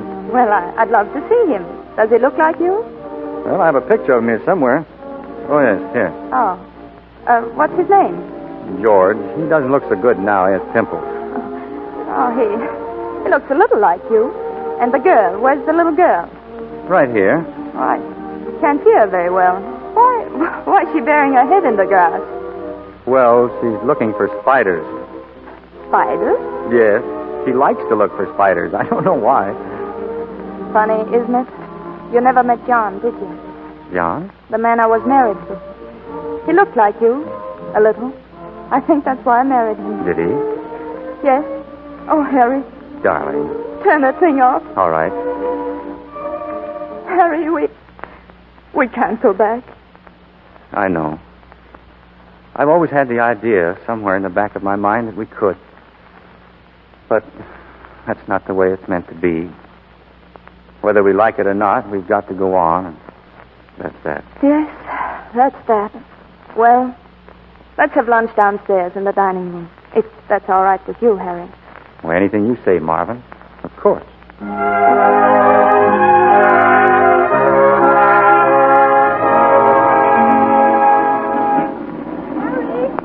Harry, over here. Harry! Why, Kay, what are you doing down here? Is anything the matter? No, I wanted to see you, that's all. Get in the car. Well, does anything happen at home, Kay? No. There's something I wanted to tell you.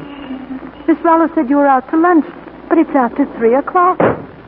Well, I was at lunch. Harry, you've been drinking. Yes, champagne. Harry, you know what champagne does to you. Oh, it doesn't do anything to me, and it doesn't make any difference if it does. If you must know, I've been having lunch with Marvin Miles. Oh? Is she as pretty as she used to be? Why, yes. That is, almost. I canceled all my engagements, gave up the garden club, everything, to come down and get you. Harry, I've been thinking all day about what you said last night, whether we'd ever been in love. But we've always loved each other. We've loved each other so much we never bothered to talk about it. Well, it's all right, Kay. I'll be all right now. Oh, Harry, don't you know that I love you? With you and me, it's what love really is. All the days and all the years of you and me together. That's what I meant last night. I know now. Our bags are in the back. Why, Kay. I packed yours myself just the way you like it. But, Kay, well, where would we go? Anywhere. To the Berkshires. The leaves would all be out. Oh, we can't go running away like this. Oh, can't we? Harry, you mayn't have been aware of it, but you've always been in love with me. You know that? It's always been you and me. Yes, I guess you're right. I guess that's the way it's always been. You and me.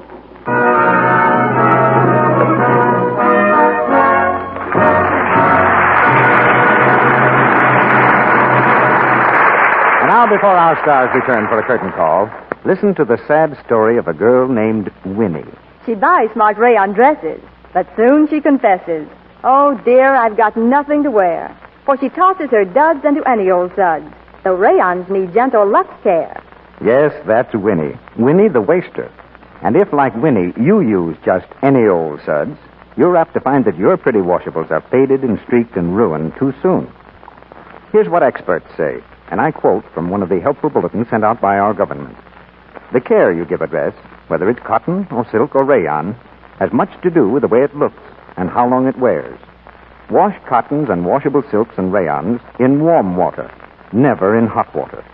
Use a mild soap that will not affect the color, and rinse thoroughly. So don't be careless. Not when it's so easy to save pretty washables. Make them wear better and last longer with gentle Lux Flakes.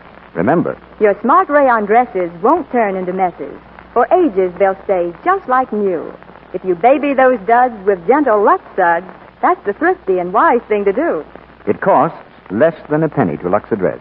A new Quick Lux takes away soil and perspiration so quickly and safely, with no harmful alkali, no cake soap rubbing to injure fabrics or fade colors. Get the generous big box of Lux Flakes first thing tomorrow and give all your washables this gentle, thrifty care. Now, here's Mr. DeMille with our stars. A curtain call should follow every performance as fine as H.M. Pullum, Esquire. So here are Hedy Lamarr, Robert Young, and Josephine Hutchinson. Coming back to the footlights now. Thank you, Mr. DeMille. It's a pleasure to be back. Certainly is, Hetty. Your first visit to the Lux Radio Theater, isn't it, Bob? But not my last, I hope. No danger, Bob. You three did a great job tonight. But in these days, there's another job that stars can do for their country. Now, Hetty, suppose the Treasury Department asked you to go out and sell some bonds. How would you do it? I might say, please, mister, will you buy bonds? Hetty, you've talked me into it. But I don't think I'd say that. I think I'd say, mister, I personally have seen the Nazis at work in their own country. And believe me, it's worth every dollar you've got to wipe them off the face of the earth. But all our government asks is 10% of your income invested in war bonds and stamps. Well, nobody would want you to say please after that, Hetty. And anyone who invests 10% of his income in war bonds and stamps automatically becomes a member of the 10% Club and gets a membership button for everyone in the family. Yeah, that's the badge of honor today. I understand this is the last Lux Radio Theater program of the season, Mr. DeMille. The last of our regular season, Josephine. But this summer, our government will sponsor a Victory Theater to be heard at this same time each Monday.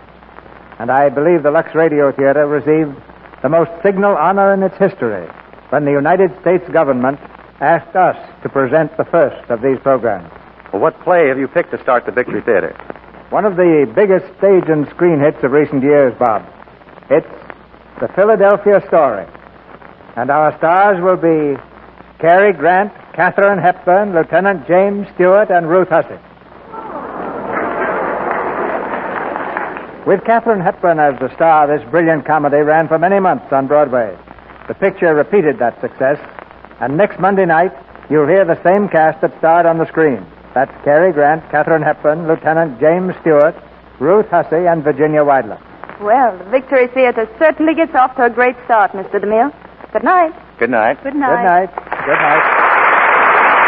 We'll finish the season in a blaze of glory. Tonight, I'm going to ask someone else to take a curtain call, too. For the past 6 years, you've heard his voice every week in the Lux Radio Theater. But this is the last time you'll hear him for the duration of the war. Because he's put on, once again, the wings he won in 1918. Ladies and gentlemen, Captain Melville Ruick of the United States Army Air Corps.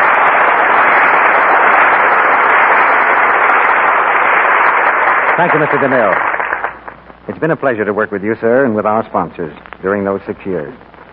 Duty permitting, I'll be one of those on the other side of the footlights from now on. I know all of those on the other side of the footlights. Now join me in wishing you good luck in your line of duty.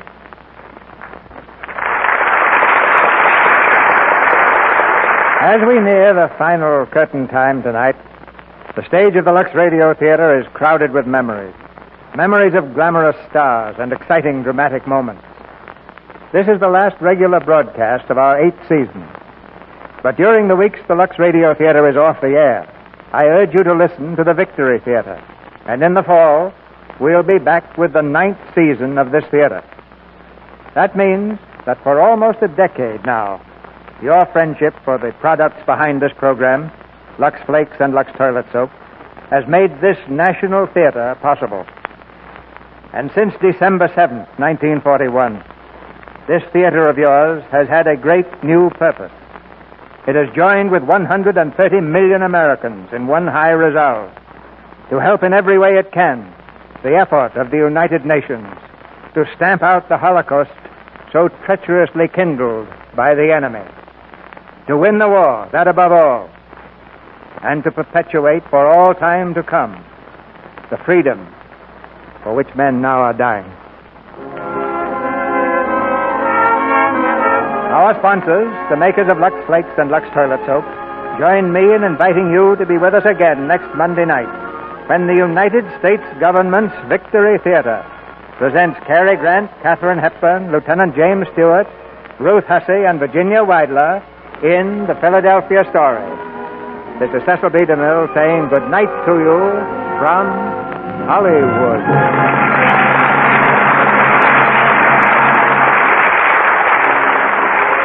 Heard in tonight's play were Norman Field as Mr. Fulham, Verna Felton as Mrs. Fulham, Fred Mackay as Bill, and Thomas Mills, Jack Mather, Dwayne Thompson, Tris Coffin, Leo Cleary, Charles Seal, and Eugene Forsythe. Our music was directed by Louis Silvers, and your announcer has been Melville Ruick. This is the Columbia Broadcasting System.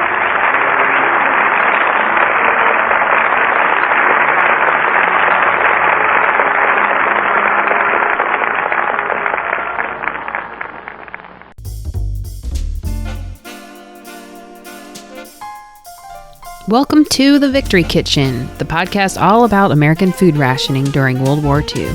I'm your host, Sarah Creviston Lee, author, historian, and vintage foodie. I'll be exploring the logistics of food rationing, featuring wartime cookbooks and recipes, and highlighting real home front experiences. We're going to be learning exactly what our grandmothers had to do to get their food to fight for victory. Hello, welcome to another episode of The Victory Kitchen. This is episode 13. That's a lot of V's. Now, if you thought any of the other wartime alliterations that we've talked about on the show were bad, this one really takes the cake. V for vitamins, vitality, vigor, vim, and victory. So today we are talking about nutrition in wartime America. We have a lot to talk about, so we are going to just dive right in. Now, we've talked a little bit about nutrition already and how America was not as healthy as you might think. Now, this did not escape the notice of the government or President Roosevelt. So World War II saw the start of the National Nutrition Program. But how did this all come about? One of the first resources I thought of when I was preparing for this episode was an exhibit book from the National Archives exhibit entitled What's Cooking Now, Uncle Sam? And the exhibit was about how the government affected the diets of America through our history. And in the book it says, in the 1930s, some nutrition scientists believed they had evidence that 1/3 of Americans were malnourished. As part of the war effort in the 1940s, the Federal Security Agency was tasked with addressing vitamin starvation. Their solution? Recommended daily allowances, flour enrichment programs, and a government seal to identify nutritious foods. They hired prominent social scientists to apply their insights into culture and human behavior to the campaigns to change eating habits. What were the effects of these programs? Small potatoes. Until rationing forced them to change, Americans continued to eat much as they always had. This quote really brings out that our whole understanding of nutrition and the nutrition programs that we have in our country today really were started around this time. The 1930s is when they really started paying attention that, hey, America produces a lot of food, but its people are really undernourished.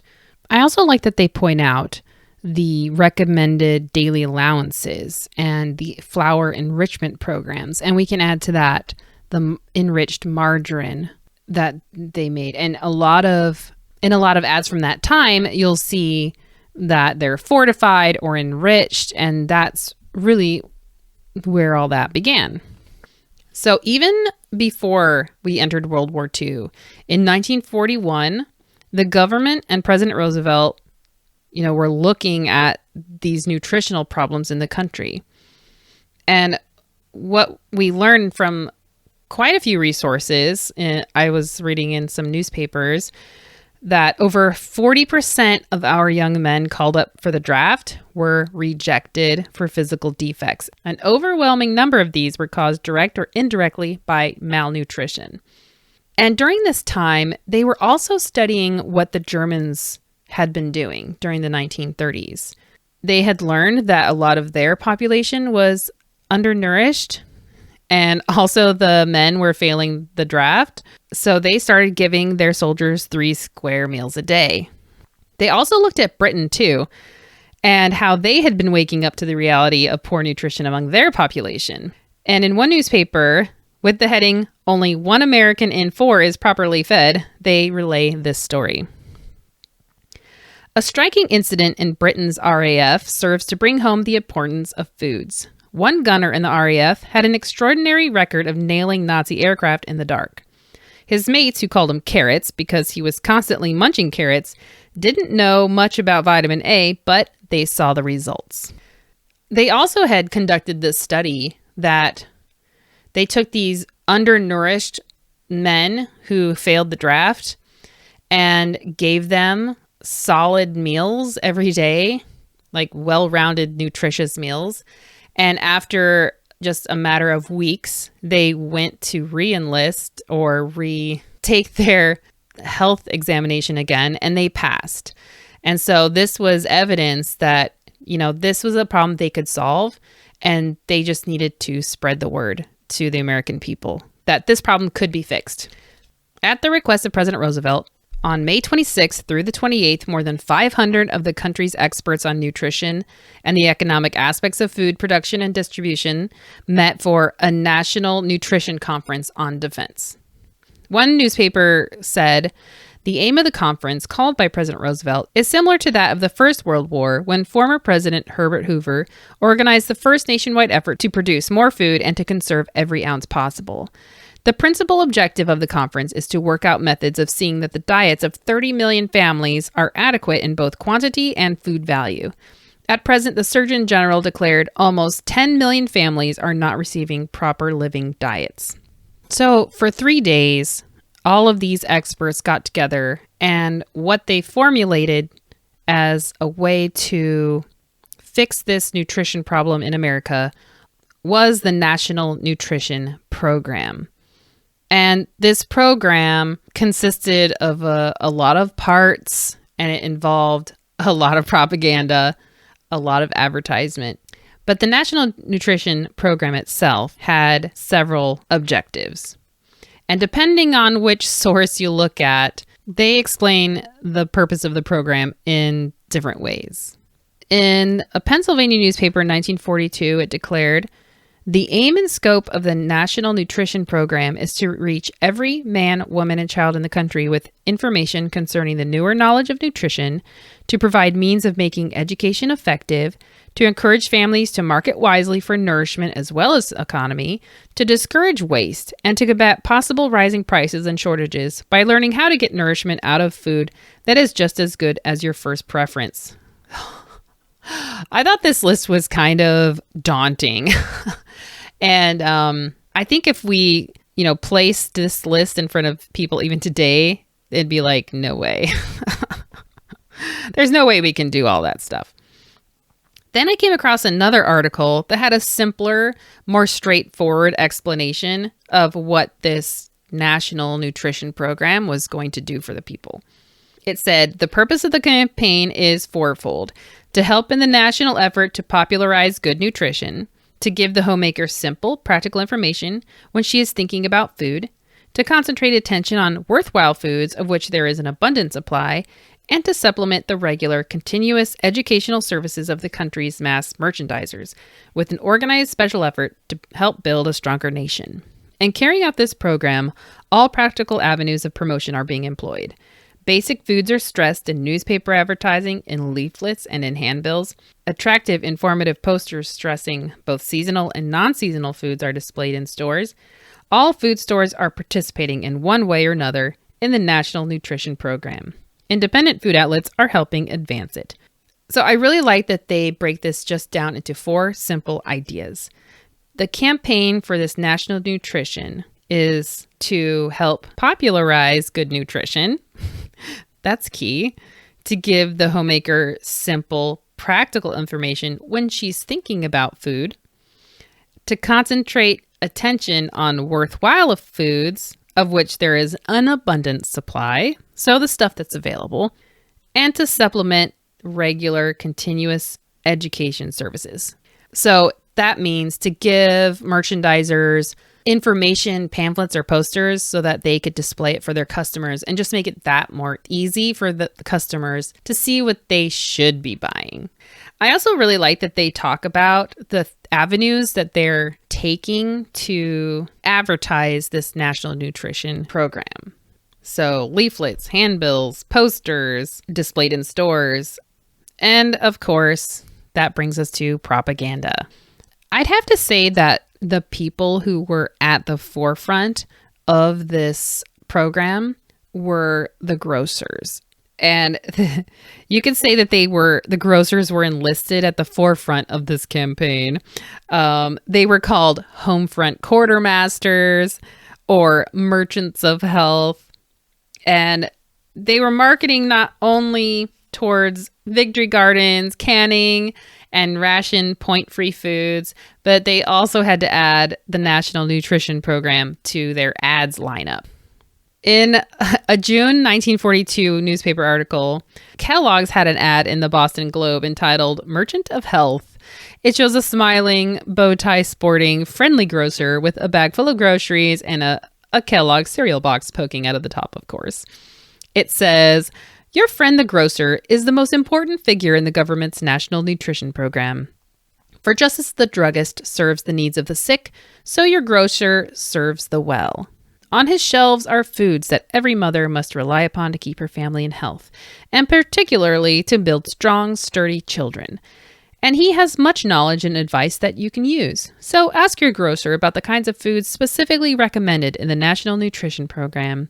Get him to help you plan your meals. He will probably show you the official U.S. nutritional chart that has been released by the Office of Defense Health and Welfare Services. This chart is reproduced here." And it shows a picture of it in the newspaper. "The government has urged that food dealers display it, and that homemakers cut it out and pin it to their kitchen walls. But even more, it urges that you give your family, and particularly your children, these important strength-building foods, some from every group in the chart every day. For these are the foods that build a strong nation, and America needs Americans strong." I really love that ad. It's full of all sorts of good things. I really think it's funny that they suggest that the grocer will help the housewife plan their meals. I somehow just can't picture that. Just walking right in and saying, I need help planning my meals, and he'll just sit down with you and help you plan it out. And I think we have to keep in mind, too, that a lot of these were idealistic ads. It's not to say that this is actually what happened, and we have to be really careful about that. That a lot of this propaganda, it's hard to judge completely based solely on propaganda. We really can't do that.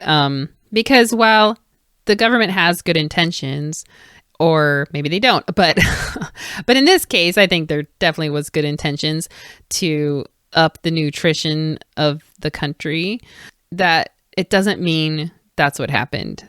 But we can definitely say that they made a concerted effort. So it wasn't just grocers that was enlisted in this campaign, but also individual companies had to get in there too. Just in a small search of newspapers, I found a lot of companies sporting nutritional encouragement and information.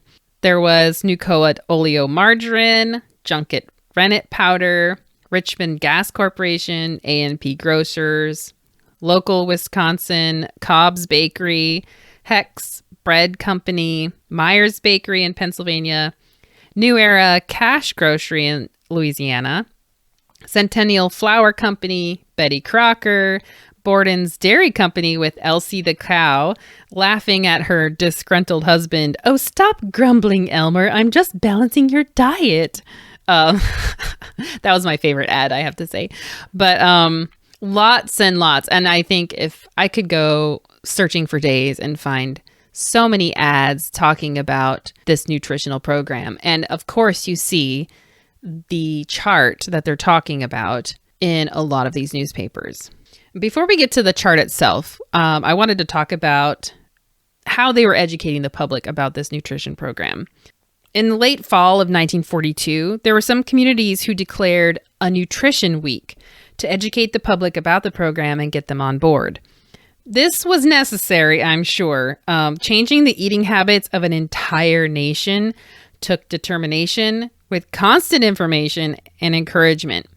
And I love to see that communities were trying to take this upon themselves to help their local people. And I'm sure if I searched even more, there'd be a lot more examples of communities, teaching about the program. There were also lots of food demonstrations. If you think about, there were radio shows talking about cooking, but people needed to physically see, how do you prepare healthy food? If you grew up with a not very wide diet that included fresh fruits and vegetables, you wouldn't even know where to start. And so these food demonstrations were really important in teaching people this is how you properly prepare vegetables without losing vitamins. And people needed to know how to do that. There were also articles in newspapers calling this program the quote unquote National Nutrition Yardstick, or the quote unquote National Nutrition Gold Standard. And there were a lot of articles teaching about the different vitamins, how they helped the body, which foods had the vitamins you needed, how to prepare them, and of course, recipes. Lots and lots of recipes, because everyone loves recipes. And last but not least, there were the Basic 7 food wheel posters with the slogan, U.S. needs us strong. Now, I actually came across a lot more of these posters than I thought I would. One is, and I'll actually have pictures of these on my blog so that you can take a look at them. It's definitely worth the look. One of them is one of my favorites. It features the food wheel that has the 7 food groups, and the title is For Health, Eat Some Food from Each Group Every Day. In addition to the Basic 7, eat any other foods you want. I love that. Really? That's giving me permission to eat whatever I want. There's another one that I think was the earlier version of the food groups. it says U.S. needs us strong, eat nutritional food. And it shows Uncle Sam about to eat a forkful of something, and then a little family, father, mother, and little boy, I think. And then it's got eat nutritional food, every day eat this way, do your part in the National Nutrition Program. And then it features the 8 food groups on this one. In this earlier version, they had eggs, and this was before rationing, and so they were worried about how rationing would affect this new food groupage, and so they actually ended up putting eggs in with the meat and poultry and fish so that it became 7 groups. Another poster is entitled Eat the Right Food, America Needs You Strong. Do your part in the National Nutrition Program. Work with your local nutrition committee. So that's actually tells us a little bit of something I didn't know before, was that there were local nutrition committees. And then here's one that is a really great one. Food is a weapon. Don't waste it. Buy wisely, cook carefully, eat it all. Follow the National Wartime Nutrition Program. And it shows a plate with just bones left over and the fork and knife. And that means whoever ate this plate ate everything. Yes, a lot of great posters. And I do hope you go take a look on my blog, victorykitchenpodcast.com. All right, so now we're going to get into my favorite part of the nutrition aspect of the war, and that is the 7 food groups. In a lot of places, you'll see the slogan, eat the basic 7 every day. And this is what they're talking about, is this food wheel. This predates the pyramid and my plate, all of those things. I grew up with the food pyramid, but it's really cool to see that this is where we got our start with the national nutrition, focusing on getting the public healthier. And it was, really wartime was at the heart of why they started this. Now, the food groups are arranged in a really interesting way. And I think this is one of the best ways I've seen like a nutrition food plan organized. They organize it according to color, at least when it comes to the fruits and vegetables. So group 1 is green and yellow vegetables, some raw, some cooked, frozen, or canned. Group 2 is oranges, tomatoes, grapefruit, or raw cabbage or select greens.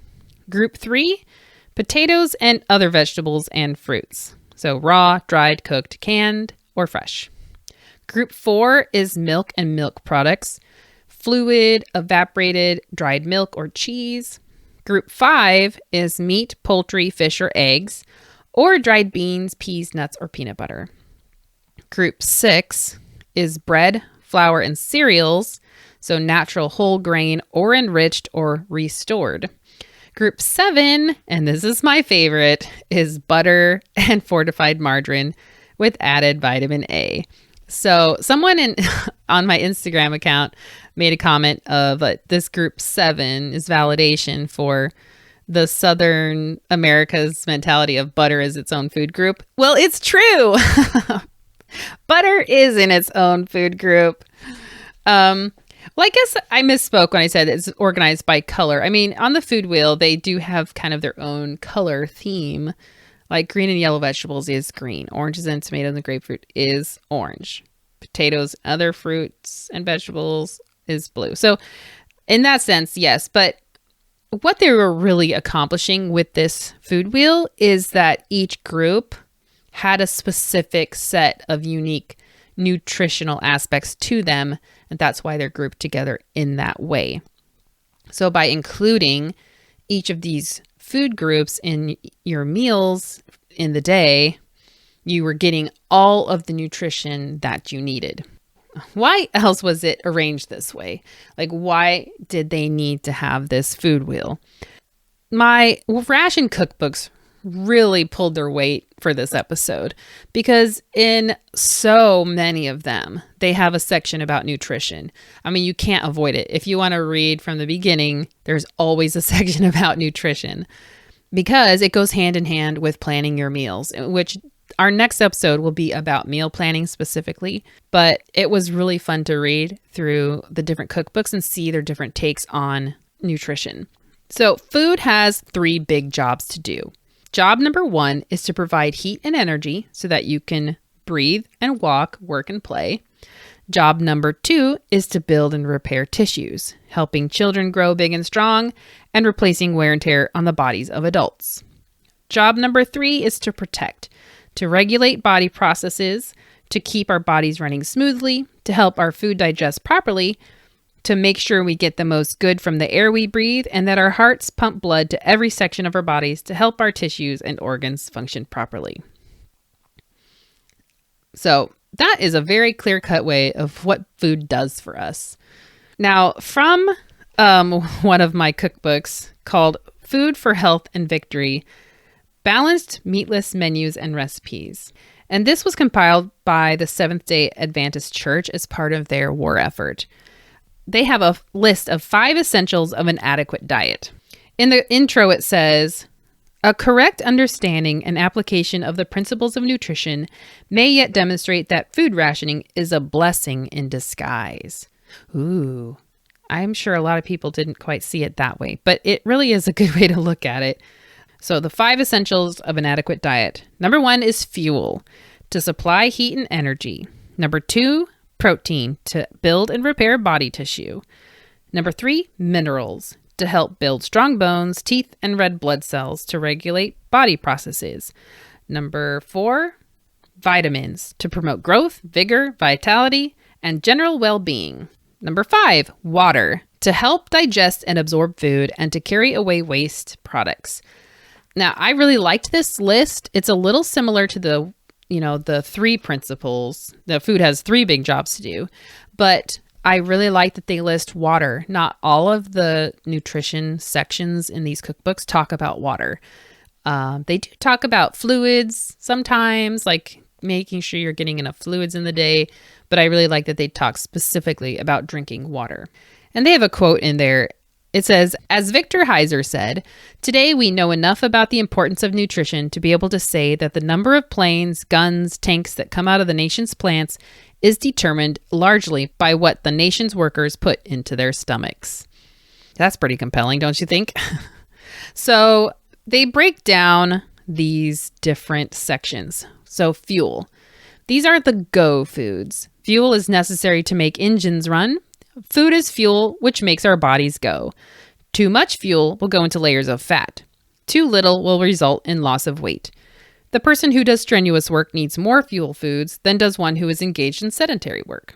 A loss or gain in weight will usually tell whether one is getting enough or too little. Foods high in fuel value are fats, sugars, syrups, cereals, breads, desserts, potatoes, and other starchy vegetables. Proteins. These are the building foods. Protein is necessary for growth from infancy to adulthood. Protein is necessary for maintenance and repair of tissue after growth has ceased. The amount of protein one needs depends upon the person's normal weight rather than upon his activity. Good protein sources are milk, cheese, eggs, peas, beans, lentils, garbanzos, nuts, and cereals. So notice that they did not say meats, and I'll be getting to the reason why in just a minute. Next is minerals. These are the regulators and builders. Minerals are absolutely necessary for good health. The amounts needed are small, but the results from a deficiency are serious. The American diet is most likely to be lacking in the 4 minerals listed below. Be sure your food supplies these in ample amounts.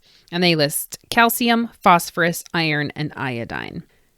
Next is vitamins, for keeping fit and strong. Vitamins are indispensable to life, necessary for growth, help in more efficient utilization of food, protect against disease, improve the appetite, keep the skin smooth and soft, and help keep nervous stability. Vitamins are abundantly supplied in natural foods. Refined or processed foods contain little or not enough vitamins. Eating a well-balanced diet, including a variety of foods, will give us the vitamins we need. And they list the vitamins as vitamin A, B, C, and D.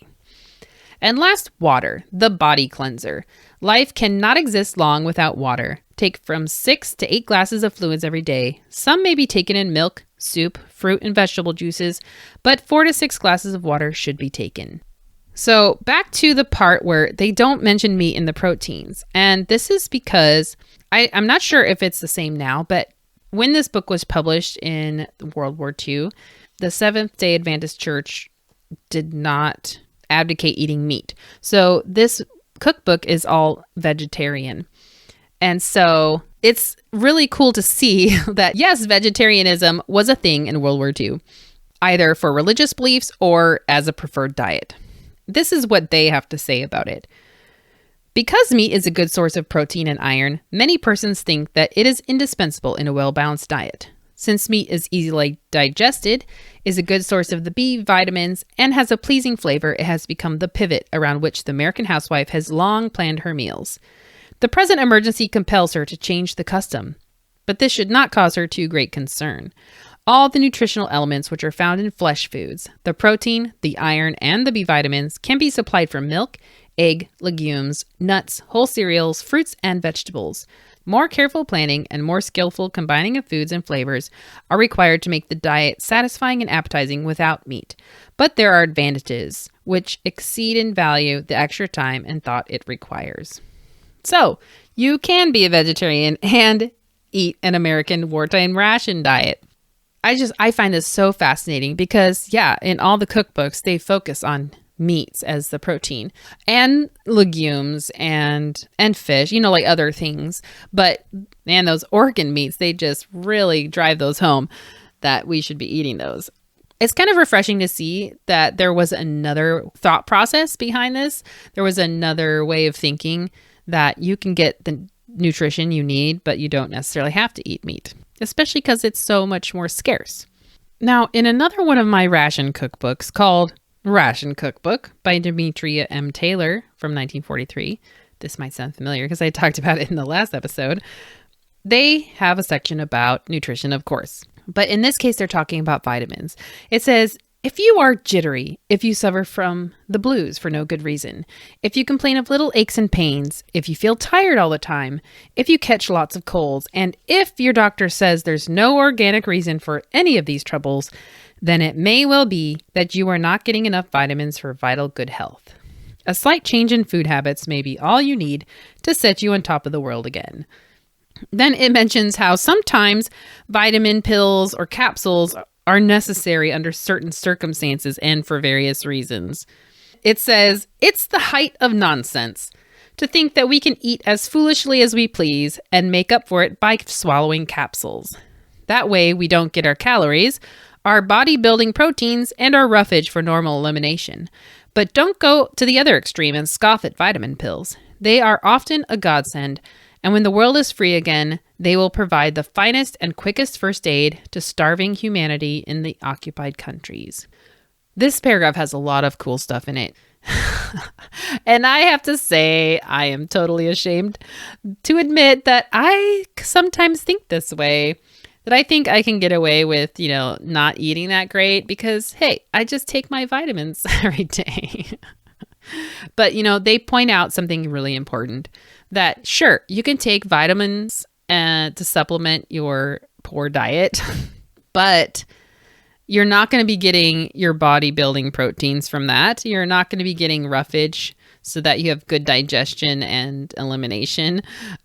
And you're not going to get the calories that you need to exist for the day. So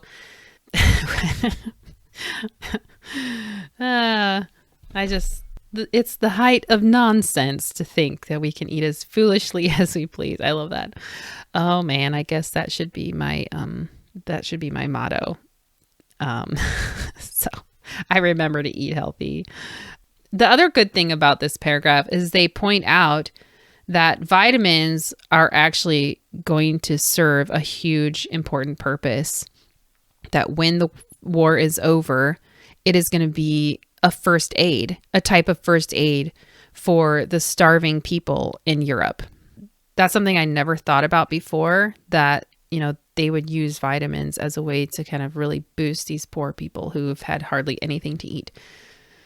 Another section in the ration cookbook that I really loved is what they call V foods. And this was a new idea. It says, the Italians have their antipasto. The French have their hors d'oeuvres. The Swedes have their smorgasbord. Americans have adopted these foods and made them a part of the international cuisine of this country. Now's the time to originate a national food custom of our own, with an American name. How about V Foods?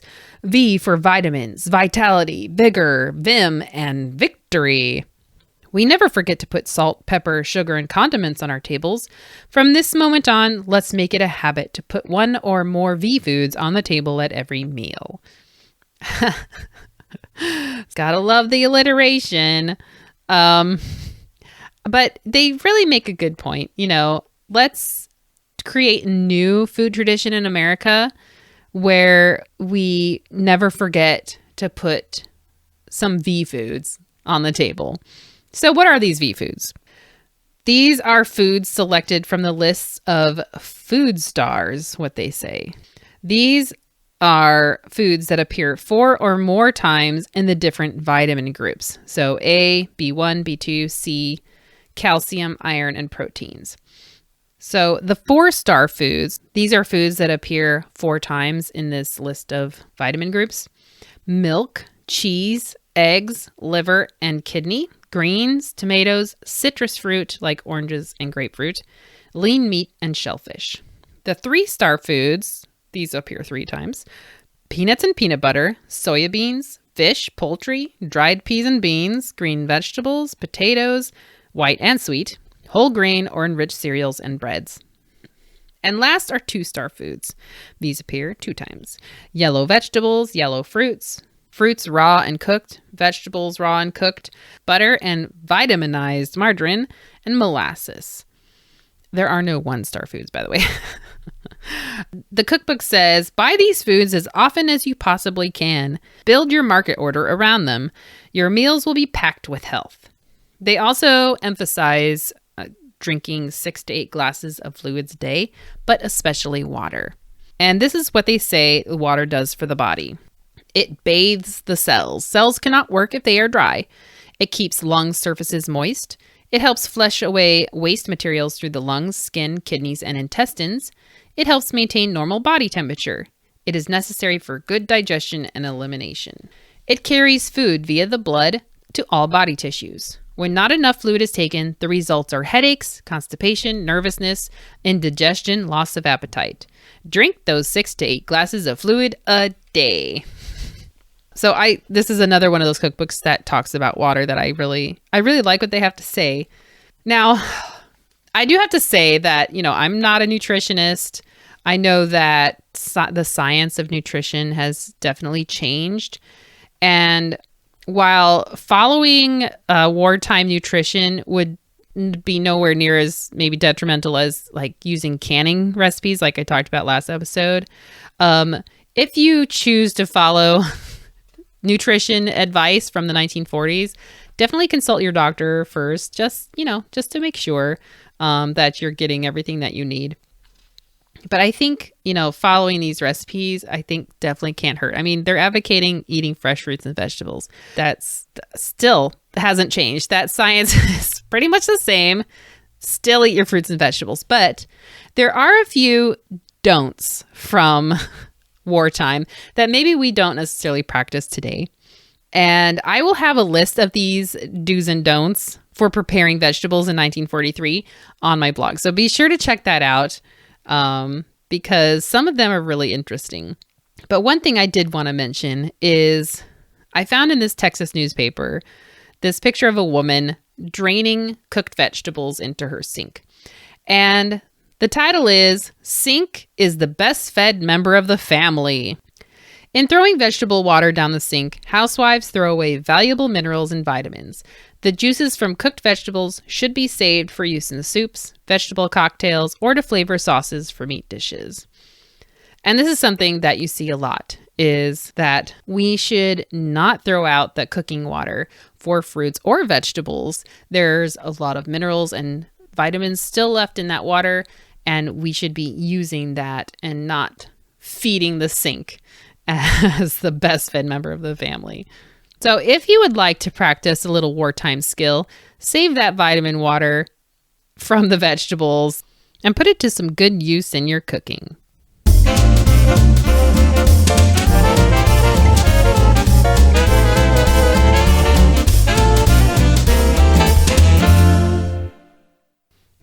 cookbook feature is The Wartime Cookbook by Alice Bradley.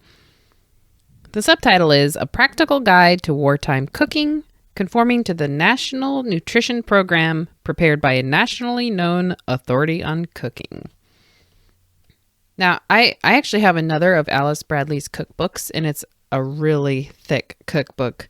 And in this smaller book, it actually makes mention that if you want to see more recipes, to go consult the larger cookbook. But this one is specifically a wartime cookbook, as you can tell by the title.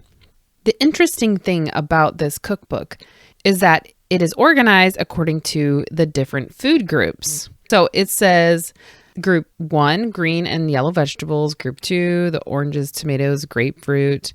Group 3, other fruits, dried fruits, potatoes. Group 4, milk and cheese. Group 5, meats, fish, eggs, dried beans and peas and nuts. Group 6, bread and flour, cereals. And then it doesn't list these as separate groups, but fats, sugar and sweets, and then beverages. They're just separate little chapters. But I think it's just interesting that she doesn't have them organized as, especially the fats. They are not, it doesn't say group 7 fats. So that's what I found really fascinating, is that if you want to find, let's say I need to make something in group 1, because we haven't had a lot of that today in our diet, you can go to this group 1 section and pick out a recipe that would fulfill that part of your nutritional diet. Conveniently, it also has a picture of the food wheel, and then it has a separate section called Good Eating in Wartime. So in the section it says, to get the most help from this book, read it through once from beginning to end. So Good Eating in Wartime. There are many books, magazine articles, posters, advertising booklets, and illustrations that tell us what to eat to keep well and strong. Now, since there is less food from which to choose, it is more than ever necessary to select intelligently the foods we need every day. And then it goes into an explanation of what to eat and why, explaining the different vitamins. It has a food groups chart, necessary foods and their chief constituents. X means an excellent source and G means a good source. And it's talking about, so on the left, it's got the food group number and then a column for the different foods. And then it has calories, protein, minerals, and vitamins, and each have their own little column. And then it, marks with an X or G if it's excellent or a good source for that particular thing. So that's really helpful. And then it has a little section about planning meals. Now, I picked a few recipes from this book. Normally, I just try to pick 2, but one of them was, I wouldn't say it was a fail, but it was a fail for our taste buds. No one in my family has touched it. And I think, unfortunately, it might be destined for the chicken. So I will talk about that in a minute. But first, I tried a recipe from group 1, which is the green and yellow vegetables. And this recipe is for pumpkin pie, because we are soon to be coming upon Thanksgiving. And I like trying different pumpkin pie recipes. There's, of course, zillions out there to try. But I like trying the wartime ones because I think they're kind of in a class by themselves. They're very different from modern day pumpkin pies because pumpkin spice was not a thing in the 1940s. So this particular pumpkin pie is spiced with just ginger and cinnamon. So in order to make this pie, you steam pumpkin and then you drain and force it through a strainer. And this is a really important step because you do not want the stringiness of the pulp. And then to this pumpkin, you add sugar, dark corn syrup, some butter or margarine, 2 egg yolks, some molasses, and then the ginger. This is 2 teaspoons of ginger and 1 teaspoon cinnamon. And this really comes into play later. 1/2 teaspoon salt, and then some scalded milk. I used almond milk again because just in case my toddler wants to eat it, than he can because he can't have the dairy. And then what makes this very unique and very 1940s is that you beat the egg whites until they're stiff, and then you fold that into the mixture, the pumpkin mixture. I also didn't have dark corn syrup, so I used golden syrup. That was the closest thing I had. And that worked out pretty well because you don't want something super sweet because dark corn syrup just isn't as sweet as sugar. Golden syrup is sugar product, but I don't feel like it's as sweet as some other things I could have used, like maple syrup. This texture of this pie is very interesting because of those whipped egg whites. And it's very hard to fold egg whites into like a liquid mixture, but somehow I managed it. And then you put the mixture into a pie dish that's lined with a plain pastry. And then it says to bake it at 500 degrees Fahrenheit. I have never baked a pie at that high of a temperature. And unfortunately, it doesn't tell you how long. So I just did it for 7 minutes. I baked it for 7 minutes at 500 degrees, and then it has you reduce the temperature to 325 Fahrenheit. And it doesn't even tell you how long to bake it. It just says bake until the knife comes out clean. Served with whipped cream sweetened with honey. So I baked it, I think, for about 50 minutes. And even then, it still seemed slightly more jiggly in the center than I would have liked. But I thought, well, maybe it, sets a little bit more when you take it out. So I took it out, and it did not solidify until after, fully. It didn't solidify fully until I, let it sit overnight in the fridge. But it was still, it still pretty much held its shape, but not as much as you'd think with like a regular pumpkin pie modern recipe. Yeah, but the ginger is really strong in this, and the cinnamon, you can taste that too, but the ginger is definitely the star in this recipe. I think the egg whites add a very strange texture. They kind of still float at the top, and so the top is not that smooth, shiny surface you think of with, modern pumpkin pies. It was just kind of like fluffy and airy, and then the center of the pie is, the more custardy type texture. But it was still very tasty, and the crust that I used was from Westinghouse Health for Victory cookbook, because that's kind of my go-to for pie and biscuits. But anyway, yeah, I think this was a really good recipe. It is a little bit strange with the beaten egg whites, but I think it's definitely worth a try if you haven't tried this type of pie before. The next recipe I tried was the one that I felt was a little bit of a failure. And this comes from Group 5, which is the meats, beans, nuts food group. It's a very hefty section in this book. There are a lot of these recipes. So I tried peanut roast. And the name actually is what really got my attention. It sounded really funny to me because below is a recipe for peanut sausages. So I thought, these could be fun. So what this is you're making kind of a mock loaf, like a mock meatloaf, but it does not taste anything like a meatloaf. So if you're going to try this, don't go into it thinking, it'll taste like a pretend meatloaf. No, it doesn't. Because you mix a cup of cream cheese or cottage cheese with a cup of finely chopped peanuts. And this part is really important. I chopped my peanuts using like a vintage nut chopper, but I think it needed to be chopped even finer because the larger, like even medium size chunks is not good in this recipe. Then you have a cup of dry breadcrumbs, a little bit of onion chopped, a cup of milk, and then you season it with chili sauce or ketchup is what it says, ketchup. I use chili sauce because I make wartime recipes and a lot of them call for chili sauce. I just happen to have it on hand. Then it calls for salt and pepper, and then you just mix it together. And using dry breadcrumbs is really important, so it soaks up that moisture and it thickens and gets more solid because it is the cup of milk was pretty startling. I thought this is never going to shape into a loaf, but it did. It did solidify, and I shaped it in a loaf in a bread pan, and then you're supposed to turn it out onto like a pan, like a cookie sheet pan, and then bake it for about 35 minutes. I did it at 375. It says 350 to 400 degrees. Then you're supposed to serve it with a white sauce seasoned with chili sauce or tomato or Creole sauce. I didn't actually make the white sauce for this, so maybe that would have helped. But guys, this pretty much tasted like a cheese ball, like you have at a party with crackers at Christmas time.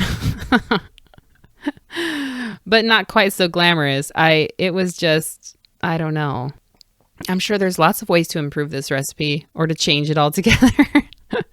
And it wasn't that it tasted bad. It just maybe was the texture with the flavor going on at the same time. It just didn't do anything for me, and no one in my family is going to eat this thing. So I don't know. I think, it could serve as a good sandwich filling.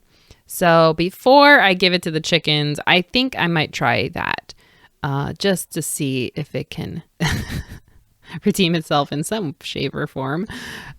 All right. And then the last recipe that I tried was a candy recipe.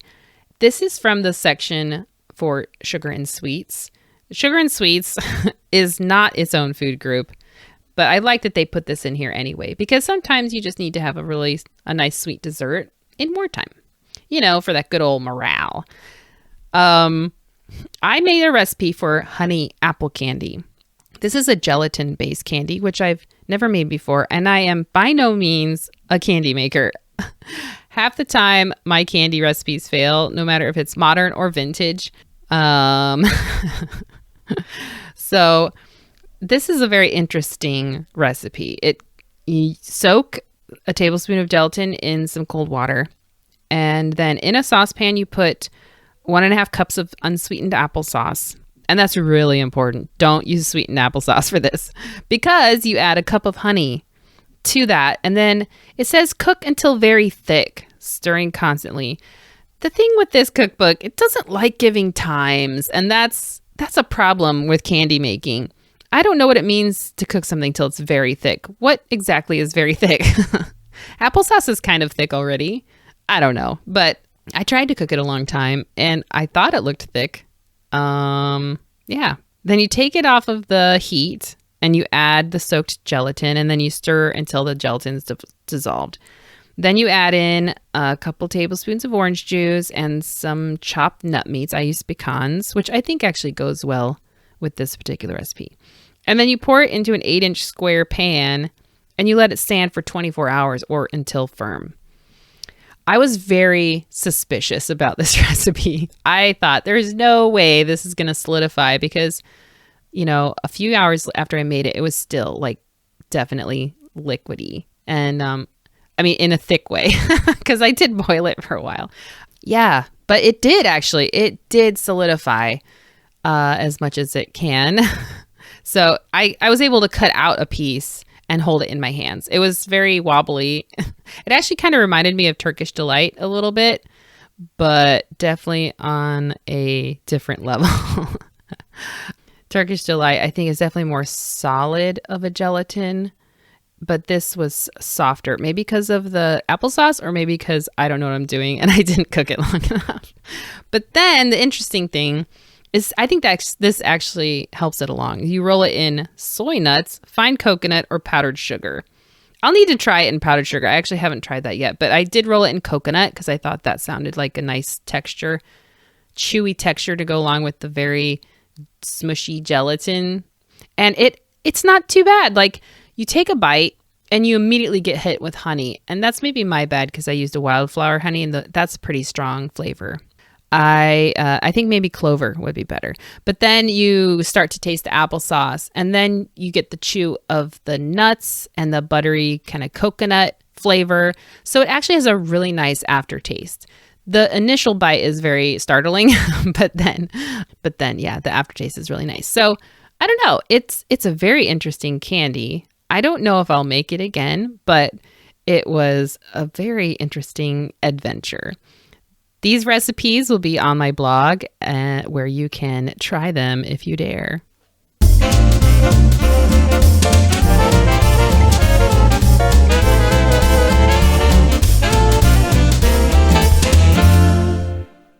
Today's story highlight comes from Adrienne Robertson about her grandmother, Jean Hall. She says, "My grandmother, mother, and grandfather moved to Cambridge, England after the war in 1949 for my grandfather to attend divinity school. My grandmother was still a young housewife in her 20s, and my mother was a toddler. Rationing in America was memory, and my grandmother was grateful for a new adventure. Coming from North Georgia, she had no idea that coal was rationed or how much was appropriate. She burned through her first fortnight worth in 2 days and had no idea that she'd done it. An older neighbor lady quickly took my grandmother under her wing. American rationing had simply not prepared her for the type of rationing that was happening in the UK." I think this is a really great story and, yeah, a great illustration of culture shock. A lot of times I've tried to compare American and British rationing, and you just can't fairly do it. The national situations were so different. The food supplies were so different. And the needs of the people were just so different. So, but I can imagine what a huge shock it was to go from, America where rationing had already ended and going to the UK where it was still continuing on. Definitely had that new adventure that she was seeking. So thanks so much for sharing this story, Adrienne. Well, that's it for today's episode. If you or your family have American homefront stories, I would love to be able to share them on my podcast. To share your story, go to victorykitchenpodcast.com and click on Share a Homefront Story. You can follow me on Instagram. My handle is Victory Kitchen Podcast. And over there, I share lots of fun stuff, including behind the scenes, what I'm up to with research, and sometimes recipes. And I would love your support, which helps keep this podcast going. To do so, go to anchor.fm/Sarah Crevice and Lee and click on support.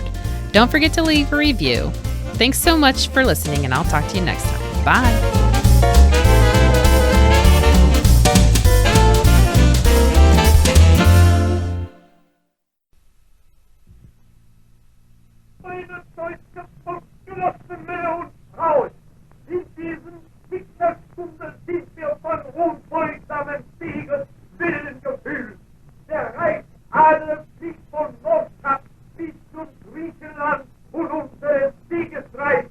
You can't do business with Hitler.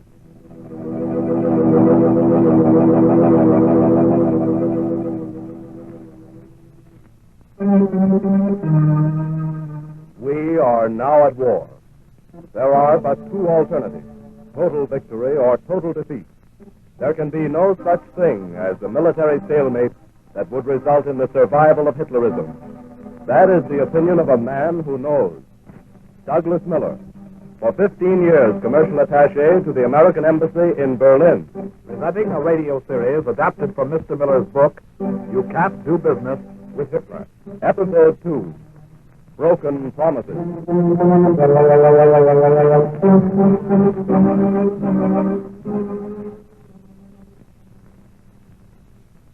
This is Douglas Miller speaking. To win this war, we must do more than defeat the armies and navies of the Axis powers. We have to exterminate the Nazi Party. You can't kill a weed unless you pull out the roots. The Nazis must never again be able to carry on the same vicious kind of propaganda and trade attack they used before this war started. I said trade attack. I mean by that international trade, as the Nazis practice it, is a weapon. A weapon to soften up enemies for the military blitzkrieg that follows. And during the 6-year period leading up to the outbreak of the war in 1939, the Nazis continually tried to sabotage American business in Europe. Here's how the Nazis worked it. Consider, for example, the case of Martin T. Johnson. Johnson represented an American firm that had been importing lard into Germany and other parts of Europe. One day in 1934, he came to my office in Berlin. Mr. Miller, I'm heartily fed up with the way Nazis treat American businessmen. The word of a Nazi, no better than that of a low-grade racketeer. Tell me what's the trouble. I'll see what I can do. The Nazis are permitting us to import lard into Germany only up to a quota of 40%, aren't they? Yes. In other words, only 40% as much as you used to import. Sure. And remember when we kicked about getting cut down so low? The Nazis said that every other country was getting the same treatment. true enough. The Nazis have a commercial treaty with the United States government promising not to discriminate against American businessmen. What would you say if I told you that the Nazis have deliberately broken that treaty? Broken the treaty?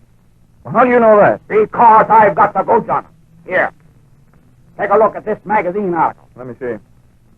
According to the secret treaty, the German Reich has granted Danish exporters the right to... Well, say, what is this? That's a Danish agricultural magazine. And what you're reading is the text of a secret agreement the Nazis have with Denmark, granting them the right to import lard up to 65% of the quota. Yes, it's right here in cold print. Mr. Miller, this is rank discrimination.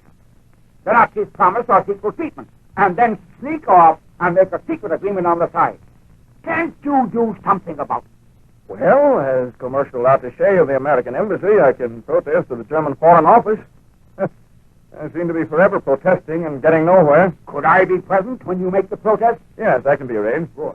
I'll tell you what we'll do, Mr.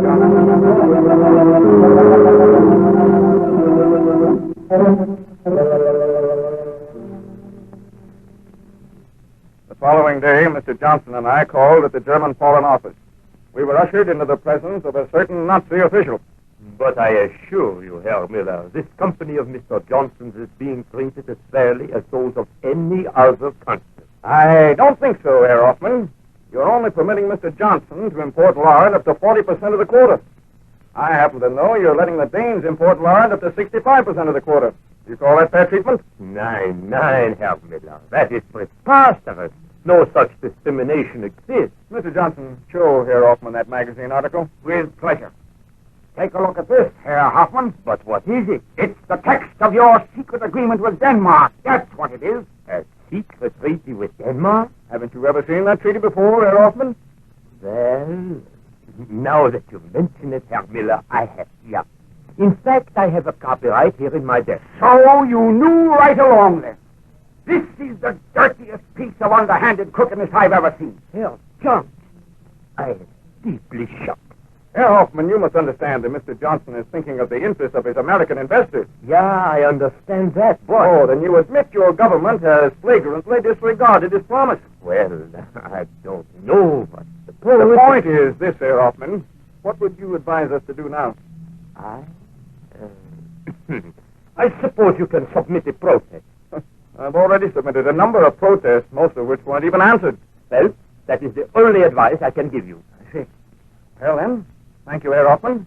Come, Mr. Johnson, I think we'd better run along. Yes, I suppose so. Herr Miller, just a moment. Yes? You and I have always been friendly, Herr Miller. I hope this little incident will not disturb our personal relationship. After all, you understand that. Well, to understand, I must make a living somehow. Heil Hitler. Come and see me again. Any time I can help you, gentlemen. Good day, Herr Hoffman. Well, Mr. Miller, that's that, I guess. I'm afraid so. I'm sorry I couldn't help you, Mr. Johnson. No, that's all right. It represents a loss of millions of dollars for my company. But after all, you're not responsible. There's only one thing to do, Mr. Johnson, and if I were you, I'd do it. What's that? Get out of Germany and stay out. You might as well face it.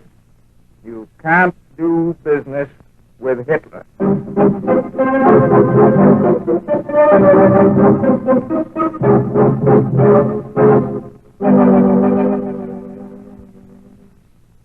And that's what happened to Mr. Johnson. This case is typical of hundreds of others. Sounds unbelievable, doesn't it? But if you want proof, get the September 1940 issue of the Annals of the American Academy of Political and Social Science. Turn to page 51 and read how, because of the Nazis' treacherous tactics, lard exports from America to Germany dropped from 93,000 tons in 1929 to a mere 55 tons by 1937. Remember, when you're dealing with the Nazis, you're dealing with men who will use any gangster method to get the best of you. Blackmail, for instance. A favorite Nazi device. I remember the representative of a soft drink firm who came to my office. Mr. Miller, my firm is having trouble with the Nazi authorities. I'm afraid there are a lot of people in that boat, Mr. Hartman. We were doing fine before Hitler came to power, but we've had nothing but trouble since. Just what kind of trouble are you having? Well, the Nazis have forced German doctors to testify that the soft drink we turn out is injurious to health. And it isn't, of course. Certainly not. We've also had trouble with the police. They demand we tear down some of our buildings. They say they don't measure up to the building code. Well, Mr. Hartman, here's what probably has happened. German soft drink manufacturers no doubt have their representatives in the German Ministry of Economics. This is their way of driving you out and getting all the business for themselves. But it's unfair. Obviously. But you're not in America now, Mr. Hartman. You're in Nazi Germany. But can't anything be done? Well, if you like, I'll get in touch with the Nazi Party and see. I'm afraid it'll cost you quite a bit of money. And I'm willing to pay quite a bit of money. It's either that or go completely broke. So I contacted the Nazi Party.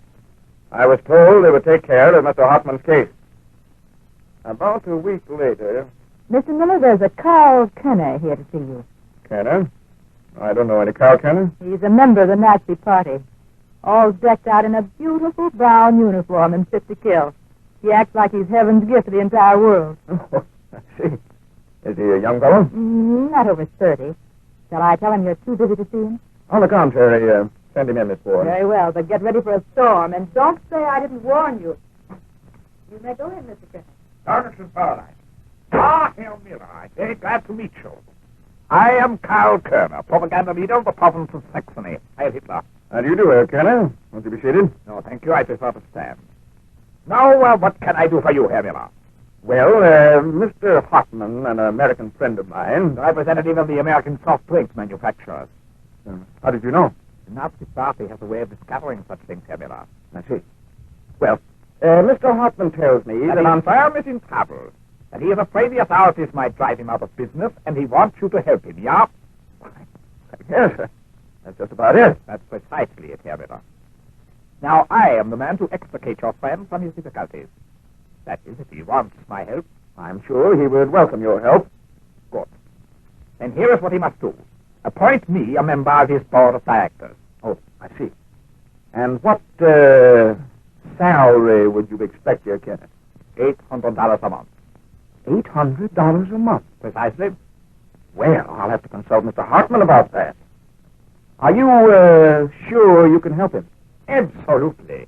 I'm already helping 17 other companies who are having similar difficulties.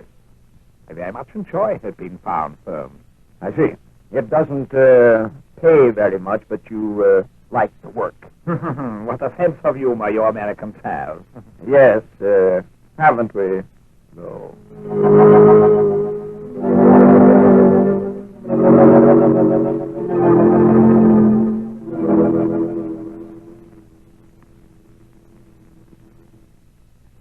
Persecuting foreign firms and then making them pay off to relieve the pressure is an old trick of the Nazi Party leaders. In the case of Mr. Hartman, his firm paid $800 a month merely to gain the privilege of staying in business. This would have been a bad enough bargain even if the Nazis had lived up to it. But Nazis never live up to their bargains. Hartman soon found this out. A few months later... Hello? Just a minute, please. It's Mr. Hartman, Mr. Miller, who wants to speak to you. Oh, thank you. Well, hello, Mr. Hartman. I haven't heard from you for quite a while. Oh, I thought you were paying Carl Kerner to take care of such things. Oh. Oh, that's too bad. Well, I'll do what I can. All right. Goodbye. Beat that. What's wrong, Mr. Miller? Now the Nazis have ruled that Mr. Hartman's soft drink is Jewish and will pollute any pure Aryan who drinks it. How fantastic. Mr. Hartman's firm isn't Jewish. And even if it were, how could that possibly make any difference? I know, Miss Ward. This Jewish line is merely a blind, of course. The truth of the matter is, Carl Kenner's superior wasn't getting a big enough cut out of that $800, so we banged down on Hartman. What's to be done now? I think I'll go and have a talk with Dr. Lay, the head of the so-called German Labor Front. Perhaps he can suggest some way out of this thing. So I called on Dr. Lay. This high Nazi official suggested that the American soft drink manufacturers pay the expenses of a Nazi delegation to go to the United States and investigate whether or not the soft drink was actually Jewish. In spite of the high costs involved, the American firm agreed, and the delegation was sent. Finally, the delegation returned and made out a report that the soft drink was not Jewish and could be enjoyed by any pure Aryan without danger of contamination. By this time, the American firm had paid out a good deal of money in the hope that the troubles were ended. But troubles never end when one is dealing with the Nazis. In a few months, the Nazi officials who had been causing all the trouble came out with a ruling that even though the soft drink was not Jewish, it was still a foreign drink, and therefore could not be consumed by any true German. For the third time, Mr. Hartman came to me for assistance. Well, what are we to do now, Mr. Miller? Well, Mr. Hartman, you might as well face the facts. You're trying to do business with totalitarians, and it just doesn't work out. However, you have one of three courses of action left. And what are they? Well, first, you can go to this Nazi official and see how much it'll cost you to have him change his ruling. But he's already blackmailed me out of thousands of dollars. What are the other alternatives? The second thing you can do is close your business and go back to the United States. And that's what I'd advise. But you said there were three courses of action. What's the third? Well, if a Nazi firm was in the same fix as you are, they might consider having the official assassinated. Assassinated?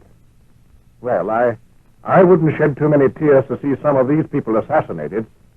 But Americans just don't do those things. No, but that's what you're up against. Face facts, Mr. Hartman. You can't do business with Hitler.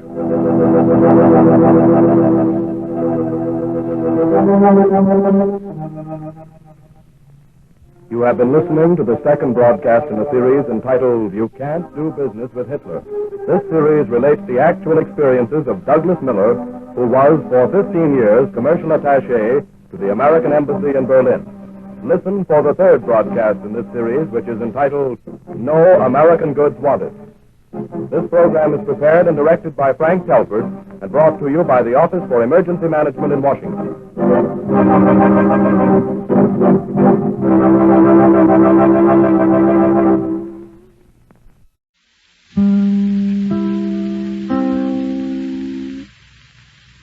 This is Chicago, WMAQ. 9 p.m. BULOVA, Bulova West time. Bulova, masterpiece of fine watchmaking. WMAQ. The Johnson Wax Program. The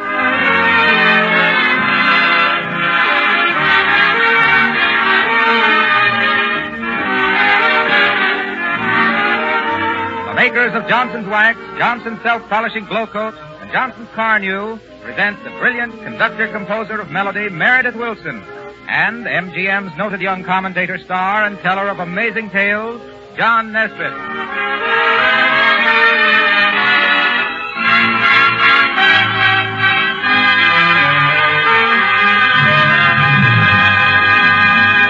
Ladies and gentlemen, this program by our two outstanding young men, John Nesbitt and Meredith Willson, is sent to you by S.C. Johnson & Son, makers of Johnson's Wax Finishes for the home and industry. And now here is John Nesbitt. Thank you. Good evening, ladies and gentlemen, and welcome to the third edition of our new series, which is a presentation of words and music that is as informal as a pair of old slippers. In fact, we have to be informal because you can't take yourself seriously during this season of the year anyway. Connie Haynes, our lovely feminine singer, has managed to look cool and crisp anyway, which is a trick known only to pretty southern girls. Bob Carroll, our baritone, spent the week in getting a manly suntan. I spent the week grumbling loudly and looking like a boiled beet, while Meredith Wilson spent his time alternating between an air-conditioned piano, where he's composing his third symphony, and his victory garden, where he's composing a row of broccoli. Hello, Meredith. Hello, dear boy. My. Your introduction this evening sounds like a cross between a weather report and an agricultural bulletin. But, John, I did like that part about our program being informal as an old slipper tonight. You know, that fits the music exactly. For our summer music, I picked a new and beautiful American waltz to begin with. And then for the Department of Lost Music, I got informal as a pair of red suspenders. And then your dramatic spot. The dramatic presentation's about a house. It's informal, you know. Yes, and finally, just to break down and be really informal, we selected a whole group of America Sings melodies, all of them cool tunes. Sounds as refreshing as an ocean breeze. Meredith, the waltz.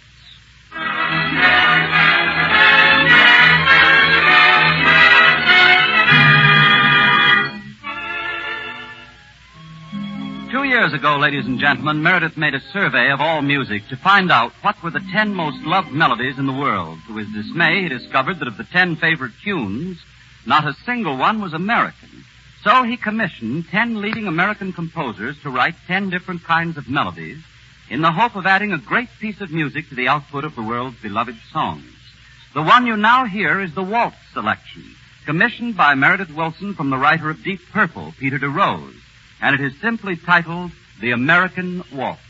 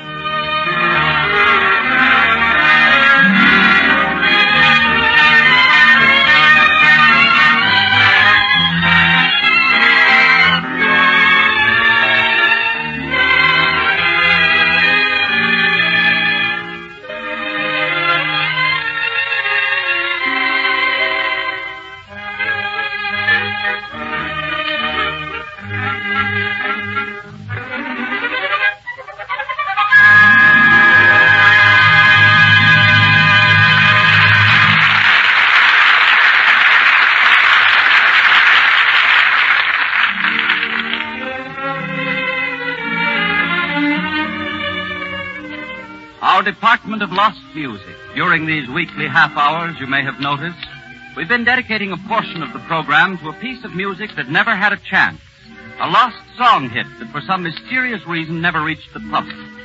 Tonight's nomination for the Department of Lost Music is the top-rating dance number of the land, a smash hit if there ever was one. But the reason Meredith pulled the switch on us this week is because the success of this song is really a lost music story. This number was written 12 years ago by the famous British composer Eric Coates as a piece of classic music. And for 10 years it gathered dust on the shelves of a publisher's library. It was a lost melody, and by pure accident in 1940, someone pulled it down and wrote words for it and had a dance arrangement made. 2 years later, Tony Martin and Meredith Willson both made records of it the same week. And this long-lost melody promptly became a bestseller in America. And here it is, believe it or not, it is Sleepy Lagoon.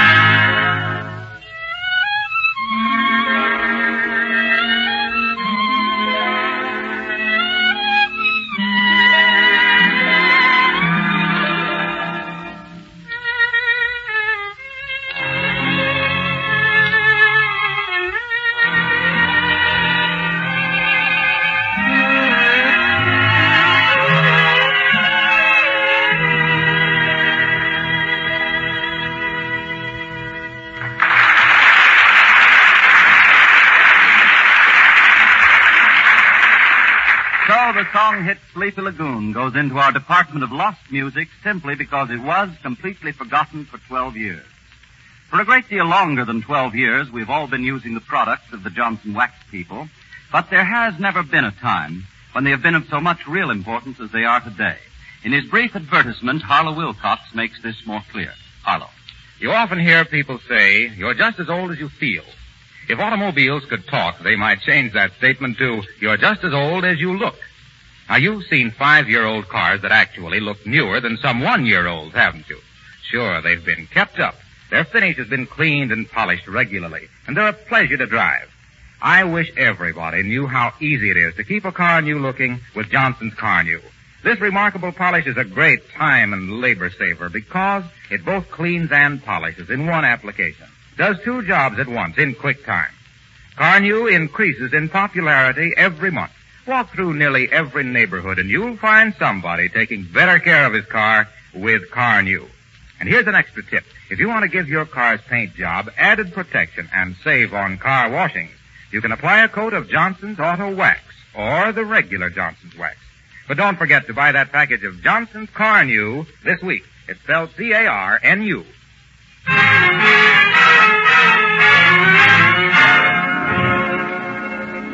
Tonight we have a simple story about a house. It is the kind of house that almost every American dreams of and maybe never really owns. But nonetheless, it is so much a part of the life that our country knows is good that our American homes have become the envy of the whole earth. This story is called Vagabond's House. Don Blanding became famous when he wrote it a number of years ago, perhaps because some of us can understand the great things, but most of us fight for the right to enjoy little things, like this home.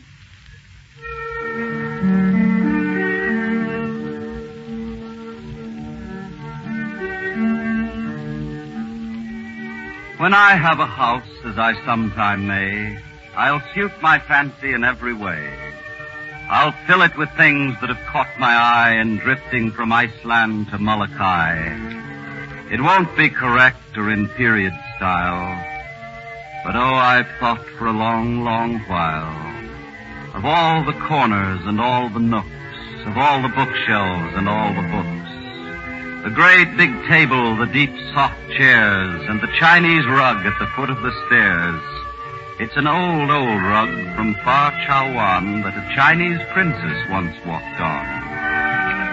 And I'll have good friends who can sit and chat, or simply sit, when it comes to that, by the fireplace where the fir logs blaze and the smoke rolls up in a weaving haze.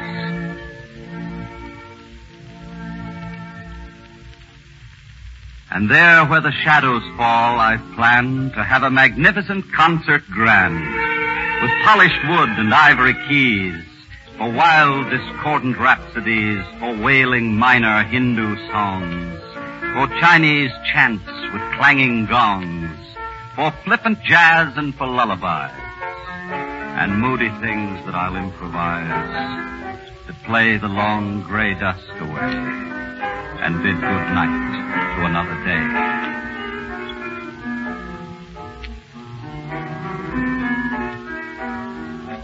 Pictures I think I'll have but 3. One in oil of a wind-swept sea with the flying scud and the waves whipped white. I know the chap has been painted right. In lapis blue and deep jade green, a great big smashing fine marine that'll make you feel the spray in your face. And I'll hang that over my fireplace. I'll have a window seat, broad and deep, where I can sprawl to read or sleep, with windows placed, so that I can turn and watch the sunsets blaze and burn beyond high peaks that scar the sky like bare white wolf fangs that defy the very gods.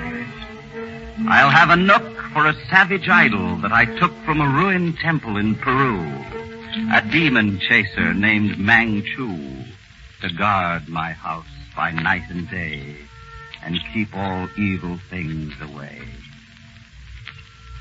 Then, when my house is all complete, I'll stretch me out on the window seat with a favorite book and a cigarette and a long, cool drink that our joy will get.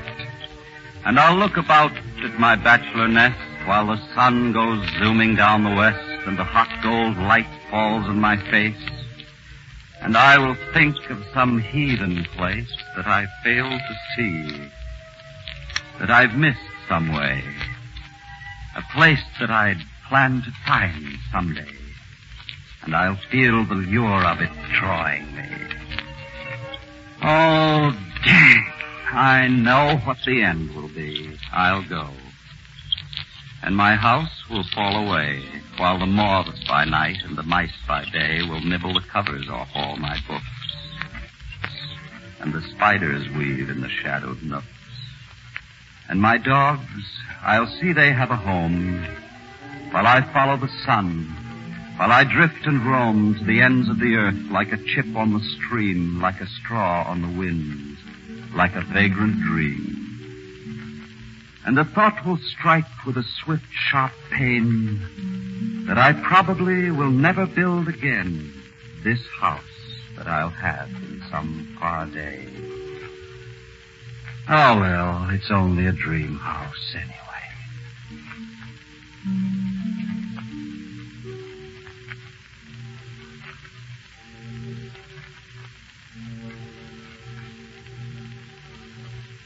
Over the land that lies between our two oceans, endless millions of little houses where our people have been able to gather, hang pictures over fireplaces, pound away on the piano in the living room.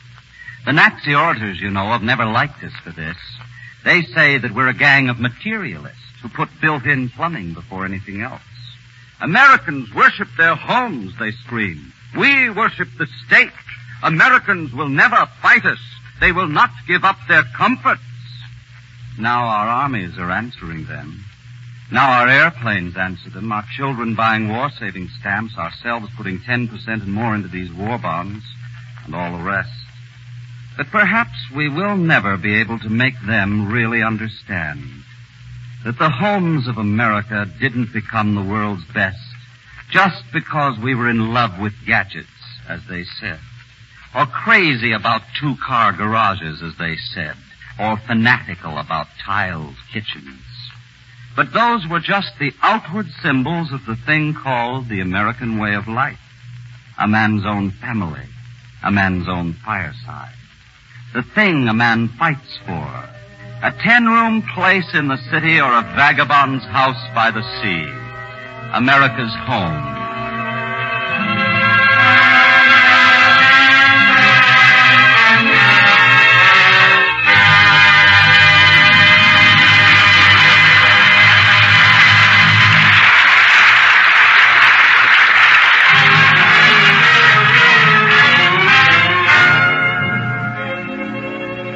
Brings us to the chief musical offering of the evening, which is one of Meredith's celebrated mixtures of tunes called An America Sings Medley.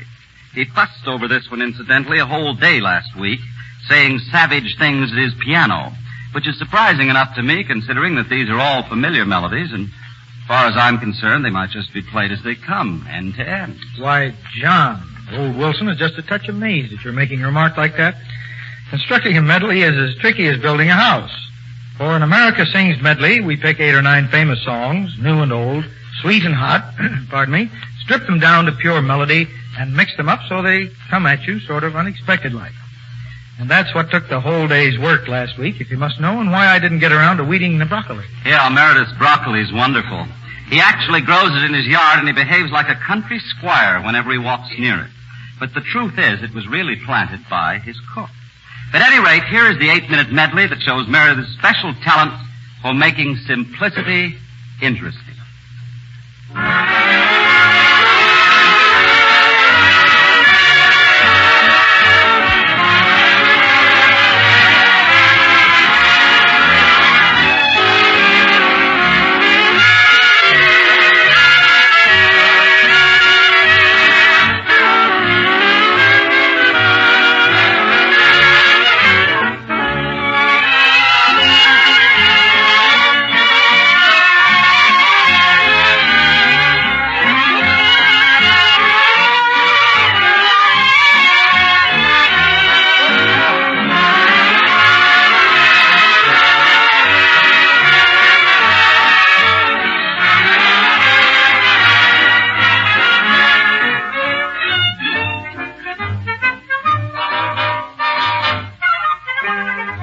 Eepha-sopha-dilfa-dalfa, sing, babe. Eepha-sopha-dilfa-dalfa, swing, babe.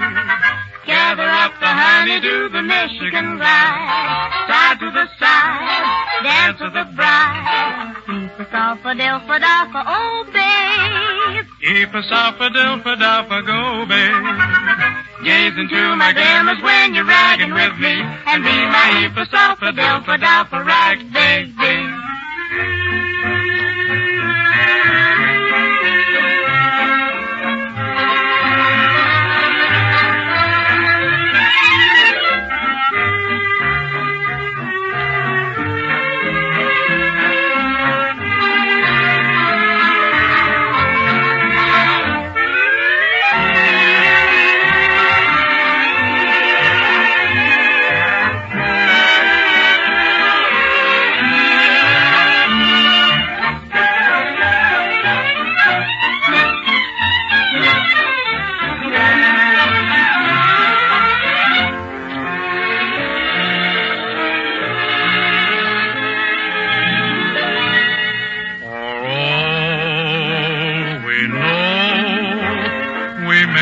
Meet again. Before you go, make this moment sweet again. We won't say goodnight until the last minute. I'll hold out my hand, and my heart will be in it. For all we know, this may only be a dream. We come and go like a ripple on a stream. So love me tonight. Tomorrow was made for some. Tomorrow may never come. All we know.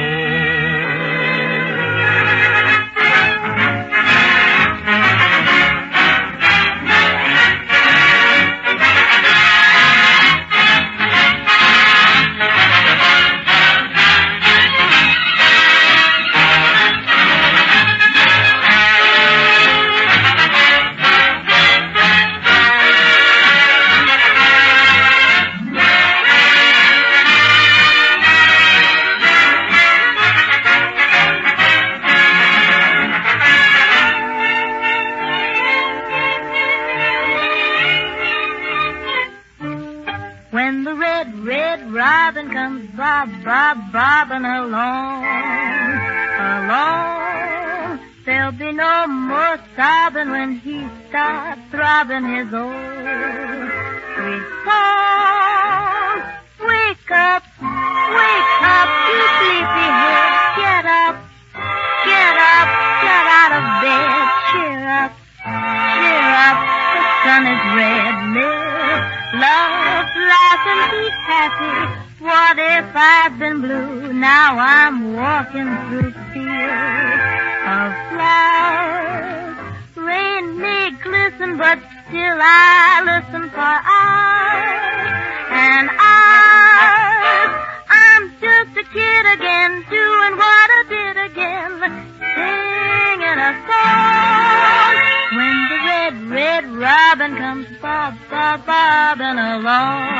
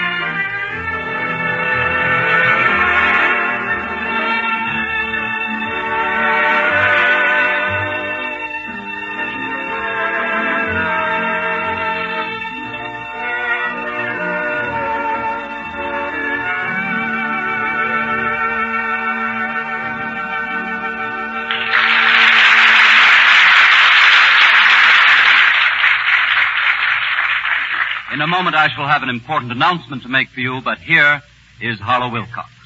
How old is your kitchen linoleum? Is it lasting as long and wearing as well as you expected? Did you know that Johnson's Glow Coat will make linoleum last 6 to 10 times longer than if it were unprotected? That's an important contribution for one product to make in these times, but it's only part of the Glow Coat story. Besides protection, Glow Coat saves you time and work because it's so easy to use and needs no rubbing or buffing. Just apply and let dry. Glow Coat is self-polishing. And Glow Coat adds beauty to your kitchen by keeping the linoleum fresh and new-looking. On your next shopping list, be sure to write, Buy Johnson Self-Polishing Glow Coat.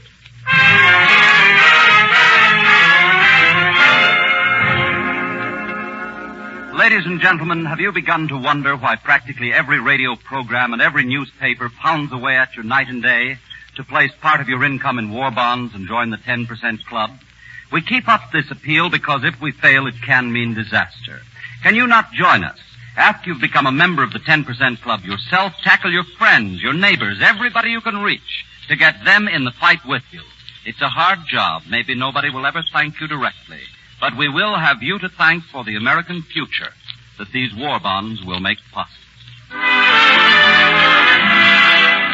Until with Meredith Wilson we join you a week from tonight, this is John Nesbitt bidding a very good evening to you all. And this is Harlow Wilcox, speaking for the makers of Johnson's Wax Finishes for the home and industry, inviting you to be with us again next Tuesday night. Good night. This program reached you from Hollywood. This is the National Broadcasting Company.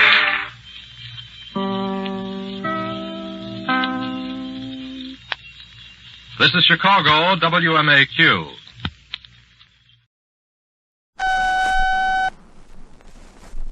And invite you to have a date with Judy.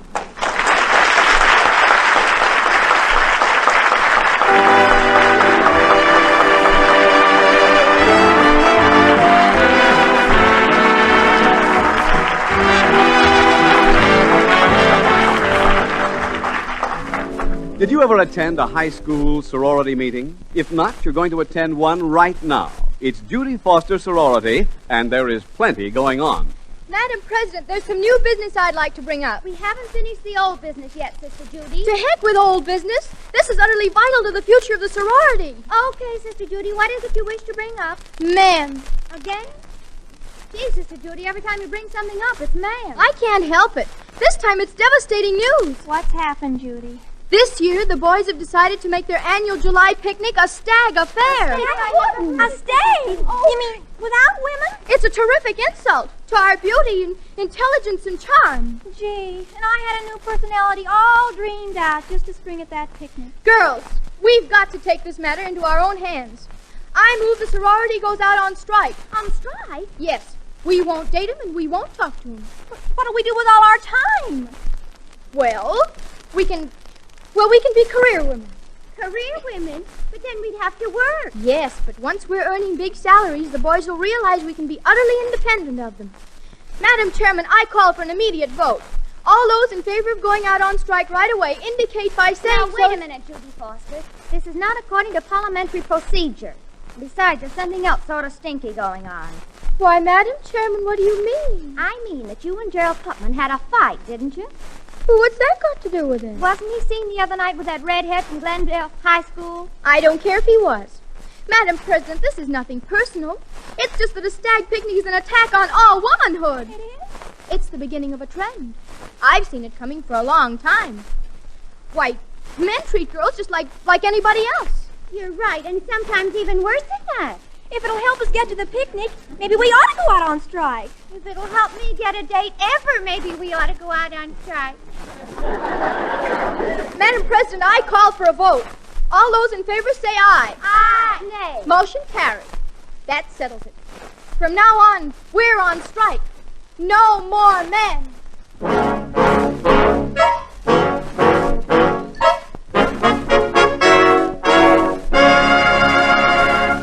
Jeepers, we're off to a ghoulish start. It looks as if our date with Judy tonight is going to be something for the books. And here's a problem that's usually something for the chemistry books. What's NaPO3 taken X times plus Ca3PO4 taken 2 times? Well, that's not as ghoulish as it sounds. It's the reason why some girls have brighter smiles than others. It's composite metaphosphate, the marvelous polishing ingredient that makes teeth shine and sparkle. And Pepsodent is the only tooth powder in the world that contains this ingredient. That's why no other tooth powder can match the results you get with Pepsodent. Independent laboratories tested dozens of tooth powders, and in every case, the same fact was proven.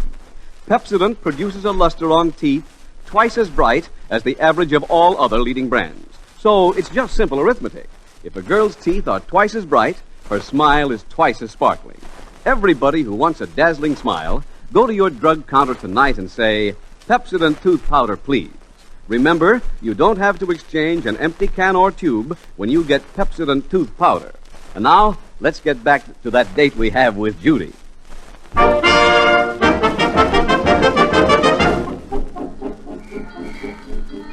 Here we are, Mitzi. Frankly, Judy, I'm not sure I want a career. But, Mitzi, if we give up men, we've got to do something. And I think it would be swell being a telegraph girl. Gee, I don't know, Judy. Look, it says right there in the window, girls wanted must be able to sing. But, Judy, I really don't have a trained voice. It doesn't say trained voice. It just says must be able to sing. Come on in. Ah, how do you do? We saw your sign in the window and we'd like to apply for jobs. Good. We're looking for a telegraph girl. Been having some difficulty lately. There's a shortage of boys, you know. Isn't that funny? We've been having the same trouble. Shall we have a little audition? Now, who wants to be first? Go ahead, Mitzi. All right, young lady. Suppose you had to deliver this. A special congratulations 342A. It's to the tune of, do you ken John Peel? Who? John Peel. You know it, of course. Well, not personally. Shall we try? Try to get spirit and feeling into it. I'll give you the pitch. We wish you happiness, we wish you joy, we hope you have a baby boy, and when it's here, if it gets a girl, we hope you have a baby girl. Congratulations. You don't have much range, do you? I could practice. I'm very sorry. I don't think you do. Next. Mitzi. Tough luck. I'm ready. What do you want me to sing? Let us grapple with a message which presents a real challenge. At number 342C. It's to the tune of Happy Birthday to You. Here's the pitch. Happy 22nd wedding anniversary to you. Happy 22nd wedding anniversary to you. Happy 22nd wedding anniversary, Mr. and Mrs. Candlelath Thurston and family. Happy 22nd wedding anniversary to you. Gee, do they get all that for 26 cents? Young lady, you're just what we've been looking for. Now, get your uniform and report for service immediately. Jeepers, Judy, you've been drafted.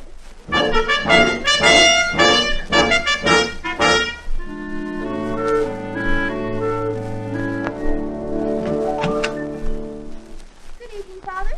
Hello, Mother. Hello, Randolph. Well, what are you supposed to be? I'm a telegraph girl. When did all this happen, Judy? This afternoon. I just got my uniform. Do we have to salute you? Certainly not, Randolph. Don't be silly. Well, to what do we owe this sudden change in your personality? Father, what time is it? 7:05. Why? Mother, tell Father I can't speak to him anymore. Our strike deadline was 7 o'clock tonight. Strike? Against men. Against men? Yes, the whole sorority went out on strike tonight, and I can't speak to Father because technically he's a man. What do you mean, technically? Well, you see, the boys are having a stag picnic and not inviting us, so we're going out on strike against them. We're not going to date him or talk to him. Oh, that's the funniest thing I ever heard. Randolph, tell Father this is a very serious matter. Randolph? Well, isn't he technically a man? Well, during the strike, we've got to have some means of communication with the outside world. So, the sorority has hired Randolph as our go-between. Morally, I'm still on the man side of this, Father. But the girls are career women now, and, well, money talks. So you're a mediator, huh, Randolph? Sure. What has the NLRB got that I haven't got?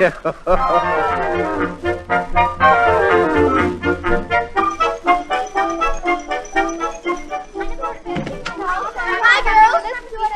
And you too, Madam President.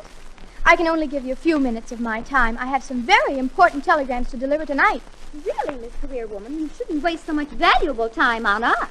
Randolph will be here any moment to give us a report. A report on what? A report on how the boys are taking our strike. I only hope the boys don't find out how we're taking our strike. Hello, wenches. Here's Randolph. Hello, Randolph.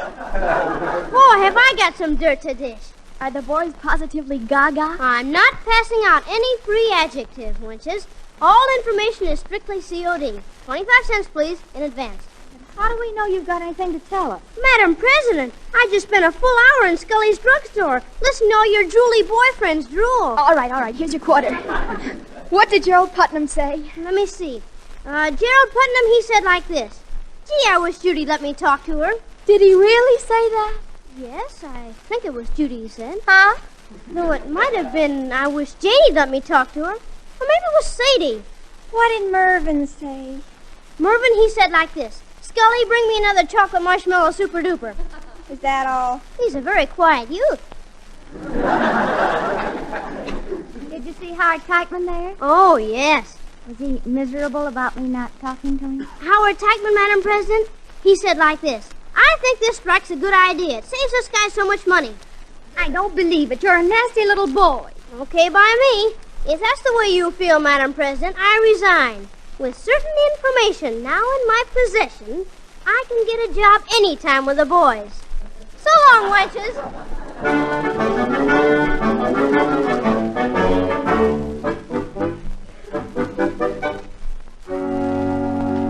Well, what do you want, young lady? I have a telegram from Mr. Schwartz. He's supposed to be here at the athletic club in a meeting. Well, I guess he's here, but you can't see him. Why not? Well, because you're a girl, ain't you? No girls are allowed to stag party. A what? A stag party. That's where he is. Honest? Yep. Do you believe in stag parties? Well, I ain't firm, but I ain't agin 'em. Well, I'm agin 'em. How am I ever going to deliver this telegram? Could I sneak in real quick and then sneak out real quick again? Nope. But I'll tell you what I'll do. I'll sneak in and sneak out again. Mister, what happens at stag parties? You ever been in a hen party? Oh, sure, lots of times. Well, it's the same thing, only kind of a masculine kind of way. Here, I'll open the door and you take a peek. Oh, swell.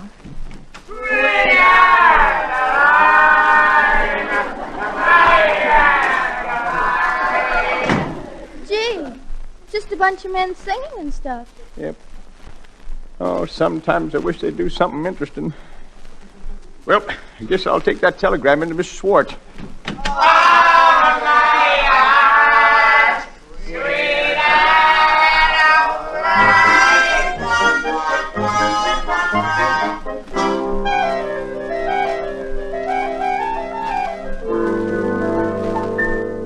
Good morning, Judy. Good morning, Mother. Ah, it's Miss Mercury. Did you sleep well, dear? No, I was delivering telegrams all night in my sleep. Oh, well, after delivering them all day and then again last evening, no wonder. Yes, I delivered 6.5 messages last evening alone. 6.5? How can you deliver half a message? What happened, dear? Well, the man the telegram was addressed to was in a stag party at the athletic club, and the watchman kind of helped me deliver it. Did you say a stag party at the athletic club? Yes. There were a lot of men who were playing cards and laughing and singing and everything. What were they singing? Oh, like this. Dum, dum, dum, dum. Oh, dum. they were. That's not Tchaikovsky. There's a certain husband of mine named Melvin Foster who couldn't take me out last night because he had to go to a political meeting at the athletic club. Well, what Judy probably heard was a campaign song. I'd like to hear the tune he sings when he comes down to breakfast. Heads up, everybody. By a wonderful coincidence, here comes Father now. Well, good morning, everybody. How's everything this bright and cheery morning, Well, what's the matter? What are you looking at me like that for? Well, isn't anybody going to talk to me? Well, what is the matter here? Melvin, how was that political meeting you attended last night? Oh, a corker. Best discussion of world affairs I've heard in a long time. Well, then maybe you can tell me whose national anthem this is. La-dee-dee-dee-dee-dee-dee. Oh, where have you been?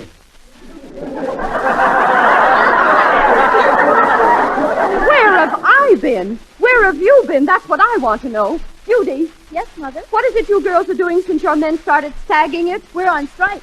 We don't date him and we don't talk to him. Randolph, will you please inform your father that I'm not talking to him and I'm not going out with him on any more dates? Beginning right now, I'm on strike, too. Shall I deliver that as a straight message or as a singing telegram?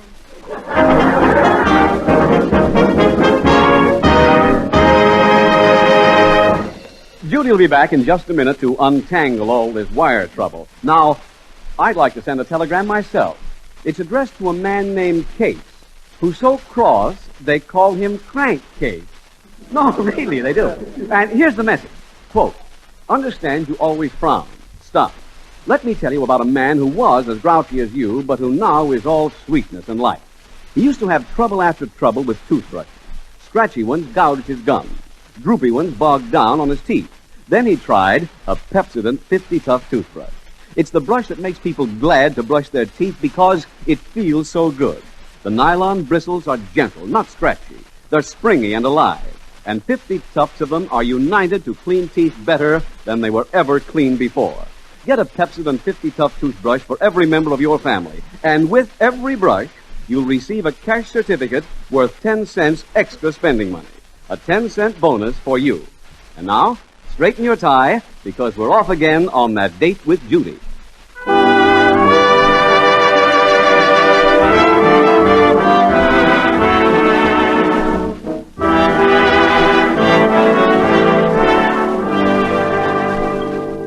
Hey, Randolph. Oh, hello, Gerald. Are you spying on me? Well, yes, in a nice sort of way. Are you working for the sorority? Well, I don't exactly have a Social Security number, but I suppose I could be construed as being employed. Well, I've been watching your work, Randolph, and I'd like to make you a little offer. How would you like to come over on our side? Friend, if you can match the pay, you can consider me working for you as of now. Swell.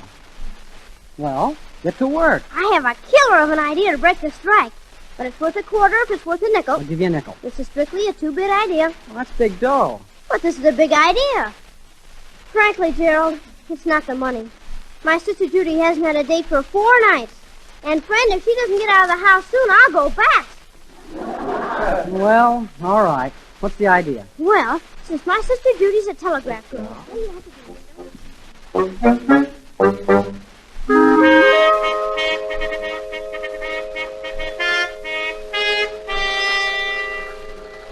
Miss Foster, here's a telegram to be delivered to Mr. Gerald Putnam. To Gerald Putnam?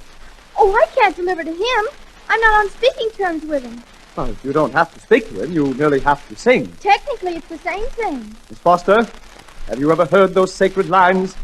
Neither rain, nor snow, nor sleet, nor gloom of night can stay these faithful couriers from the swift completion of their appointed rounds. Judy, that's beautiful. Then, chin up, out into the rain and snow.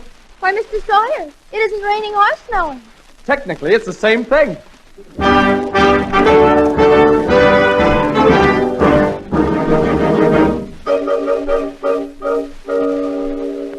Well, a telegram for me? A straight singing wire from Mr. Gerald Putnam. Are you he? I am he. You know darn well I am.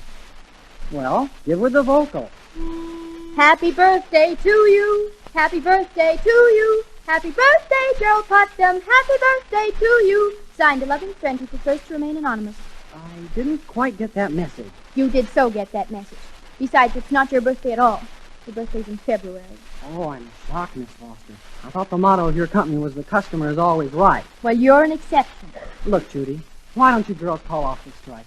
What are you mad at me for anyway, Judy? You know very well what I'm mad at you for. Is it because of that old picnic being stagged? It's a lot more than that. Well, then what is it? Well, when a man has been going steady with a girl for a whole week like you have with me, he isn't seen with a certain red-headed number from Glenville High School. Oh, but Judy, give me a chance. I'm not talking to you, Gerald Putnam. But you've been talking to me, Judy. I was talking to myself. And if you happen to overhear me, that's just too bad.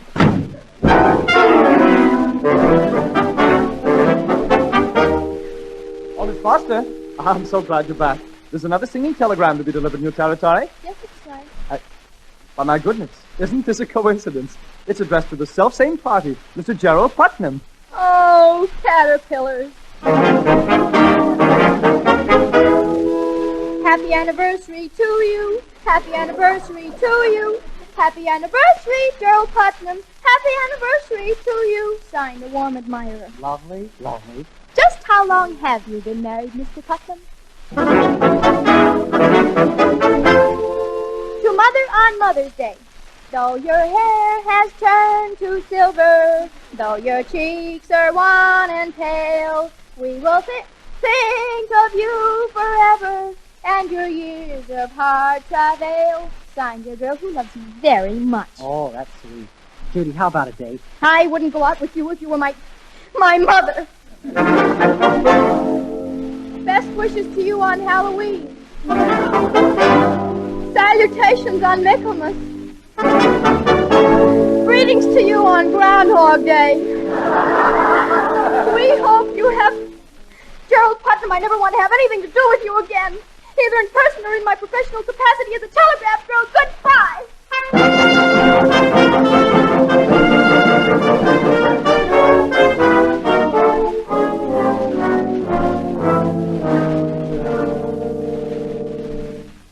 Randolph, as an idea man, you're a dud.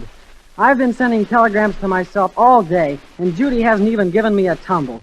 You give me my quarter back. Now, hold on, chum. Think I can save your investment. I have in my possession an idea that is so good it staggers even me. I'm not interested. At 50 cents, I'm practically giving this idea away. 50 cents? It's guaranteed to get Judy on a date. Well, okay. And curiosity is making a sucker out of me again. But here, what's the idea? Very simple. Just start back with happy birthday and go through the whole thing all over again.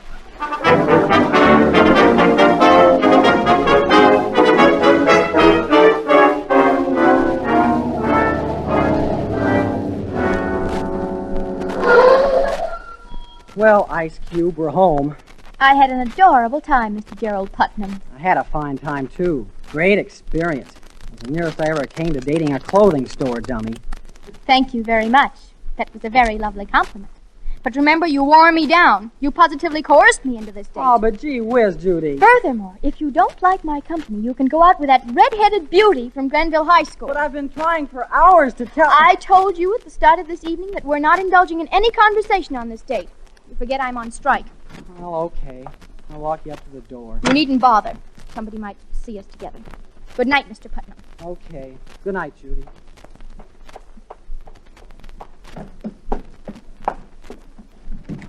Surprise! Surprise! What are you girls doing here? What do you think we're doing, you strike breaker? Wait a minute. Are you spying on me? You're darn right we are, Scab. Oh, why did you do it, Judy? After you took a solemn oath not to date men. But that wasn't really a date. I was only trying girls, the strike is over now. The strike's over, too. But, Madam President... Judy Foster, after this, if you want to do any striking, it's going to be a one-woman strike. Oh, caterpillar.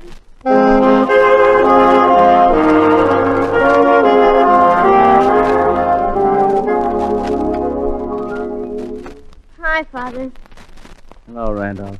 As the only one in this family who is talking to you, Father, I wanted you to know that I feel for you very deeply. In fact, condolences to you on Father's Day. Oh, well, thank you, son. Randolph, do you understand women? Yes, Father, I do. You do? Well, you've got something on me. Father, I hate to see you sitting in here, and the female element of our family sitting in the study, and never the twain shall meet. I'm an old fixer, Father. Do you think you can clear me with Mrs. Foster? Well, for a certain pecuniary remuneration, Father. It's a deal, Randolph. You get your mother talking to me again, and I shall do but handsomely by you. Oh, but Father, before I can handle your case, I have to have complete frankness. Frankness, Randolph? Yes, Father. Were you at a political meeting at the athletic club, or were you at a stag party? Randolph, I'm going to tell you, man to man, in about 15 years from now.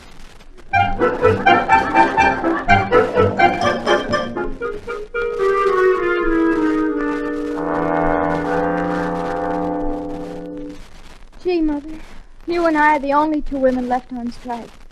You against Father and me against Gerald. Frankly, I don't think it's very effective. But we can't give in, Judy. It would be a confession of weakness. I'll get it. Hello? May I speak to Miss Judy Foster, please? This is the telegraph office. Speaking. This isn't Mr. Sawyer, is it? No, this is Mr. Sawyer's superior. Your voice sounds very familiar. I don't think we've met. I guess not. I haven't met many executives. Funny, for a minute I thought you were my brother. Ridiculous. Miss Foster, we've had a complaint from one of our customers. Who? The other evening you were supposed to deliver a message to a meeting at the athletic club. Were you not? Yes, sir. Well, it got to the wrong person. You delivered it to the stag party instead of to the political meeting. Miss Foster. Oh, I'm terribly sorry. Well, in the future, be more careful. Good evening. Good evening. Mother, I'm in disgrace with the telegraph company. Why? What did you do? There were 2 meetings the other night at the athletic club. A stag party and a political meeting, and I delivered... A political meeting at the club the other night? Yes, I guess that's where I was supposed to go. That's where your father was supposed to go. But that's where he did go. Oh, the poor man, the injustice I've done him. Injustice? Oh, I can't wait till I see your father so I can ask him for a date. Oh, Judy, as of now, you are on a one-woman strike. Oh, loneliness. I'll get it. Hello? Hello, Judy. This is Randolph. Guess what I just found out? What? That redhead from Glenville High School is Gerald's first cousin. His cousin? Their relationship is purely as relations. I extracted the information myself, right out of the mouth of the redhead. I'm dying.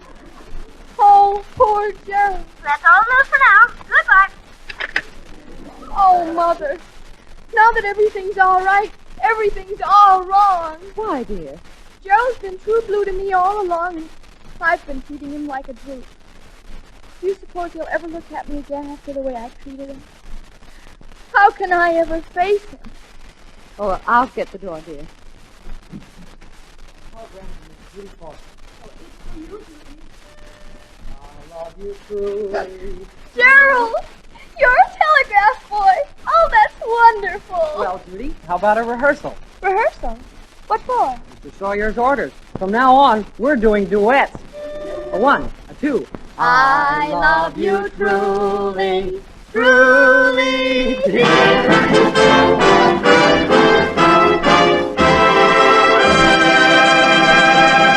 Hold on, the story's not over. In a moment, we'll see what happened. But first, here's an important message from your government. There's an exciting, important new branch of the armed forces now forming, the Winged Commandos. The Winged Commandos will operate Uncle Sam's fast-growing glider force, and the U.S. Army Air Forces need thousands of men to become glider pilots. Tough, self-reliant men are needed for an all-out offensive against the enemy. And make no mistake, these Winged Commandos will be among the leaders in our smashing attacks to crush the Axis. You may be one of the men qualified for immediate training in the 6 weeks course at the new Army Air Forces Glider School. Listen to see if you are eligible. The Air Forces will accept the following men for training. If you are a civilian between 18 and 36 years of age who can pass an Army physical examination and now hold a pilot certificate of private grade or better, register at your nearest Civil Aeronautics Administration office. If you are a former aviation cadet with 50 hours or more of flying time at an Army, Navy, or Marine flying school who is not currently in the air services of the armed forces, register at the nearest CAA office or Army Air Corps headquarters. If you are an Army man who was a civilian pilot or has had flight training in the armed services, see your commanding officer. And if you can't meet these requirements, you still get your chance. Men between 18 and 36 may apply to any one of the 600 colleges of the Civil Aeronautics Administration to take a preliminary course for glider pilot training. When you complete this schooling, you are then eligible to take the regular Army Air Forces glider course. America is growing wings, big wings, fighting wings. Get your wings as a glider pilot. Join the Wing Commandos now.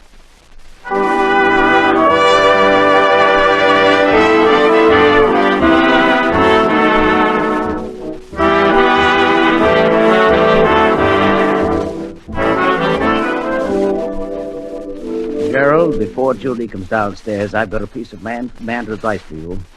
Keep clear of stag parties. Oh, don't worry, Mr. Foster. We've already called off our stag picnic. Say, does anybody remember me? Randolph Foster, the old fixer-upper? Well, Yeah, say thanks, Randolph. That phony phone call you made saved my life. I'll pay you back someday. I'm a cash-on-the-line man, Father. Fee for impersonating the telegraph company, 75 cents. Well, okay. Here you are, Randolph. And as for you, Gerald, my fee is $1 American. Haven't you bled me enough? What did you do for Gerald? It was worth $1. One of the toughest assignments of my career. I converted a Glenville High School redhead into a first cousin.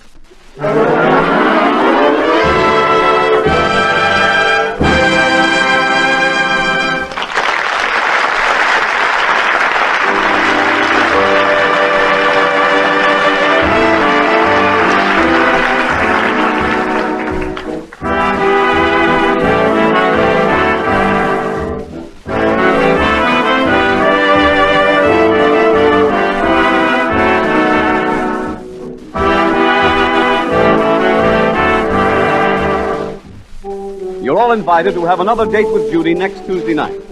A Date with Judy with Deli Ellis and Dick Davis is written by Jerome Lawrence and Aline Leslie. Original music by Gordon Jenkins. And remember, for the safety of your smile, use Pepsodent twice a day. See your dentist twice a year. Larry Keating speaking. This program came to you from Hollywood.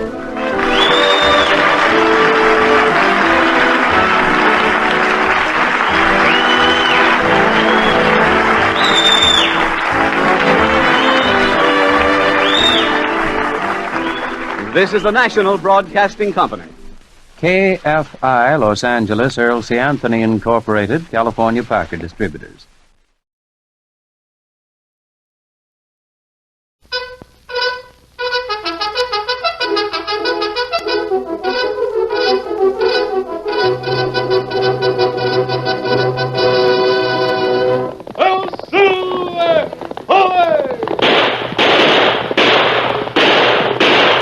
Fiery horse with the speed of light, a cloud of dust, and a hearty hi-yo, Silver, the Lone Ranger.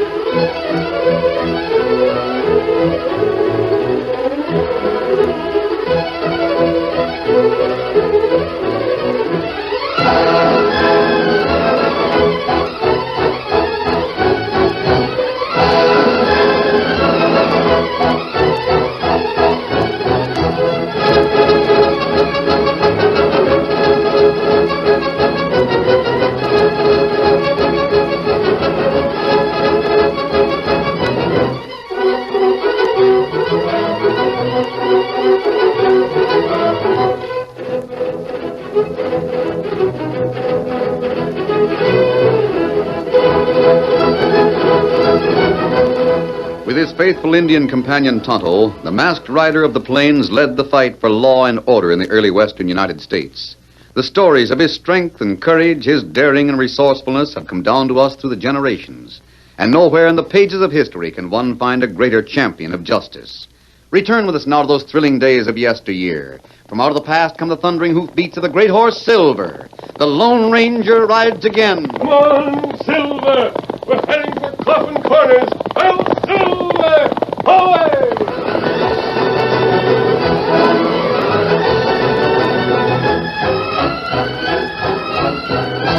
Coffin Corners was a tiny, dusty town like dozens of others in the West. Just a few shacks clustered around a waterhole where two trails met. There was a little general store that never did much business. Lige Perkins, owner of the store, should have been sour and crabby. But instead, Lige was always looking out toward the distant peaks of the Bison Range, and he was always singing a song. With my banjo on my knee. Rained all night the day I left. Yep, those Bison Range mountains sure do look pretty this time of day. Sparkle like gold. Yes, sir. Someday they'll find gold. At least I hope they do. Sun shone so hot I froze to death, Susanna, don't you cry. Well, all ready for business. If there's anybody to sell to. Well, sir, I reckon coming into the shade tells your usually keen eyesight. I'm a customer, and so's my partner here. My name is Weldon, Colonel Weldon, sir. His name's Jason. Say howdy to Mr. Perkins, Jason. Howdy. Howdy, gents. Howdy. Be glad to sell you anything. Food, feed, and firearms. Take your choice. I got clothes, too, but they're might old, and I can see you gentlemen are well-dressed. Well-dressed? I can see you've got a keen sense of humor, sir. We're as ragged as the tag end of the Confederate Army after Appomattox.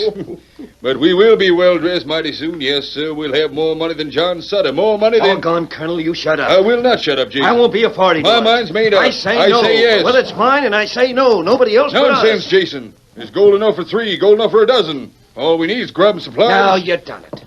Now you done it. You blatted it right out. Gold. Did you say gold? There, you see? Doggone. Colonel, if you're might short of cash to buy supplies and such like, I'll be more than glad to grubstake you. Oh, no. We ain't interested. Jason, once and for all, hush your mouth. Mr. Perkins, you're a gentleman, sir, a true gentleman. Yes, we have found a gold mine. It's up in the Bison Range, and mark my words, sir, it'll be bigger than the mother lode. We haven't worked the mine yet, but, here, look. There's one of the nuggets we picked up at the foot of the cliff. Gold? I ask you as an expert, did you ever see a likelier piece of gold ore in your natural life? No, sir, you never did, never. Because that's the best specimen of gold ore ever came to light. Why, Jason, I'll make millions, sir, millions. Oh, we would only... No. Colonel, nothing's gone wrong, has it? Lack of a few paltry dollars. Eh? Just a few $100s to buy supplies so we can go up there and start work and get the gold out. And we haven't got the money. To think that I, Colonel Weldon, formerly owner of 600 acres of land in Kentucky worth thousands of dollars. Now I'm reduced to... Colonel, I'll advance you the supplies. You would? Yes, sir. Why, I've grub-staked hundreds of gold prospectors. Hundreds of them. I'll be more than glad to do the same thing for you and your partner. We'll give you a share in the mine, of course, Mr. Perkins. That's usual when someone grub-stakes prospectors. We'll give you a full third in the mine. No, we'd better not. Better not? Well, Colonel... But suppose we're mistaken. Suppose there's no gold there at all. Well, you got this nugget as proof. Yes, but that might be a loose nugget that rolled down from somewhere else. No, Mr. Perkins, I wouldn't want to take your generous offer and then have you... Now, but, Colonel, I insist. I've grub-staked before, and I'm willing to do it again. I'll give you 300 worth of supplies. 400. Well, what do you think, Jason? We gotta have supplies, Colonel. Keno. Mr. Perkins, sir, it's a deal. We'll allow you to grub-stake us.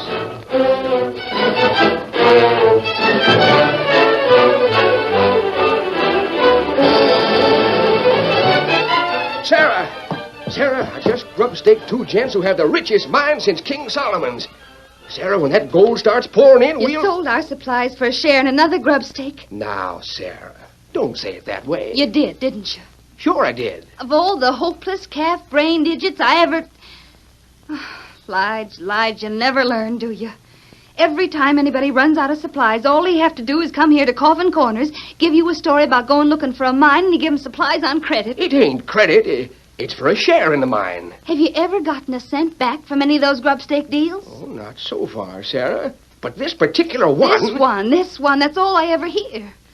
Lige, do you realize when we came here, we had $10,000 to put into a general store? What have we got now? I ain't calculated up for a while. We haven't got a cent. Not a single cent. All that's left is this store and what's in it and those worthless grub stake papers. Coffin Corners. It's the name of this town, and it's a fine one. For us. This here store's our coffin. You're nailing the lid shut with your notions about grub stake. Now, Sarah. Oh, I know you mean well, but you're so soft-hearted, Lige. So soft-hearted. I'm positive the Colonel will find gold there, Sarah. He seemed such an honorable gent. Mr. Perkins, are you talking about a man who calls himself Colonel Weldon? But what in thunder? A masked man. If you come to rob us, you're wasting your time, mister. We got a bare cupboard and an empty cash drawer. Oh, no. We not come for that. We come to buy supply. And we pay cash. We're friends, ma'am. Pay no attention to my mask. I have my reasons for wearing it. We're on the trail of 2 confidence men that are wanted by the sheriff of Washoe County. You're a lawman? You might call us that. Tonto, will you water the horses? I'll buy what we need. Tonto do it. You, Silver, Scout. You come. Perkins, as I came in, I heard you mention a colonel. I wonder if... What is it? Something wrong? The engine's name is Tonto. Why are you staring at me? Those horses outside.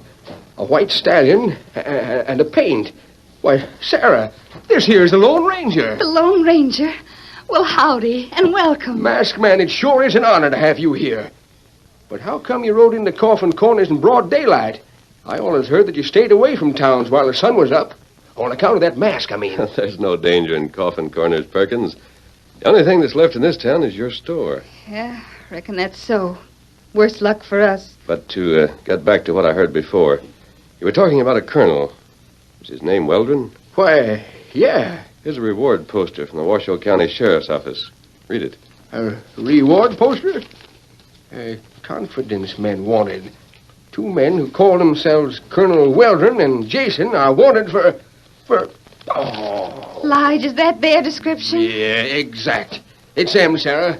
I've been flim-flammed out of $400 worth of supplies. That's too bad, Perkins. They'll never get back to Washoe County. I'll have them put in jail right here. You can't put them in jail here, Perkins. I can't? Why not, mister? Because they've committed no crime here. No crime? But what they just did to me... Isn't a crime.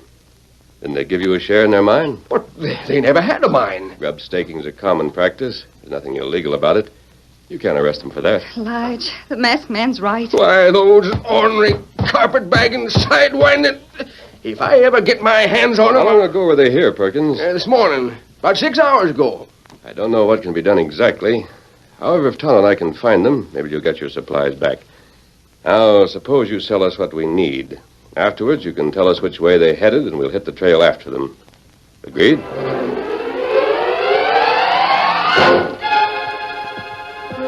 Take the Bright Angel Trail, mister.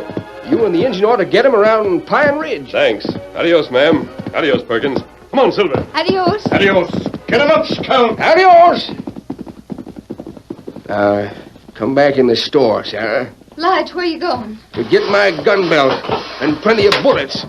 Lige Perkins, what on earth's come over you? Sarah, I'm going after those hombres who cheated me. As soon as I saddle my horse, I'm taking the Apache Trail for Tomahawk. Lige, just a second. Do you mean to tell me those 2 crooks took the Apache Trail? Sure they did. I saw them. But you sent the Lone Ranger and Tonto the other way. They took the Bright Angel Trail to Pine Ridge. I did that deliberate, Sarah. Elijah. I aim to get those skunks myself, that's why. What? You mean you sent them the wrong way just so Sarah, you heard the masked man. He said the Colonel and Jason can't be arrested for what they did to me. But they cheated me, and I'll make them pay. And I aim to do it my way, myself. Elijah, you certainly have changed. You used to be so happy, always singing, and now... Sarah, I've been a worm. But now the worm is turning. When I meet up with those 2 crooks in Tomahawk, I'm going to pay them off in bullets. Don't wait up for me.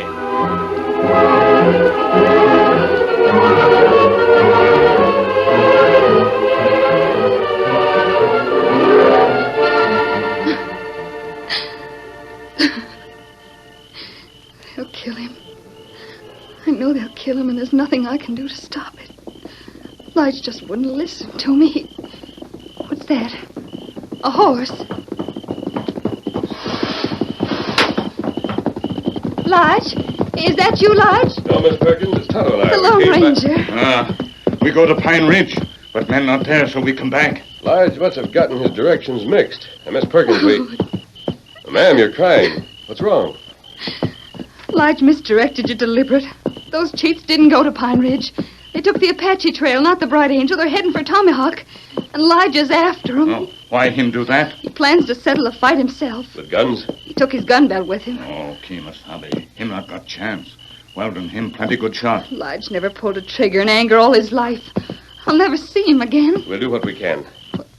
What's that? Our horses are still fresh. They can beat anything on 4 feet. That's right. Silver and Scout get to Tomahawk like Flying Eagle. Mister, Injun, you mean you'll try to save lives? We get there in time. Keep a prayer on your lips, ma'am. Come on, Tonto. The Apache Trail. I'll pray, mister. I'll pray every single minute. Get him up, Scout. Well, Silver!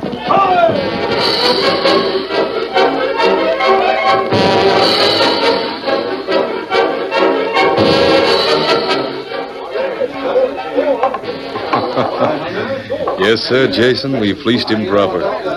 You might call it Jason and the Golden Fleece. Plus me, of course. Huh? Never mind, Jason. You aren't up on your mythology. Just a little private jest, that's all. Shall we have another drink? Oh, I don't know why not. We sold Perkins his supplies for $400, Colonel. Colonel? Colonel, that's rich. I reckon I'm pretty smooth at turning on that poverty-stricken southern gentleman talk, aren't I? 600 acres in old Kentucky, sir. Lost everything in the war. You see before you a broken and beaten man who... And you see before you a cheated man, Colonel. Dog my cat, Perkins. Yeah, I've been to every cafe in Tomahawk. I knew I'd run into you sooner or later. We're going to shoot it out right now. Just reach for your guns. Very well, Mr. Perkins. You've asked for it, and I'll give you satisfaction. But there's no need to spoil this wooden floor here. We'll adjourn to the street and start at once. Mr. Perkins, you're going to die with your boots on.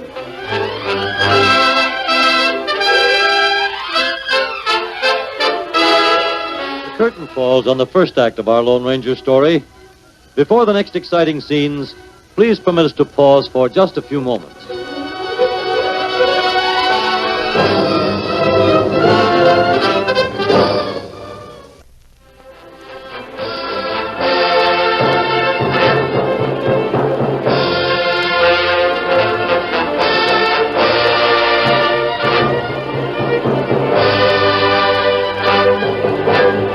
Now to continue our story.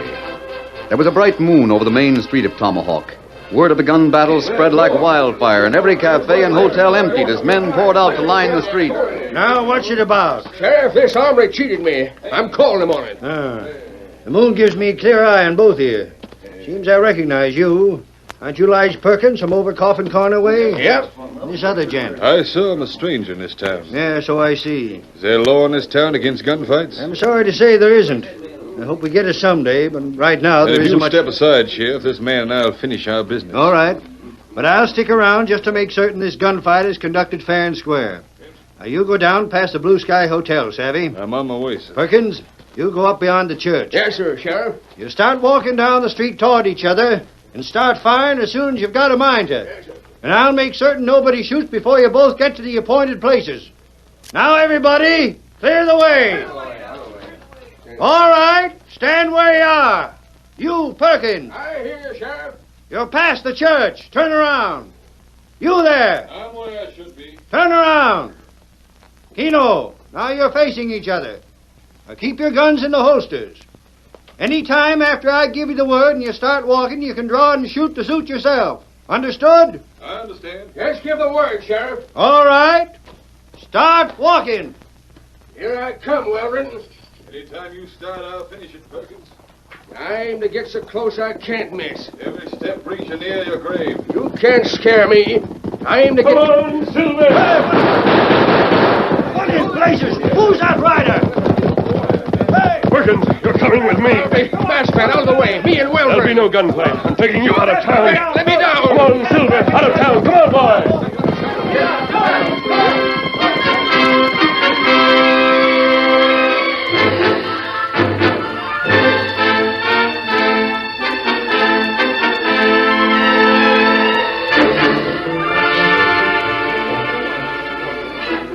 Why didn't you shoot Perkins when you had the chance, Jason? Yeah, the chance didn't come. I had to wait till somebody drawn a gun, didn't I? There were plenty of shots. Sure, but all from that masked man.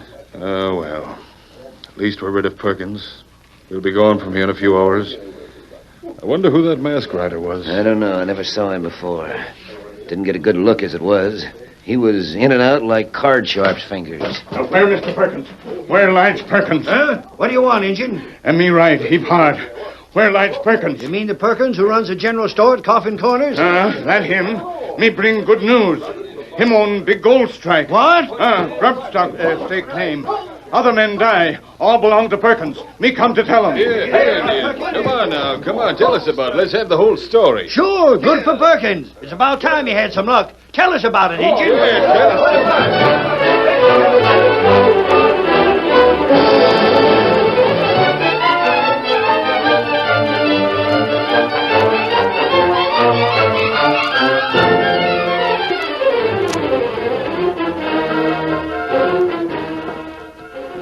Come on, Jason. There's nothing more to tell. Too bad Perkins him not here. Me right, plenty hard. You better head for Coffin Corners, Injun. Me too tired. Me go in morning. Me guess good news wait till then, Now, we got out without being noticed, Jason. Come with me. What's this all about? Come along. We'll have to move fast. Now, listen, Jason. We move fast enough, we can get that gold mine for ourselves. Huh? I figured it all out inside. The Indian gave the location.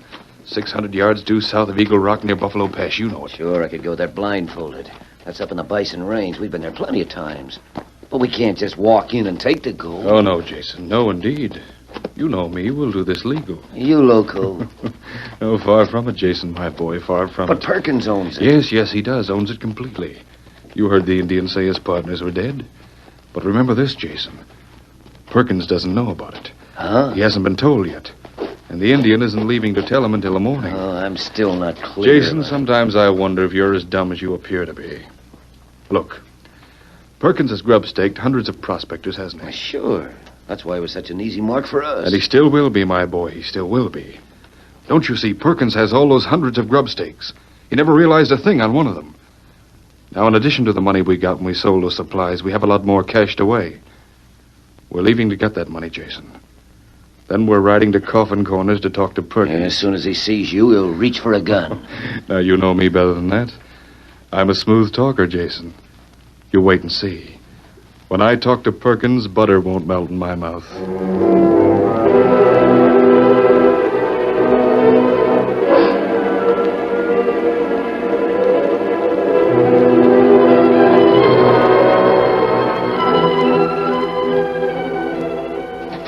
Oh, that's you, Sarah?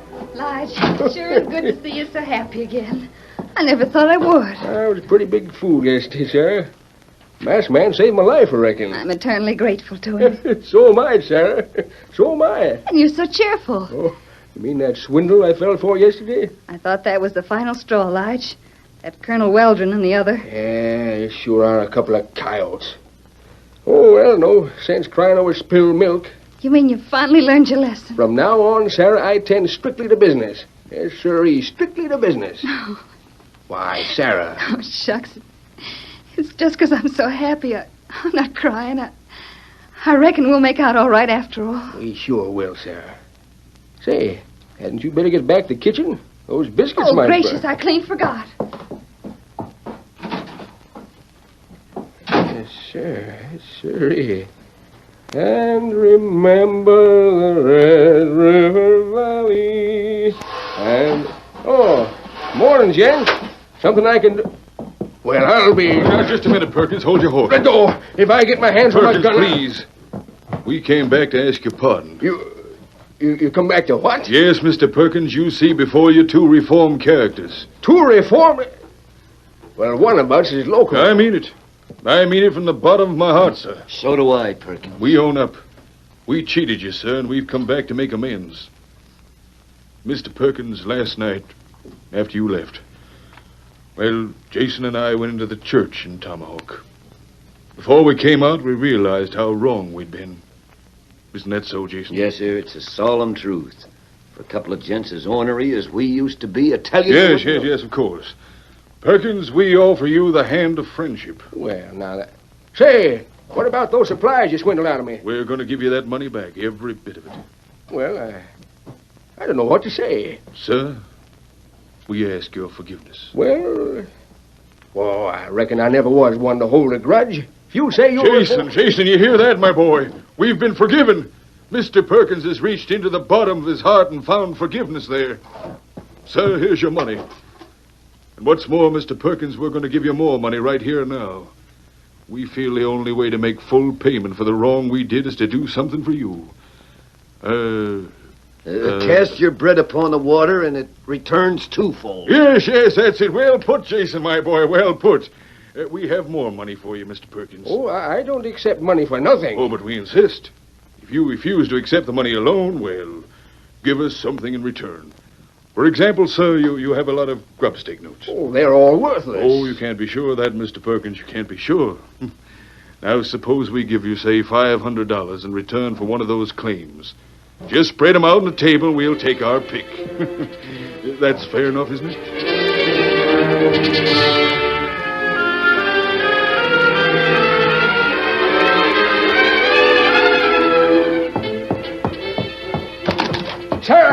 Sarah, get your bonnet on. We're taking a ride.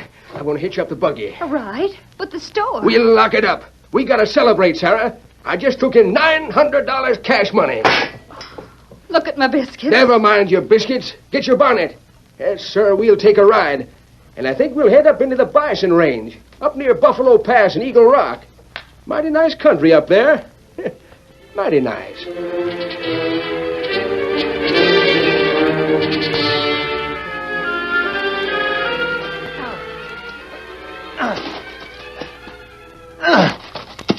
Oh, there's no gold here. Weldon, that Indian got it wrong. This place hasn't even been worked. I don't understand it, Jason. You sure this is the place? Oh, it's the exact location. We've been took, Weldon. That claim you got from Perkins isn't worth a penny. Well, I'll be... And he got $900 cash from us, boy.